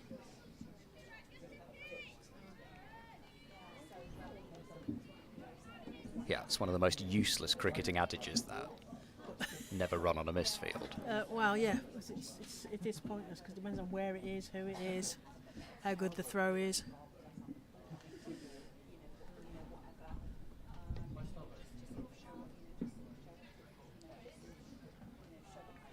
So another over just sort of ticks by, really. Nothing particularly forceful, but also nothing particularly alarming if you have a Somerset persuasion. 84 for 2. It's a good moment to say thank you to the people that we should be saying thank you to. So thank you to WPA for the live stream sponsorship, and to Brown & Brown, who are our one-day cup partners. And further, Garador, who are our match sponsors. And if you want to see more of Somerset women playing, there are tickets available, because they'll be starting their Vitality Blast. That's the T20 version of this very shortly, Friday the 13th of June. It's a standalone. Somerset will play Lancashire Thunder. I'm not sure they're known as Thunder, but anyway, they're going to play. Somerset are going to play be in Lancashire. the T20. I can't remember exactly what they've decided to do. And they're certainly still using Thunder and Lightning in their promos. Yeah. As I saw one the other day. Under lights, Friday night. Who doesn't want to be there? Maksud. And Knight plays that backward of square. And as you say, if Cordelia Griffiths can't stop that game for 4, no one can stop that game for a 4. Another 4 to the total. Yeah, under the lights, Friday the 13th of June. Vitality Blast match. And then afterwards you can stay for Forever Swift if you're a Swiftie. Yeah. Yeah, you see. So a bit of music and dancing. Do you think I could get away with being a Swiftie? I don't know. Even though I'm not, but could I? Do you think? Do you think I could get away with it? Could be. Do I look like I could be a Swiftie? Oh, I think anyone could be a Swiftie. That's played straight back to the bowl and there is no run. Not necessarily the people you might expect. I'm basically asking you if I look young enough. Oh, is that right? Yes, always. Thank you. With that glamorous haircut he's got this season. Heather Knight smacks I'm going to get away with that. He's going to get 4 for that as well, as they head towards that 100 milestone. 92. So that's the problem with the leggy. Sometimes you are going to get the odd one that doesn't quite come out right. And I mean, even Amanda Jade Wellington bowls the occasional full toss. Not many, but just the odd one's not going to come out of the hand right. And if it's Heather Knight you're bowling to, you expect at least 4 to be the outcome. She rocks back, plays that into the same gap again. They're going to get the same result, I think, because I don't think they're going to cut that off. They're not. Another 4 runs to the night. She's eyeing up a 50, I think, even from this distance. And Somerset, another 4 will take them through the 3-figure barrier. Heather Knight deciding she's gonna play 3 shots to the same place. What's Maxud gonna have as a response? It's defended out by Heather Knight. Good response. You still get the impression she's very much in the mood of just treating each ball as it comes. She's not out there hunting boundaries, just expecting that she'll be able to create chances. Ooh. Oh, is that caught behind? It is! Oh, having said all of that, another caught behind. So Heather Knight is out, caught behind. 41 off 38 balls and 6 fours. Having built all of that up. Yeah, with some bounce Taking the there. blame for that one, Ed? I don't know. I'm not sure. I think it was a good piece of bowling from piece of bowling. Maxud. There was real bounce. She thought she could cut it away because there was a sizable gap behind point and just got a little edge. Yeah. I hope from Charlie Dean's point of view that her innings goes a little better than her attempt to try and get out of that gate down there, because she had 2 or 3 goes at trying to get that gate open. Did she? To try and be released almost from this sheep pen that the Yes, they've got players are in. They've got the players in. Don't feed the players. They're behind fencing. She tried to sort of force her way past the gate, and it wasn't having any of it. So Heather Knight to the crease to bat with Fran Wilson. And yeah, Knight is out. Carr bowled Maxud 45 off 41 with 7 fours. Pretty impressive fours, a lot of them actually, big into gaps. And it's interesting, both Luff and Knight have got out in overs after they've whacked 2 boundaries. So Maxud's come back and has taken the wicket after going for those 2 boundaries. I suppose the question will be, is there enough runs to play with that they can keep trading off those runs and wickets? But they'll feel they've, even though Charlie Dean is a batter of real quality and is, I think, still even getting better as a batter. Yeah. But Essex will feel there is just a hint of an opening here. It looks as though we're going to see some more leg spin with Jodie Grucott coming into the attack. And what can I say? What's what I'm saying? Oh yes, Somerset still got Katie Jones, Alex Griffiths, Samad Jed Wellington, Chloe Skelton, Ali Anderson, Laura Jackson to bat. So plenty there. That's a confidence boost, isn't it? Potentially. Just isn't quite getting that cut shot going as Fran Wilson. It's a shot that I'll probably ask anybody to name a shot that they'll associate with Fran Wilson. It's the cut shot. Yeah. Ironic that she likes to field at point. Yes, maybe that's it, isn't it? She wants to try and make the opposition's backward point fielders suffer as much as she has to fielding at backward point. There might be a theory in there. Fran Wilson was 36 not out off 35 in that win against Surrey, where Amanda Jade Wellington partnered her to the winning runs. It goes. What's that come off? Just I think it's leg. A little bit of pad, was it? No, nothing at all. So 2 onto the total.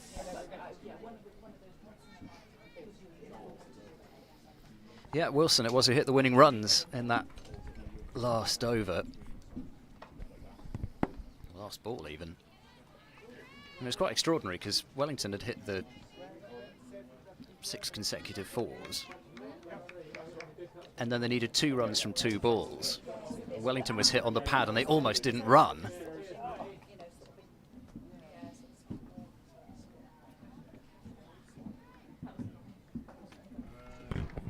That is the 100 up.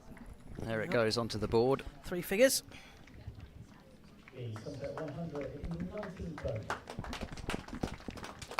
dulcet tones of Spencer.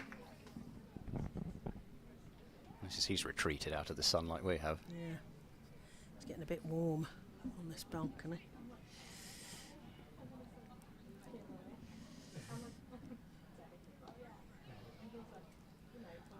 Just not quite finding the gap. Charlie Dean, she got a ball that she could play the cut to, but they've brought that cover sweeper, or had brought that cover sweeper up for her, but getting towards the end of the over they'll drop that sweeper back again. And so Dean takes what's on offer. 84 more runs to chase down that Essex total. Yeah, so 84 in, assuming that the maths is right, 21 overs, so there's no pressure at all, even in terms of run rate for the extra point. They really can just take their time here, these two, even for just 5-7 overs. Or even 31 overs. Well, yes, they could do that as well. The most important thing, of course, is from the Somerset perspective that they just get over the line and get the 4 points, but the 5 would be a bonus, actually. A bonus! Yeah, they'll be wanting to do it within 40 overs if they possibly can. The confidence of a lot of batting still left to come. There's Maqsood to continue from our right-hand side. Just drying her hands off. Because it's so wet out there. But no, it is, but it's just not for those reasons. Yeah. Steamy warm.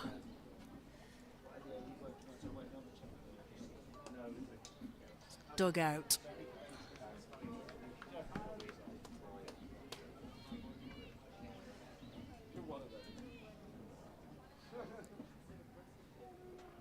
That's worked into the leg side.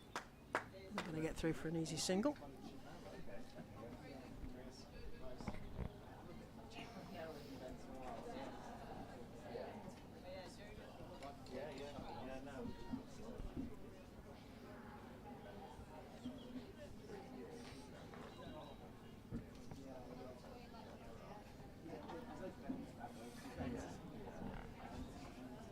Maqsood to Wilson.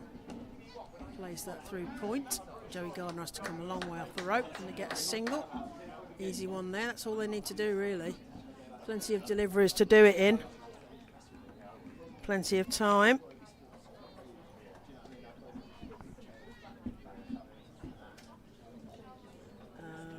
It's Ellie Anderson's mum telling me she's forgot to bring my cake. Of course, I forget you know all the mums. I know the mums that make nice cake. That's what I know Sue Anderson. If she tells you that she hasn't made it before, I don't believe her because it was yummy. I was Trent Bridge and 100 last year. I got offered cake. Now, some people are just annoyingly talented like that as well, aren't they? Just knocked it up this morning. I like, hello, I'm sorry I didn't bring you cake. That's a great greeting. Maqsood to Wilson. Plays over that straight to Grace Scrivens and there is no run.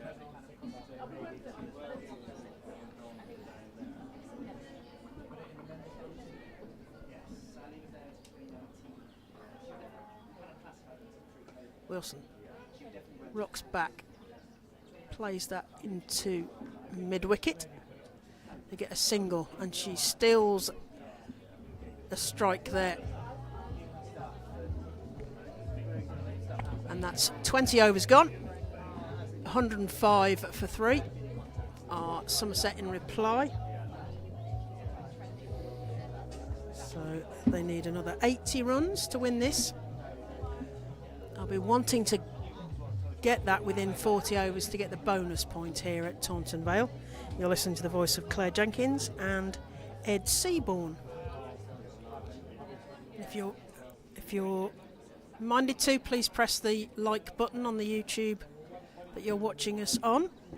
More likes keeps the commercial people happy and it helps, more importantly, helps other people find the stream.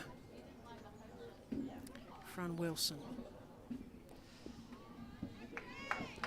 Jodie Grucott continuing. It's a busy time of it for Somerset's women. They'll head up all the way up to Chestley Street. I'll be up there. Will you? Oh, yeah. Mm. I'm going up Okay. there. I can't do that. No, I'm not allowed to do that. Durham have asked me up there. Polly Starkey and I are going to be looking after you up there on the live stream on Sunday. Oh, I hope you have a good time. Quick single to short mid-wicket. This could be out with a hit. It does hit, but just home. Just home. Fran Wilson just quick enough to make it. Eva Gray has been sharp in that area. Hands on hips. That must have been very close. Because whilst we've got live stream, it's clear. Well, I should point out there is no DRS or TV umpire to double check that, so the umpires only get one view of those decisions. It's a bit of a repair job needed for the stumps after they were smashed to bits by that throw. The fielding this season from all the sides has been really good. Well, I still maintain that you get, and I know it's 25 yards versus 30 yards for the circle, etc., but you get more direct hits in the women's game. Yeah, you just do. Yeah. So I've seen a lot more this season, and we're only a few games in.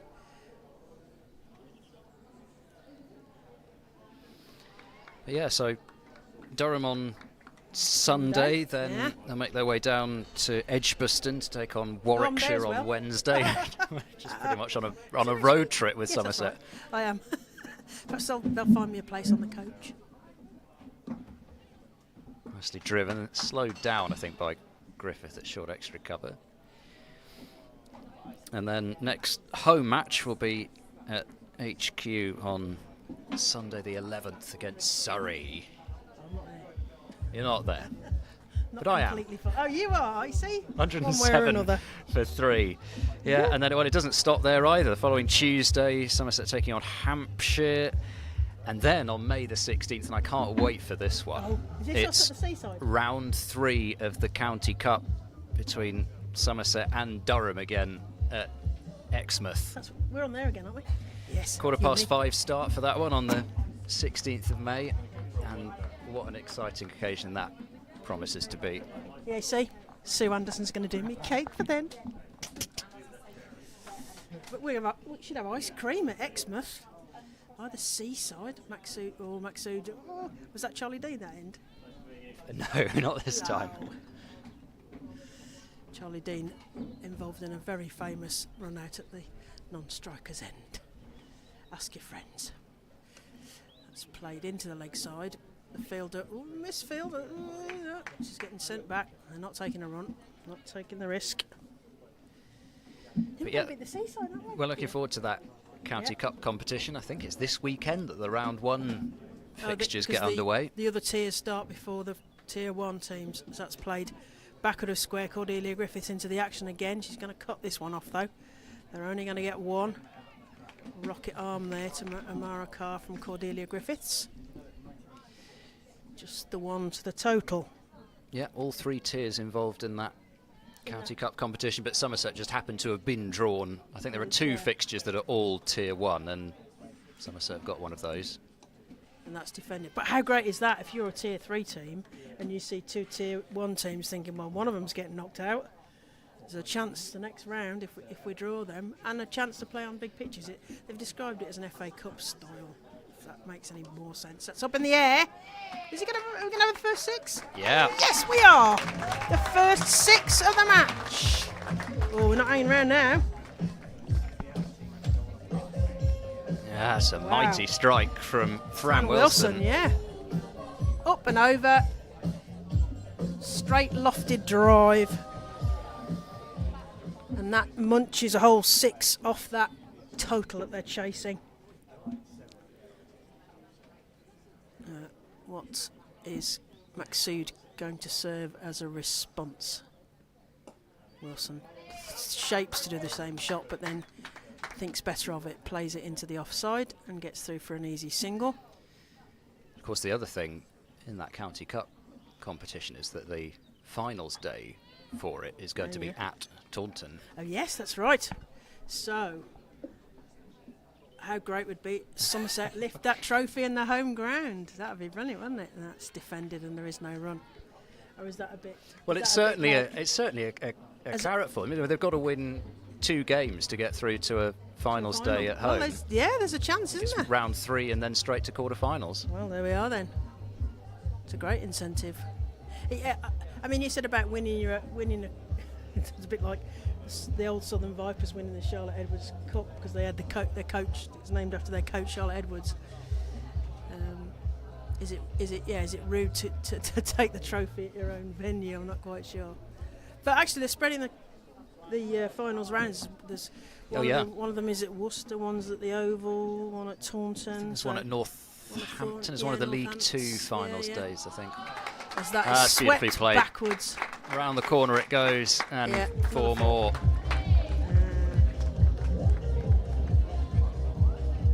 And making inroads into this chase now.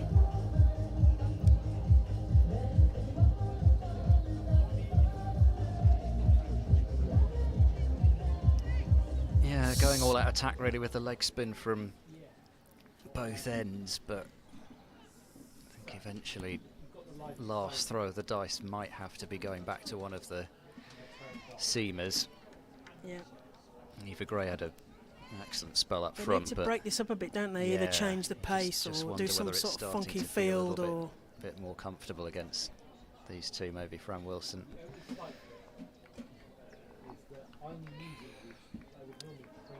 This is a test of Grace Scriven's captaincy, though. What can she affect? What plan has she got?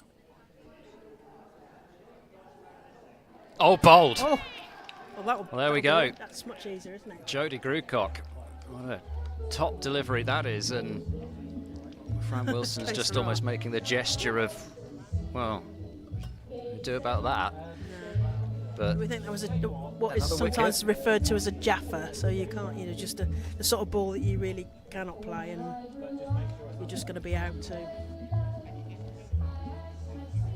Doris Day brings out, I love a bit of Doris Day. My dad's favourite. Que sera. Again, just as Somerset hit a couple of boundaries, a wicket falls just as soon as it, as soon as it feels as if they're sort of speeding towards the finish. 2 boundaries and out. Everyone gets to bat today. But still, at this stage, as long as Somerset do just keep their nerve. A useful 23? That's the thing, isn't it? It's 23, yeah, useful 23. Again, building those 20s and 30s. And okay, they'd love somebody to have gone on and made it even easier, but with 66 required.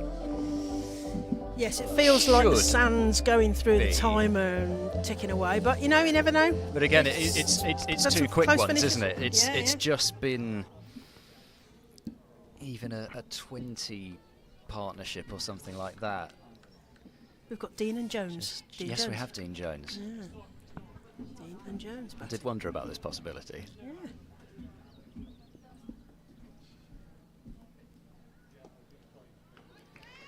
Going on the attack again. We've seen quite a bit of this today where both teams have seen a new batter in there and just brought the field right up. Shout for leg before, not out, says Julia Jarvis, in the end of the over. 119 for 4. So we'll have a drink in a couple of overs. Almost a chance for Essex just to take some of the sting out of things, and we saw a wicket fall in the first innings right after the drinks break.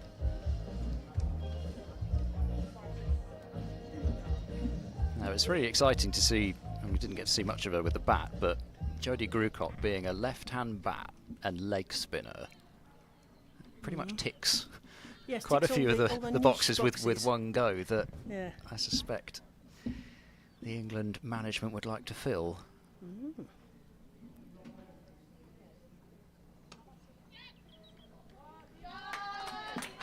Some shot. 4 for Dino. Yeah, and again, just doing a good job of keeping the ball down. Split the gap between short mid-wicket and mid-on, and everybody's in so close that you can just fire it past those fielders. Looks like Maksud is actually telling that long on to drop maybe halfway back. It's her captain. she's sending Grace Scrivens to the boundary. We were talking about captaining from the boundaries. Maksud comes in to Dean. Plays that to Grace Scrivens, but they'll only get the 1 this time. Yes. Coaches like that though, don't they? You hit the boundary, force the fielder back, and then hit that single. Yeah, sort of underlining it. You get your boundary, then you get. But I think particularly because it's to that sweeper, I think. Yeah. You know, to the sweeper that you've just moved back yourself. And in that game we keep saying about where Somerset beat Surrey, Dean got 41 off 35 balls, so something similar will be handy. Katie Jones plays that through that gap again. Is it going to be Katie Jones's first boundary? It is. 4 runs to Katie Jones. Again, taking chunks out of that required total. That's a great way to get underway. It wasn't actually that short from Maksud either, but just staying deep in a crease and using the hands and finding the gap. I think they've manoeuvred the mid-on fielder a bit closer for a catching mid-on. Okay, she attempts that again. Instead, she tries to work it around the corner. There is no run.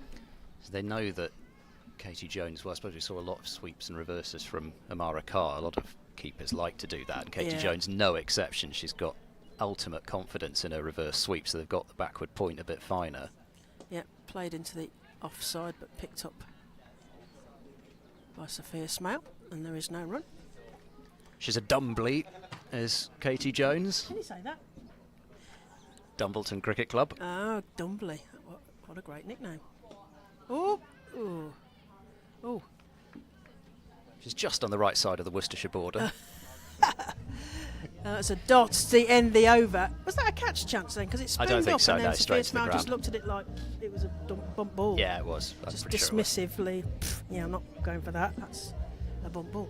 That's the end of the over, almost, as you say, at that halfway stage, because we're 24 overs in, and Somerset are 128 for 4, and they need 185 to better the Essex score.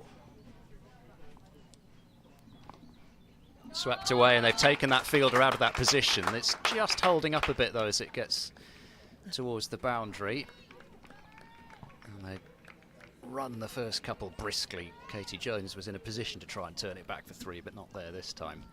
But yeah, Danny Gibson also from that club, and Fran Wilson's done. Well, in fact, Fran Wilson was coaching Katie Jones there. Okay. Big shout to the Dumblies then. Slight fumble on the 45, but only ever the single available.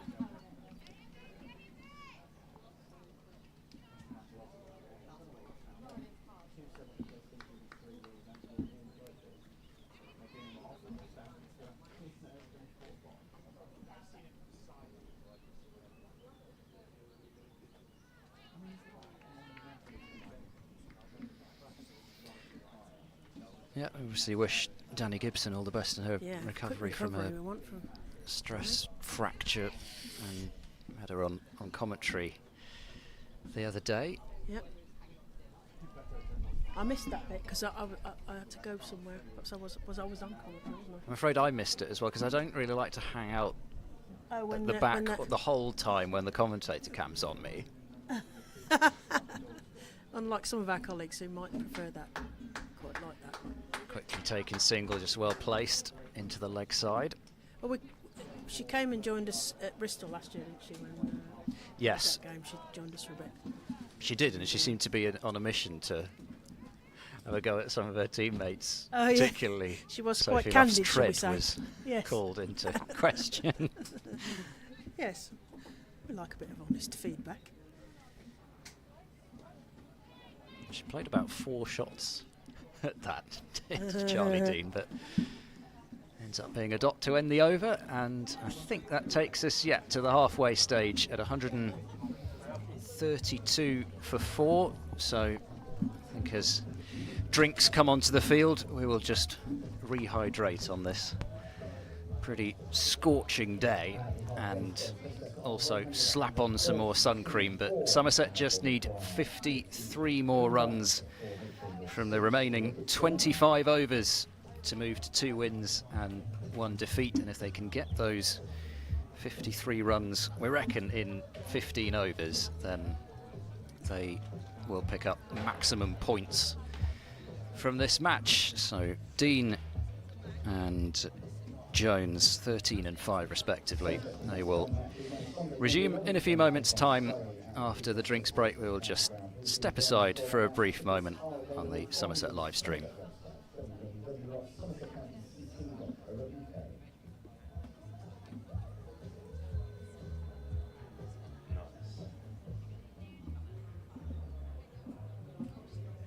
On Friday, June the 13th, Somerset Bay Lancashire Thunder in our first ever standalone women's vitality grass match under floodlights at Peter's Essex County Ground.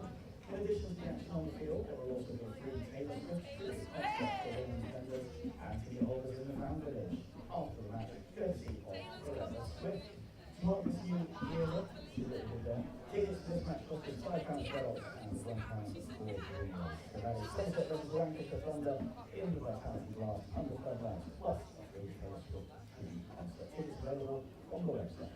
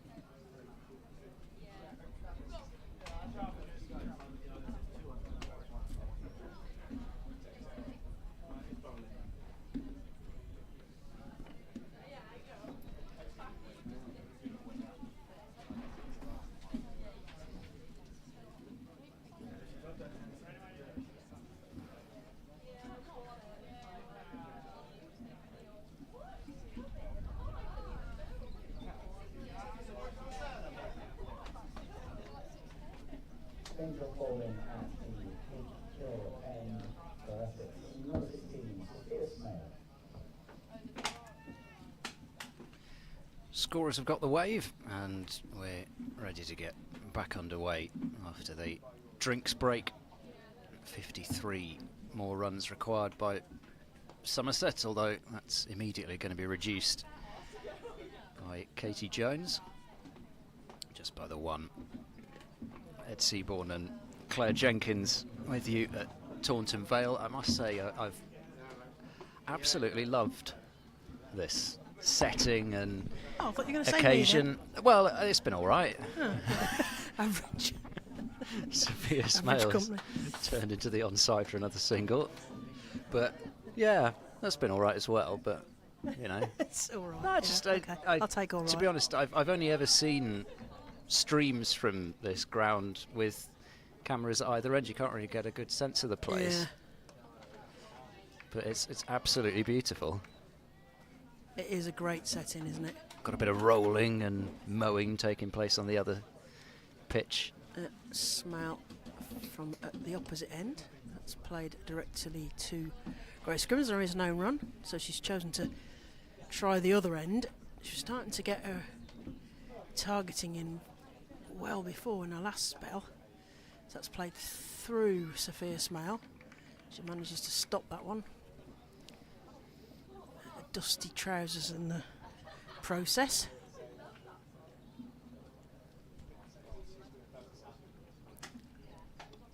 That's played down defensively and there is no run.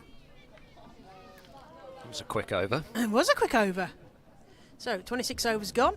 And Somerset are 134 for 4. Chasing down, they need 185 to beat Essex's 184 all out. Essex unfortunately didn't use all of their allotted overs to bat. Ran out of batters, having lost 3 early wickets for no runs, unfortunately, and that kind of put a hole in their innings, really, as Somerset face. Jodie Grucott continuing, so still going with one of the leg spinners, but just pulled for 4. First ball that she sent down after drinks. It's much They've easier. been severe on anything short, haven't they? Yeah, they have. And I think you kind of want Essex to bring in some fielders or try something funky, or I get that there are smells coming on from the other end, etc. But what is the response to this? Because this looks like it's doable at this stage, should we say? I mean, Dean in particular has been happy to camp on that back foot, and anything just slightly back of a length she's treated as though it were a drag down. Some of these balls that she's pulled through wide mid-on haven't really been drag downs. She's a great timer of the ball with the bat. All-round athlete. Yep, she's certainly played her part in the field, and of course, as you'd expect with the ball, trying to dab that one away delicately. Another great role model for the younger players. Luff, Wilson, Knight. I suppose you could put Griffiths into that senior role now, but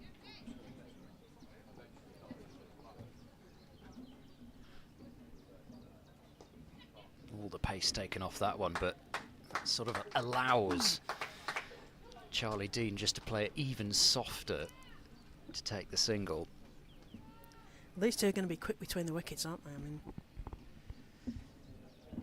if anything, sometimes too quick, Charlie Dean.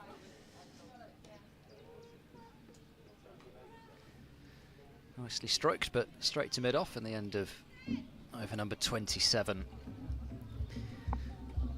But really, for Somerset, whilst the work to chase this total down is, of course, vital, it's the bowlers that have set this up, and up front, 2 wickets apiece for Laura Jackson and Ellie Anderson, who took 2 in 2.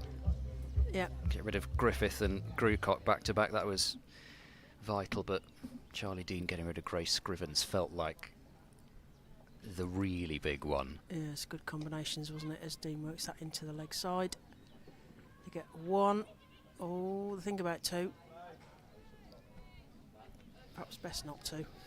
Don't need to take any risks at this stage, even potentially with that, eyeing that total of doing it within 40 overs to get the bonus point, as Smale comes left arm around to Katie Jones, who plays that straight to the fielder, and there is no run. And then Heather Knight coming on and finishing things off, The 3 golden for arm, 7 first in ball. 17 balls. Yeah, first ball wicket. Ooh. Katie Jones jabs that towards point. There is no run. Also Wellington, though, mustn't forget that wicket, getting Smale right after drinks, as Smale and Carr had just started to build something. Yes, That it seemed partnership like had the lasted a right bit bowler longer. was matched the right batter to get the wickets. That's in the air, but underneath Grace Scrivens. She's going to get bruised. Is Eva Gray going to cut it off? Yes, she is. She's cut that off, but they've run anyway. So, nibbling away at this total.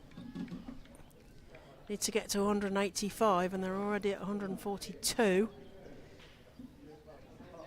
Katie Jones, wicket-keeper, goes backwards, tries to work that into the offside, but can't. There is no run. Still haven't quite seen anything like poor Danny Collins. I'm sure nobody will thank me for bringing this up, but that dive Oh, I didn't see in it. that first game, you missed Oh, that. no. Oh, reversey thingy. Where's that gone? Hasn't gone anywhere. That's the end of the over. So Somerset are 142 for 4 off 28 overs. Unfortunately, she went for a dive close to the boundary, and it was one of those where there wasn't quite as much slide in the surface as she thought. The friction rather got the better of her. Ow! And so, unfortunately, she ended up diving headfirst for a ball that she was about kindly 3 feet away from. And then the dear. ball stopped before it got to the boundary anyway. Oh. Anyway, Oh, I'm sure doesn't she can always smile go about smoothly. it because Yes. Lancashire If she ended up got- winning the game. If she walked away from it, because sometimes those things, you get your knee sticks in the ground, that could be really nasty. No, I must say, for a moment, I felt a bit guilty for giggling. She got off a bit Yeah. slowly, but I think it was just pride that was dented rather than anything else.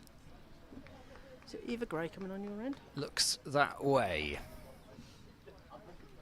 Felt this was a move that Essex probably had to make whilst there were still some runs to play Yeah. with.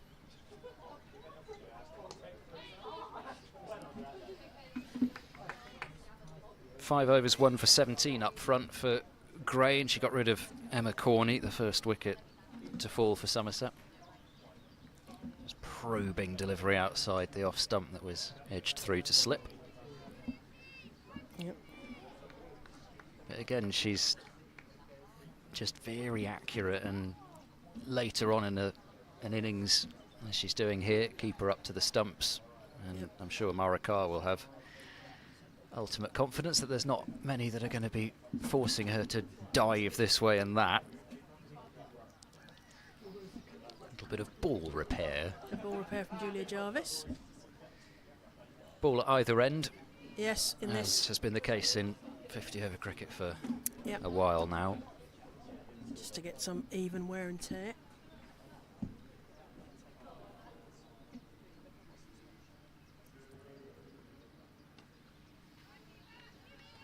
But you do almost forget these things sometimes. And then Yeah. it's, especially if you've been watching a lot of red ball cricket, and then you go back to the 50 over game, and at the end of the over you see the ball being tossed to the umpire. You think, what are you doing? Oh, you've been watching too much of that boys' multi-day stuff. The sun's gone in, I think, for about the first time today. Nicely middles, a great noise off the bat there.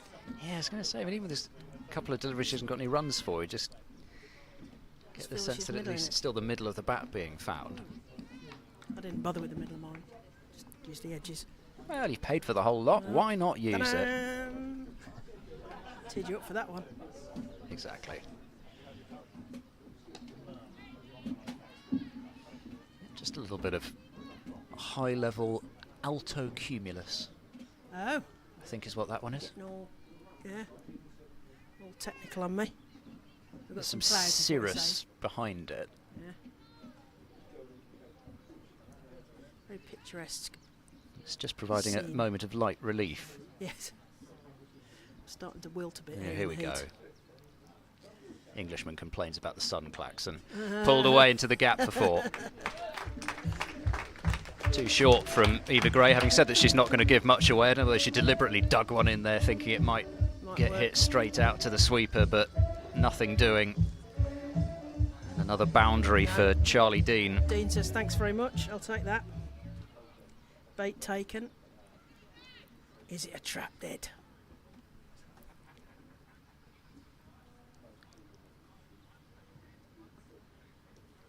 Inside edge there, or in a part of the bat anyway, but she'll take the one. If it were a trap, she's just nicked the cheese right out of it without setting it off. Apparently mice like chocolate, not cheese. Yes, they don't like cheese really. Chocolate is very much the thing to bait them with. And they'll make their way to the warmest place in there. No mice were harmed in the No, production we're of this not stream. No, that's right, we're not suggesting anything. I'll tell you what, when they're in your roof, it sounds like elephants. Well, also what you don't want is if you're leaving equipment and cables lying they'll about overnight, you don't chew want the them. mice to come along and chew those. No. Because you don't. we've had that at Cheltenham before where something's come along and chewed the scoreboard so it doesn't work the next day. Mice stop play. Mice or foxes or something. Smail to Dean underneath Cordelia Griffith. But of course you've had rats the size of rats up where you We've are. got rats the size of, you could put saddles on them and ride them. We're having a bit of issues with the bin collection up our way.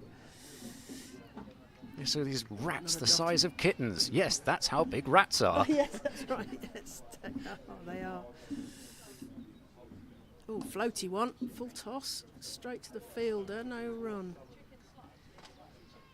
Yes, we live in flats, so that's not, we already had a problem with rats because people are not necessarily the best disciplined putting things in bins and making sure that bins are shut. Less of my problems anyway. Smile. Oh, swept across. I think we're going to get 4 for that, aren't we? She looks dismissively like I'm not going to bother running there. I'll take 4, thanks very much. Well, bit of Katrina and the waves. Well, we're actually not walking on sunshine at the moment. It's exactly the wrong time to play that song. You could have played it all day, and they've waited until the time that the sun's gone in to play it. 150 up. 150 up. 151. Smale. Dean up and over. That's another 4. That's another. Thank you very much. Serve that to me, and I'm going to do that. Yeah, full toss, and she's not in the mood really to miss out on those. 5 4s already for Charlie Dean. Yeah.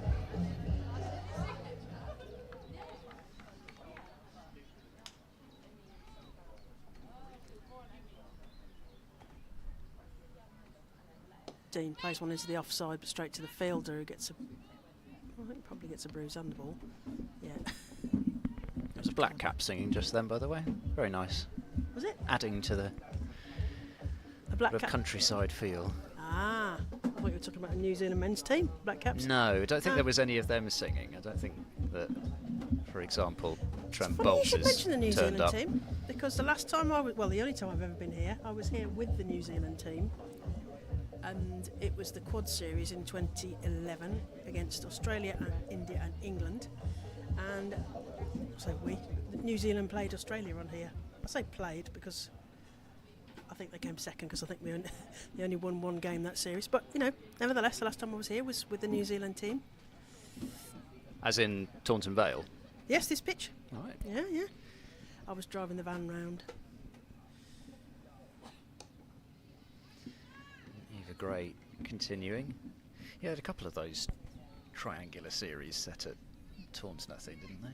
Yeah, so certainly one of them. I mean, Susie Bates still playing. Yeah, Susie Bates. That 2011 was when she took over, because Amy Watkins went over on her ankle at Derby. I drove her to A&E, and she was not playing the rest of the series, and Susie Bates took over. So that was the series that Susie Bates took over as captain. And but lots of that squad now. Frankie Mackay's commentating, Sarah McGlashan's coaching. Over the top. Yeah, great shot from Jones this time, and they moved that fielder in for her, and again, having done that, she's just decided to go over the top of that fielder, and that made a really deep crack off that bat.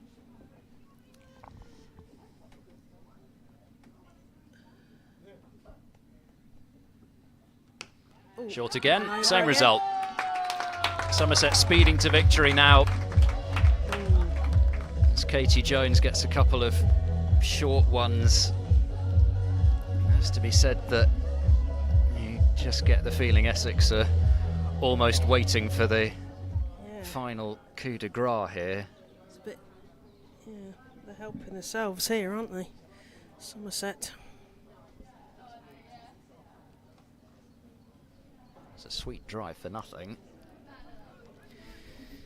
Good for Jones also to get some time out in the middle. Yep. And even though they're chasing a low total, Somerset will want to send a bit of a message after. They did get over 200 in the end against Lancashire, but I think they'll really feel that they've put a lot of things right today, and they certainly have. Yeah.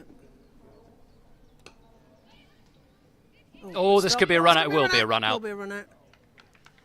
So once again, just as it's absolutely coasting away, and another couple of boundaries followed by a wicket, but this time I'm afraid that's Katie Jones who's just sold herself down the river there, because there was never a single, and I don't think Charlie Dean was ever particularly interested. It gives Griffiths the chance to go out and back up those runs the other day against Lancashire. Yeah, Katie Jones there. She's got 16 off 23 balls and 3 fours. Looking comfortable before that sort of mad run out, but maybe the heat is certainly getting to me. I don't know about about the batters.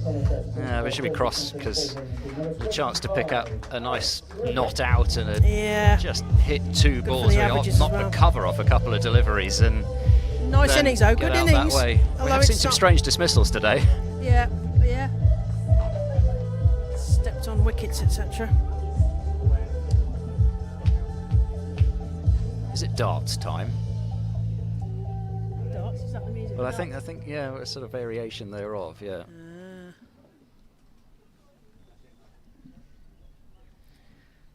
Alex Griffiths, not a right-hander. Somerset without a left-hander in this lineup.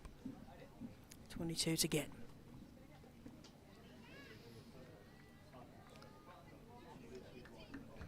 So the over completed. And whilst it was an expensive one, there was that wicket. 163 for 5, 22 more runs required, and, well, realistically, unless there is a mighty collapse, Somerset are either going to take 5 or 0 from this, because the bonus point is going to happen if they win, and if they don't, then they don't. Well, that's true. Lauren Filer walking a dog past the bench of Somerset.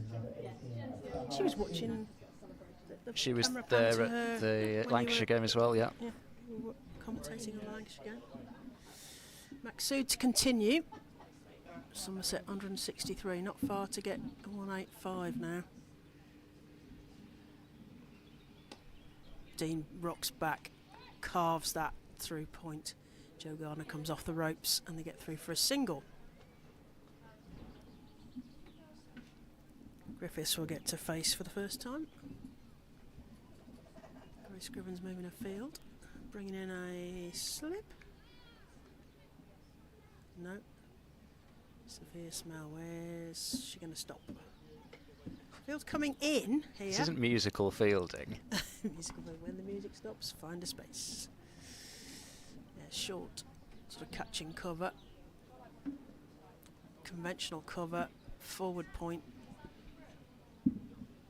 Sort of gully. That's worked through into the cover. There is no run.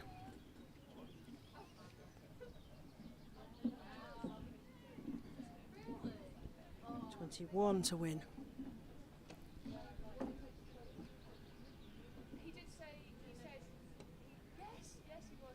Played to the fielder, and there is no run.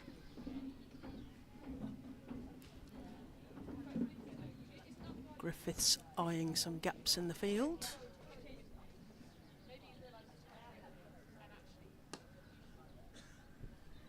Straight to the fielder again, no run.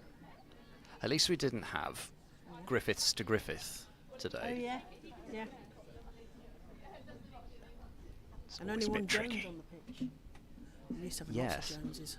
That's a rarity as well. Yeah. Maxud to Griffiths. Straight to the fielder again. So Griffiths needs to find a gap here. There are some gaps.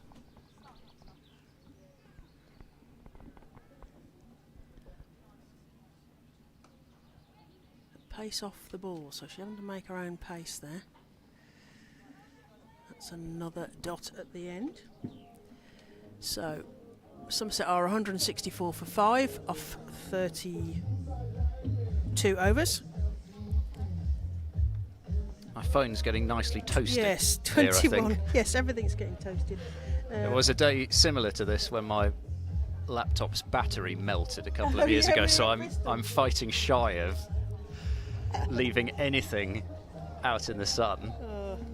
It's not going to happen to this phone. I can't afford it, literally.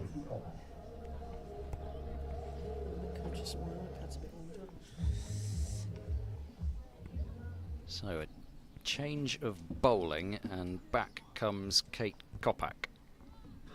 3 overs with the new ball for her. Keeper going back, so Dean batting outside her crease. Nicely played past mid-wicket. The shout is 2, and they're going to go for it, and will make it comfortably. It's just making this, at the moment, look like a bit of a stroll, Charlie Dean. But yeah, again, every time we've thought that, they get 2 boundaries Essex and have somebody goes out. just taken that wicket to give Griffiths themselves a greater than 0 chance, anyway. Yeah, Griffiths was another one who has done well with the bat. She got 46 against Lancashire, 4 fours and a 6. Yep.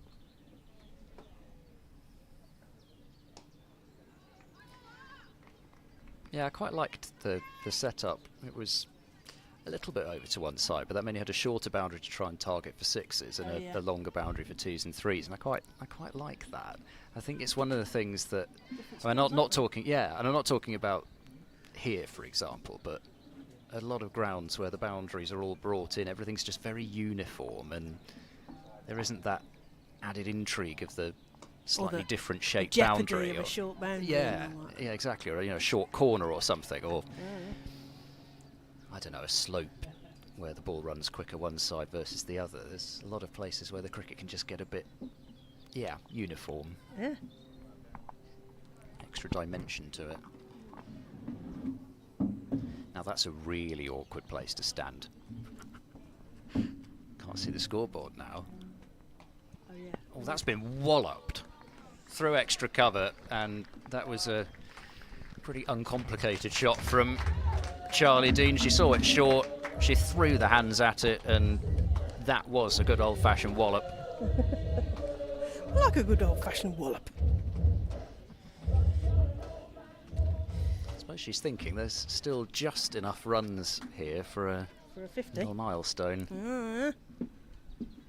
15 to win. And not quite all day to get them in, but plenty of time. But plenty of overs.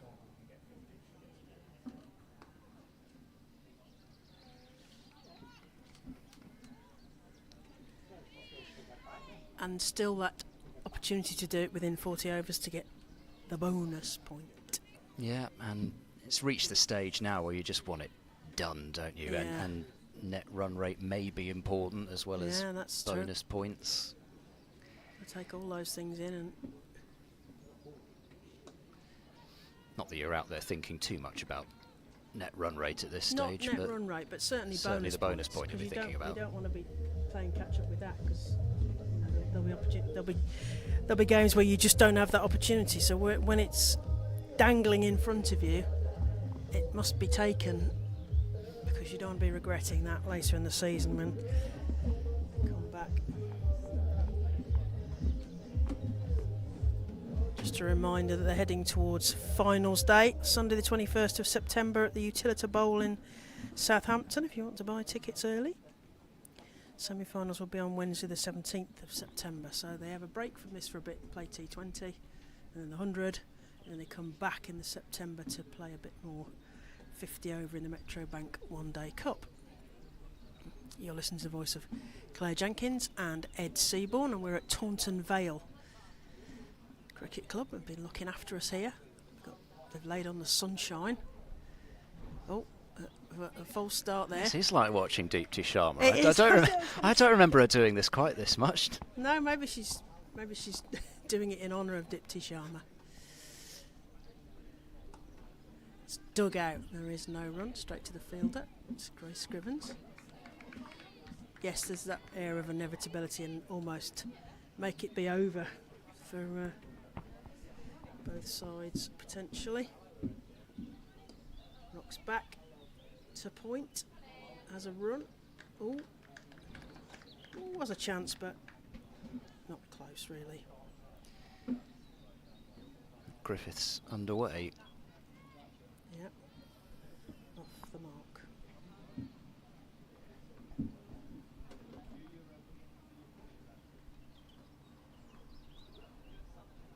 Oh, swipe at that one. That's a wide ball, giving away an extra there. Just for a moment, though, you always think when you see that shot attempted against a leg, you just don't get bowled around your legs. No. Dino rocks back, plays the single, takes the single, another one to the total. Somerset 173 for 5. They only need to get to that magic 185, and if they can do it before the 40th over, and there's a lot of deliveries spare, they get a bonus point. Straight through, there is no run. Well bowled from Abta Maqsood, Scottish international. So she's in her 9th over, and you know that she can only bowl one more after this. Yeah. Dug out again for no run. So there's really no need to go after Maqsood, considering she's got a couple of wickets. She's got the wickets of Knight and Luff. Yeah. Both of them taking her for a couple of boundaries, but then getting good ones and nicks through behind. Yeah. That's up in the air, but into a gap, bouncing in front of the fielder. They get a single. Another one to the total, and strike pinched. End of the over. 34 overs gone. Somerset 174 for 5. And I think you have to say, we touched on it before, but there must have been a few heads down after that opening home game at Taunton. You know, Yeah, you desperately want to, your first home game at the Coopers Associates. You're just desperate to get out there and perform in front of what was a really good crowd. There's a big build-up. There's people queued. I mean, I saw the photos of people queued outside waiting to get in, which is brilliant. Of course, nobody wants to watch women's sport, but if you believe those people, then you are sadly wrong. But yes, in any case, it's been an excellent bounce back. Today they've clearly regrouped, and as Kopak comes in, is driven gorgeously through extra cover, and that is a terrific shot from Alex Griffiths to take the requirement down into single figures for Somerset. But yeah, I mean, I guess you could say, and we did say it the other day, didn't feel like a bad toss for Lancashire to have won to put Somerset under that pressure up front, and you certainly would have to say the same here. I think especially on a pitch where nobody was quite sure what a good score would be. I mean, you have to say that. You have to say that the game was set up for Eve Jones, who I've seen bat a lot because she played for Central Sparks. You know, given all day to just bat and bat and bat, which Eve Jones would love to do. Yeah, you know, yes, exactly. It played into Lancashire's hands, but at the same time, it was that bit of both. And I think we've sort of seen it in reverse here. It's a good pickup from Griffith on the used pitches there. But yeah, I think taking that out of the equation, Somerset have played some excellent cricket here. They've fielded well, they caught well, especially, and they were disciplined with the ball. Yeah, both the seamers and the spinners have done some damage, so that'll give them a lot of confidence. And then low total to chase, and yeah, lost a few wickets along the way, but I think never really looked much like not getting there. And in fact, now they actually have afforded themselves the opportunity to be able to coast over the line, because don't actually really have to worry too much about exactly when they get it done. Short ball pulled in the air, but will just be the one. So one mighty blow away. Fran Wilson's hit the only 6 of the day, actually. Straight hit.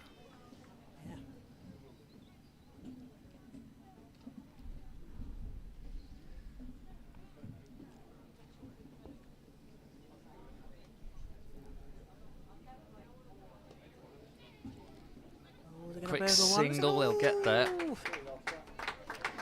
Griffiths making her ground, and that will mean that the strike is kept for the next over by Dean with 5 runs required, and Charlie Dean on 42, so she can still get to a half century. A couple of 4s will do it. Or a combination.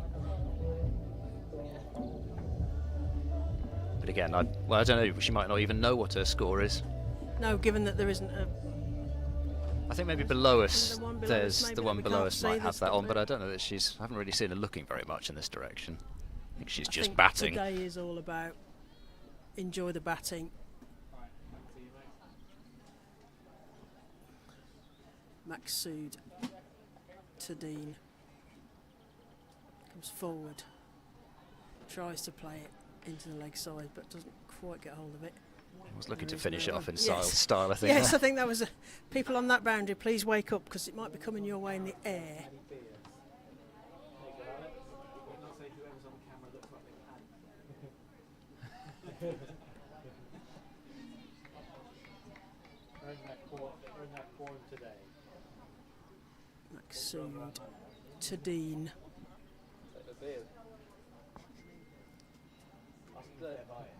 Worked behind square. They're going to come back for the second.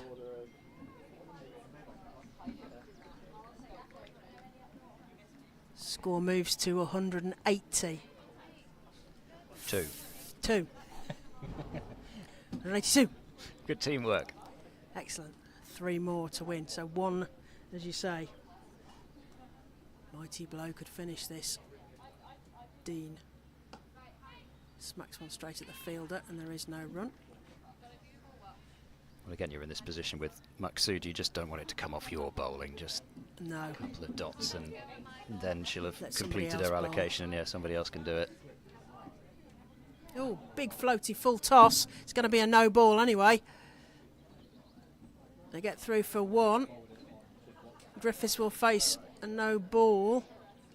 Scores level. Scores tied. I've been here before. Kevin James said to me, scores tied at Edgbaston. Warwickshire versus Hampshire. A few more deliveries less in this game than there was in that game, however. Well, this is a nice position to be in. Can't be stumped off a Yeah. free hit, so See, you can just in have gol- in golf you big call this charge down the storming. pitch and see how hard you can hit it. In your golf you call this dorming because you can't lose, so Yes. it's all to win from here. What will Abta Maksud serve to Griffiths? Dean lounging on a bat. It's played too long on to Grace Scrivens. They trot through, and that is the game.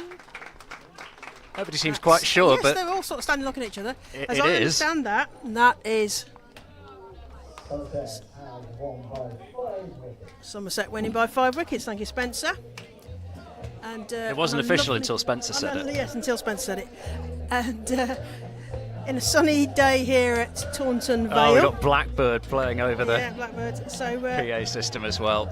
Congratulations to Somerset. It's been a fine performance today across bat, ball and in the field, and they've got home with over 14 overs to spare, so they're pretty much, well, you say they righted the wrongs of the other day. Well, they've done it almost Yeah. exactly, because they've won by a very similar margin, and that'll do wonders not only for the team confidence but also for the table, because that's 5 points to Somerset, so not only 2 wins out of 3 now, but also a bonus point to add to that collection of points.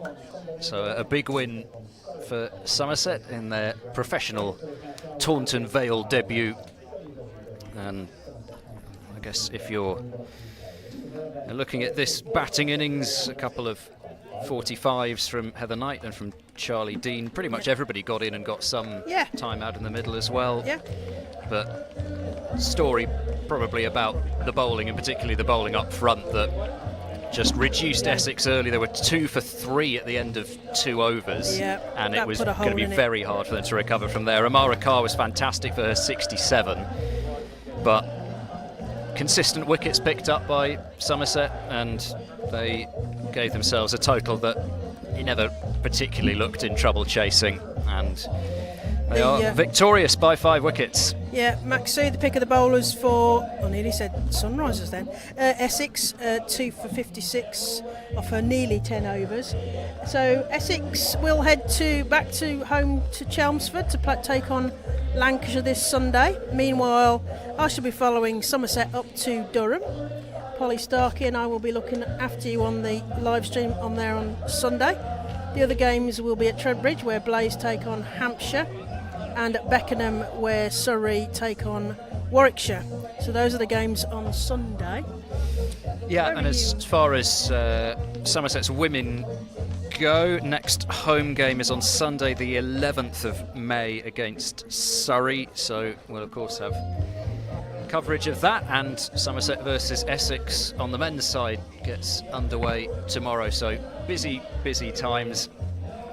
Thank you very much for listening. Thanks to Claire. It's been magnificent to be back with you again. Pleasure, huge credit must go to our 2 camera operators today, because they've been working overtime with the quirks of the setup here, but hopefully you've enjoyed the stream. Our thanks as ever to Ben Warren and WPA, who are our live stream sponsors, for all the help they've given over the years. And yeah, we'll be back as far as the women are concerned on Sunday the 11th, and the men get underway tomorrow in the county championship. So from all of us here at a beautifully sunny Taunton Vale, it is goodbye. Somerset have won this match by 5 wickets.